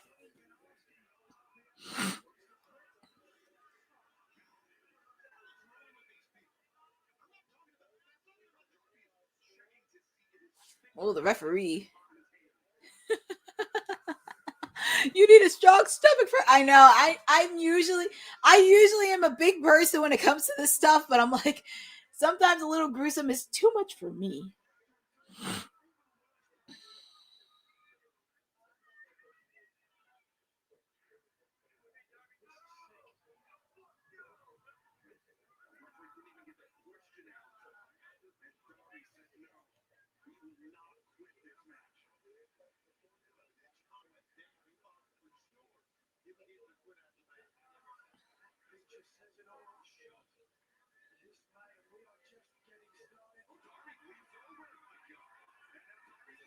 Ooh, nice drop kick by Darby.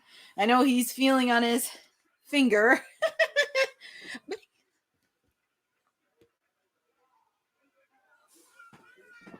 Oh my goodness, his finger. I don't even want to look at his finger. A skewer can do that to you.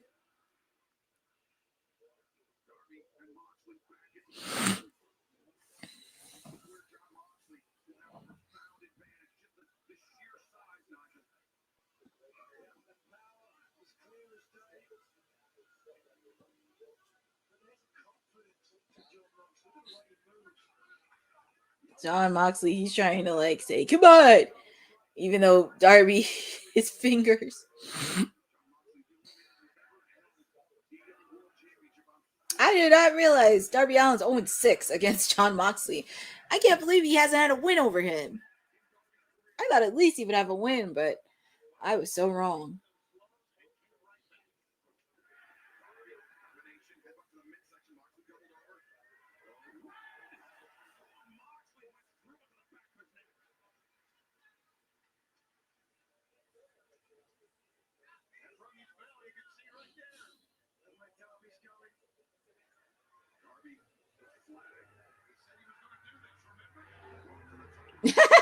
He's choking Mox with that flag. It's the same flag he took the back Mount Everest.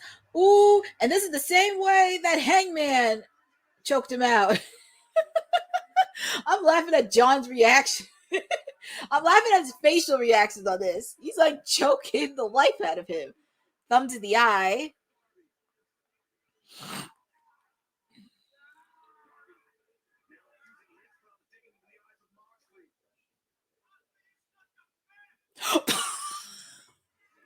I'm sorry. I was listening to I'm not even gonna repeat what that fan said about Mox. I just can't. I knew it was gonna be gruesome. I knew it was gonna be brutal.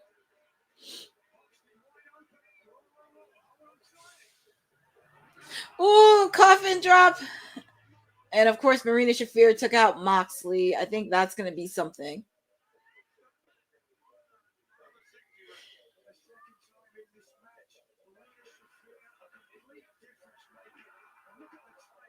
I mean, that is true. She is a difference maker in this match.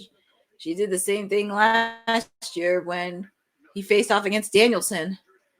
And the referee is checking in on Moxley.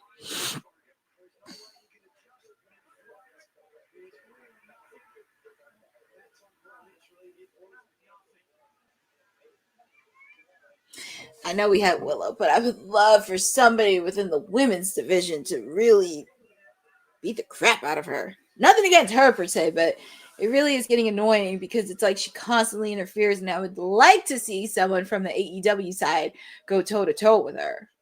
Nothing against her personally, but it would be nice. And then Moxley talking trash.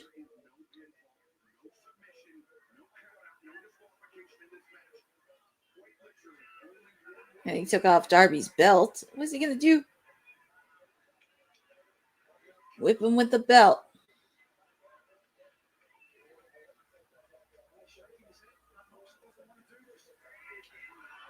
Whipped him, or in the words of JR, whipping him like a government mule.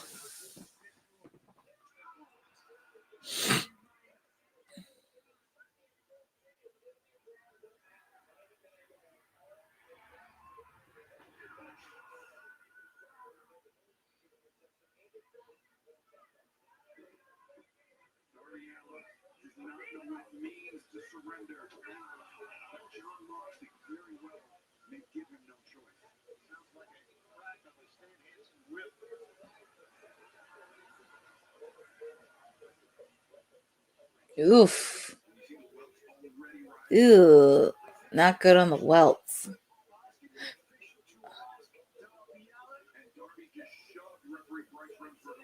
Oh no, he shoved the referee. Oh, pile driver.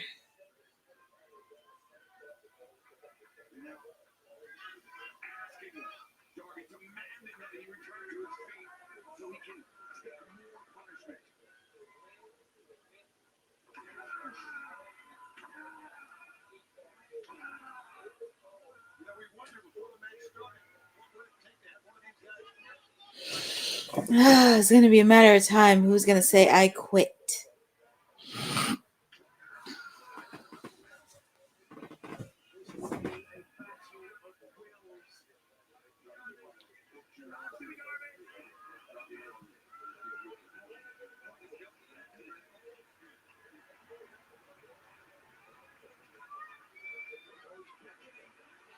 Darby, see, This is what Darby is. He's wants more, and he's gonna give you more. He does not know the word quit. Moxley's irate, whipping him like a government mule. I don't know what's he angry about. I don't know why he's angry.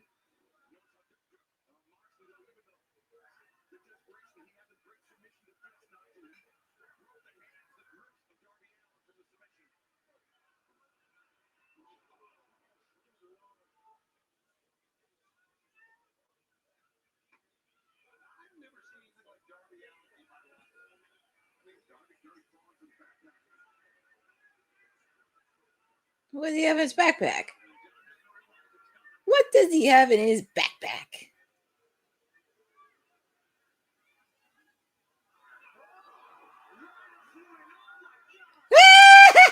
Lighter fluid.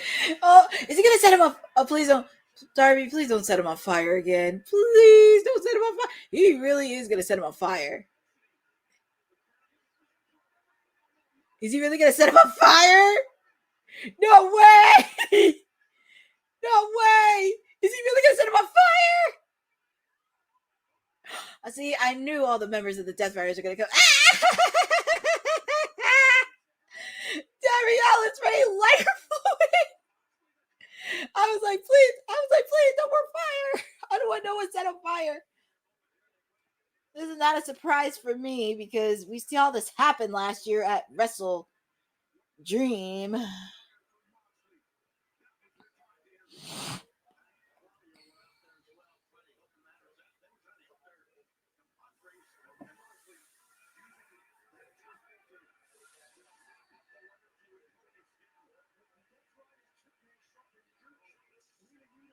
Oh boy, he has a taser.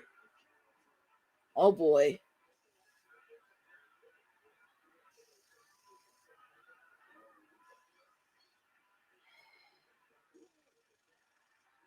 Oh, look at Darby. This is Darby. Oh my goodness. I'm getting very annoyed by this. I mean, I know Darby has some people in the back, but it's just getting to a point where I'm just getting very annoyed by the constant interference.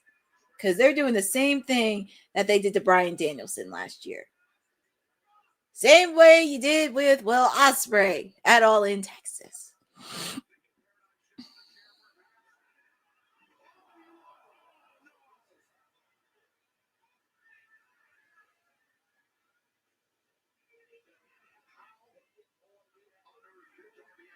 It's like how can he survive it?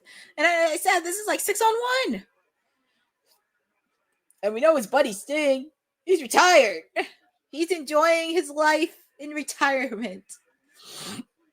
He's enjoying his life. Oh boy. I don't think Darby's gonna say he quits.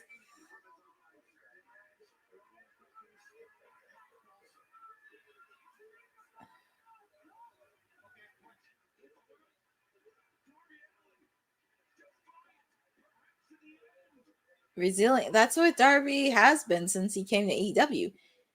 Resilient, defiant. Not to mention he hasn't beaten Mox. I really am getting annoyed by this. I really am getting annoyed. What? Oh, my God! On the announcer desk. Jeez, Darby. I mean, I know he's like 110 pounds, but my God. It's like almost all the Death Rider members. I know. Yeah, I know. He's desperate to win. It's like that's why I said yesterday don't pro prediction. It will probably be 6-on-1, but that's why I said Darby needs to round up some misfits. But I don't even know who's left to be. I mean, I said Bryan Danielson, possibly Nigel, but the ops turned on Hangman.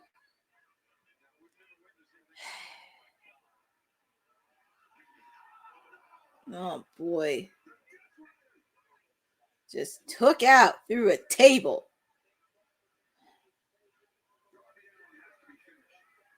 I picked Darby Allin to win. I thought at least he would find somewhat of a victory. Yeah, that's what I think, Boza. Something has to happen for this to be the main event, because I'm already getting annoyed by the 6-on-1 by the Death Riders. I would love for somebody from outside of Willow in the women's division to beat the crap out of Marina Shafir, because she's already getting on my nerves. I never have a problem with women interfering in the men's matches, but it kind of gets to a point where it gets very repetitive, and you can't find somebody equally to fight back. It just gets very repetitive. Darby, he's just...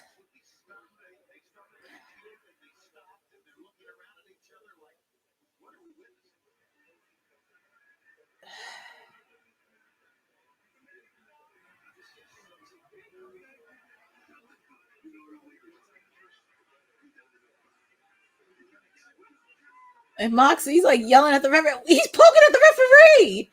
Why are you poking at the referee? And he's yelling at the referee.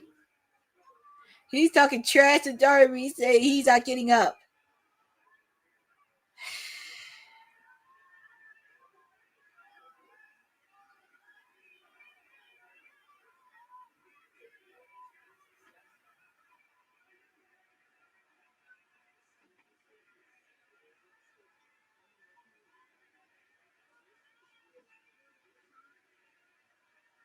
I don't know why he's angry. He looks like he's gonna win.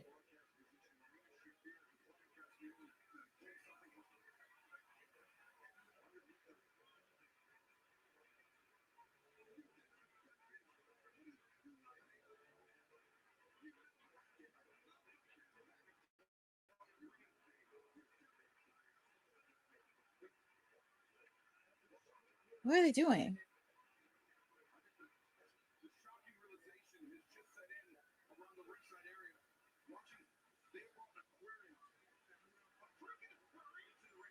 Oh my goodness.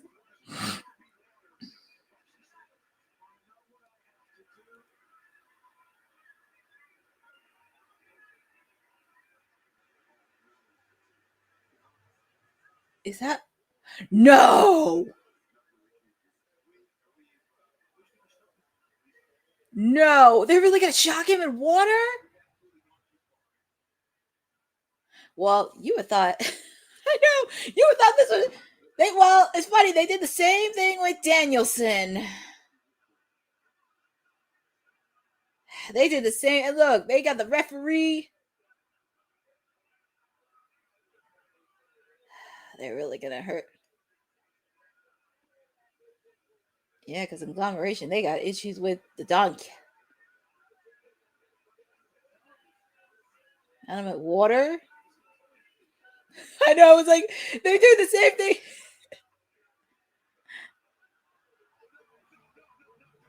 They did the same thing. Well, not the same thing, but similar to Danielson. I mean, it can't be worse than suffocating him in a bag.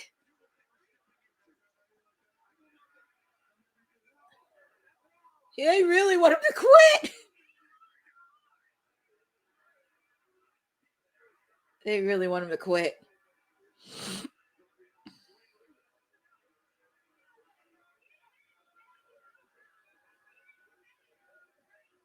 Are they really making him desperate? Say I quit?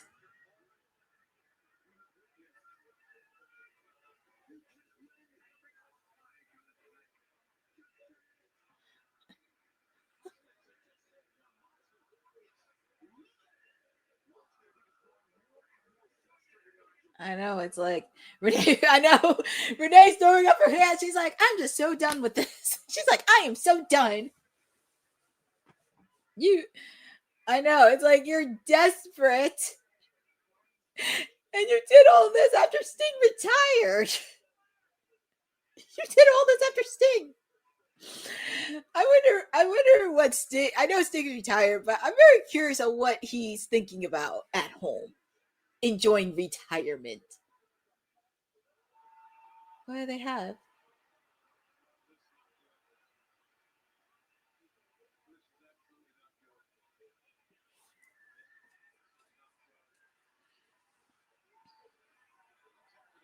And did I say and I did say Danielson, but Danielson, he's very Frey. It's Sting! It is Sting! Well, I thought he was retired. But he's coming back for a one-time thing. It's Sting! See? I didn't. Yeah, I know. I mean, I'm happy to see Sting, but it would have been nice to see somebody from the roster. It's Sting! I mean, I'm happy to see Sting. I mean, I'm not surprised. Yeah, well, that too, because Sting, he's on his little tour, by the way, because he's on his tour and his final appearances ever. So you might as well enjoy the last few times he has a paint face. He can't wrestle in the ring, but that doesn't mean he can make an appearance, because the last time we saw him was at Wembley Stadium when Jack Perry and Darby Allin faced off in a coffin match. And he gave him the bat. He said, I'm leaving. Bye. I'm like, bye.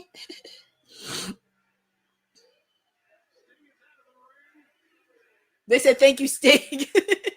Thank you, Sting. Thank you, Sting. I know Marina is not getting the face of Sting. Get her out of here, Sting.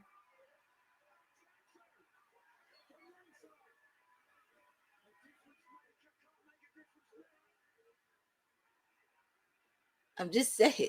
Sting. I really thought Sting was not going to show up. I was like, he's retired. But it's always nice to see Sting pop in every now and then. But he has the bat.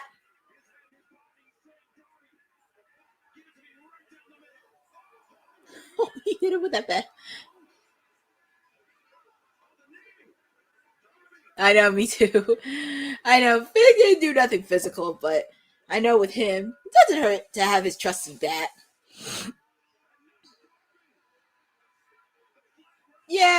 Yeah, Boza, I ain't gonna get mad at Sting on this, because if he does little stuff like this, I won't be too mad.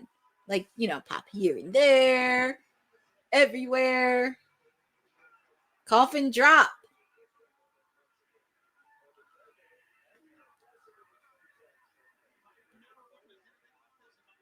And he's doing Sting submission hold.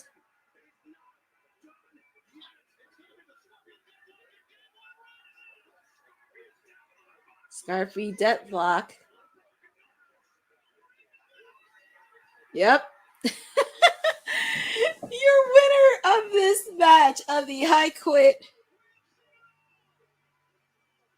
Darby Allin. And he got his first victory over Jon Moxley. I mean, it does help. And Sting helps to make it better.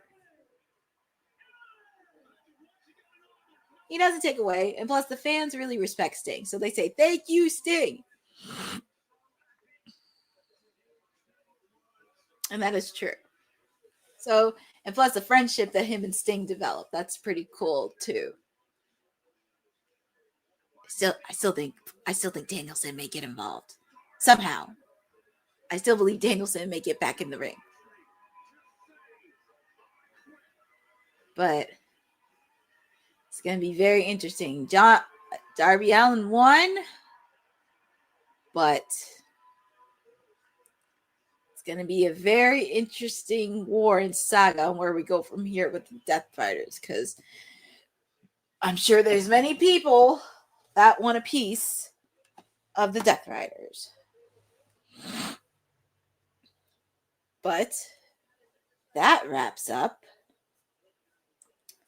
AEW WrestleDream. Actually, I thought it was going to be more gruesome than it looked. I'm happy it wasn't. But overall, it was a pretty solid card. Yeah, I think with Blood and Guts, it's going to be very interesting, because obviously we just have to figure out what's going to happen with the women and also with the men too. with the men as well. It's going to be very interesting to see.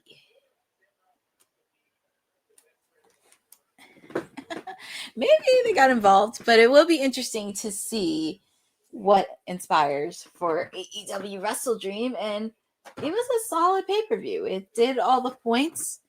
I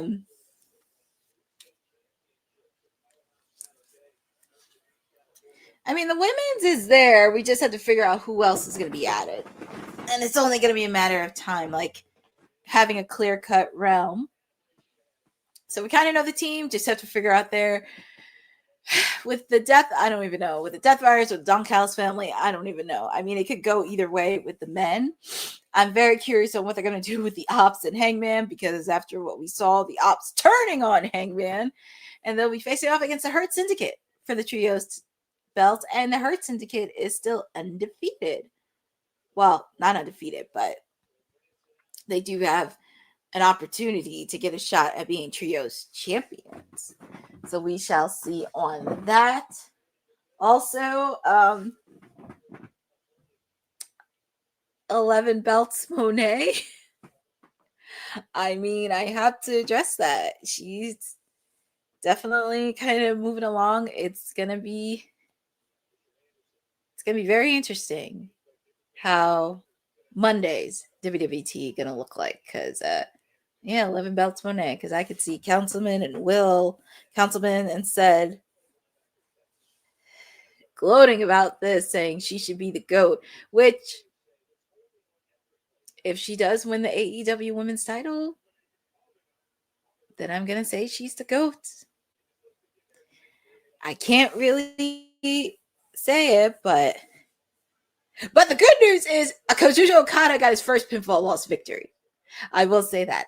I thought it was going to be Takeshita the one to do it, but Bandito was the one that gave him it. So I was like, yes. And it's about time, long overdue, because you let that man go for over a year undefeated. And he finally lost. Yay. But it's going to be very interesting. It was definitely a solid card. We do possibly may have a first match where Mercedes Moné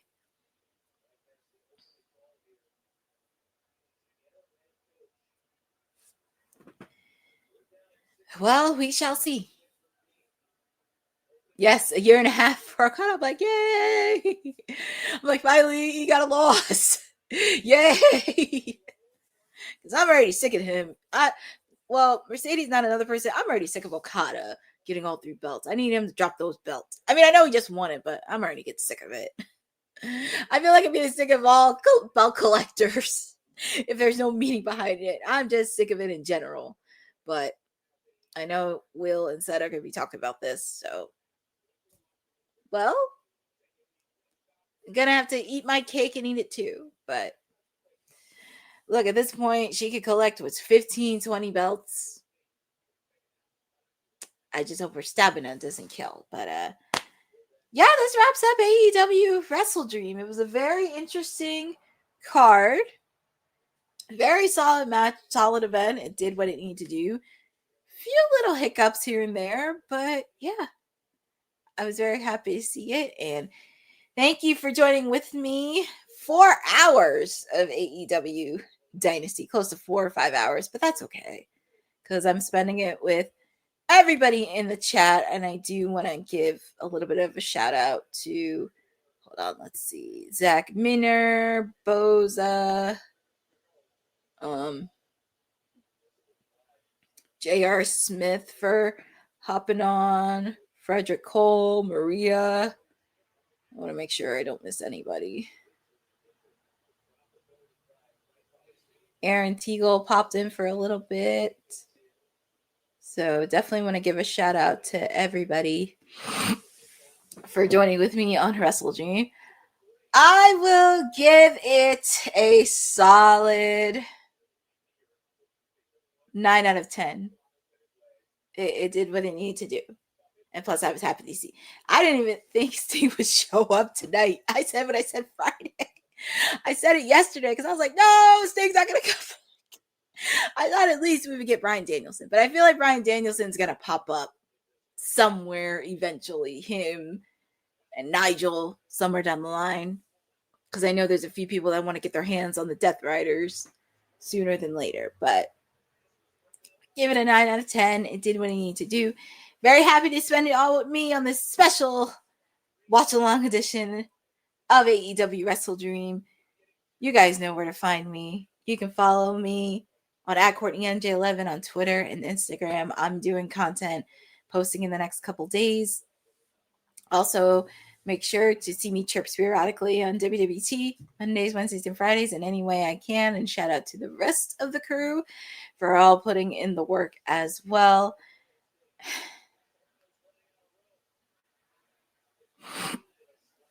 Also, Ced can try to claim Wednesdays as CEO Wednesdays, but it's still Timeless Elite Wednesdays. So I'm going to keep fighting because it's still going to be Timeless Elite Wednesday with me. So you get to spend it with me on AEW Dynamite as we head to San Antonio this week, as we have the fallout for AEW WrestleDream. Make sure to follow ISPW Wrestling because the next event I will do commentary for is Friday, November 7th, and it's an all-women's show. So if you love independent wrestling, you live in New Jersey, come on out to check out all the action. Also, make sure to check out my interview with Georgia Smith, the daughter of the British Bulldog. It was a really fun interview, and I was very happy to interview with her. So thankful for that. Lots of adventures happening tonight. And thank you for joining with me on this special watch-along edition of AEW WrestleDream. And we will be talking more about this on Monday, and very curious on what the rest of the crew has to say.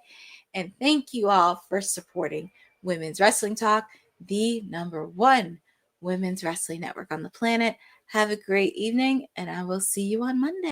Thanks for joining WWT. Don't forget to like us on all social media platforms at WW Talk Pod. Like and subscribe on all video and audio platforms, like yesterday, my G. And check out our website at www.talkpod.com. Thanks for watching Women's Wrestling Talk, the #1 women's wrestling network on the planet.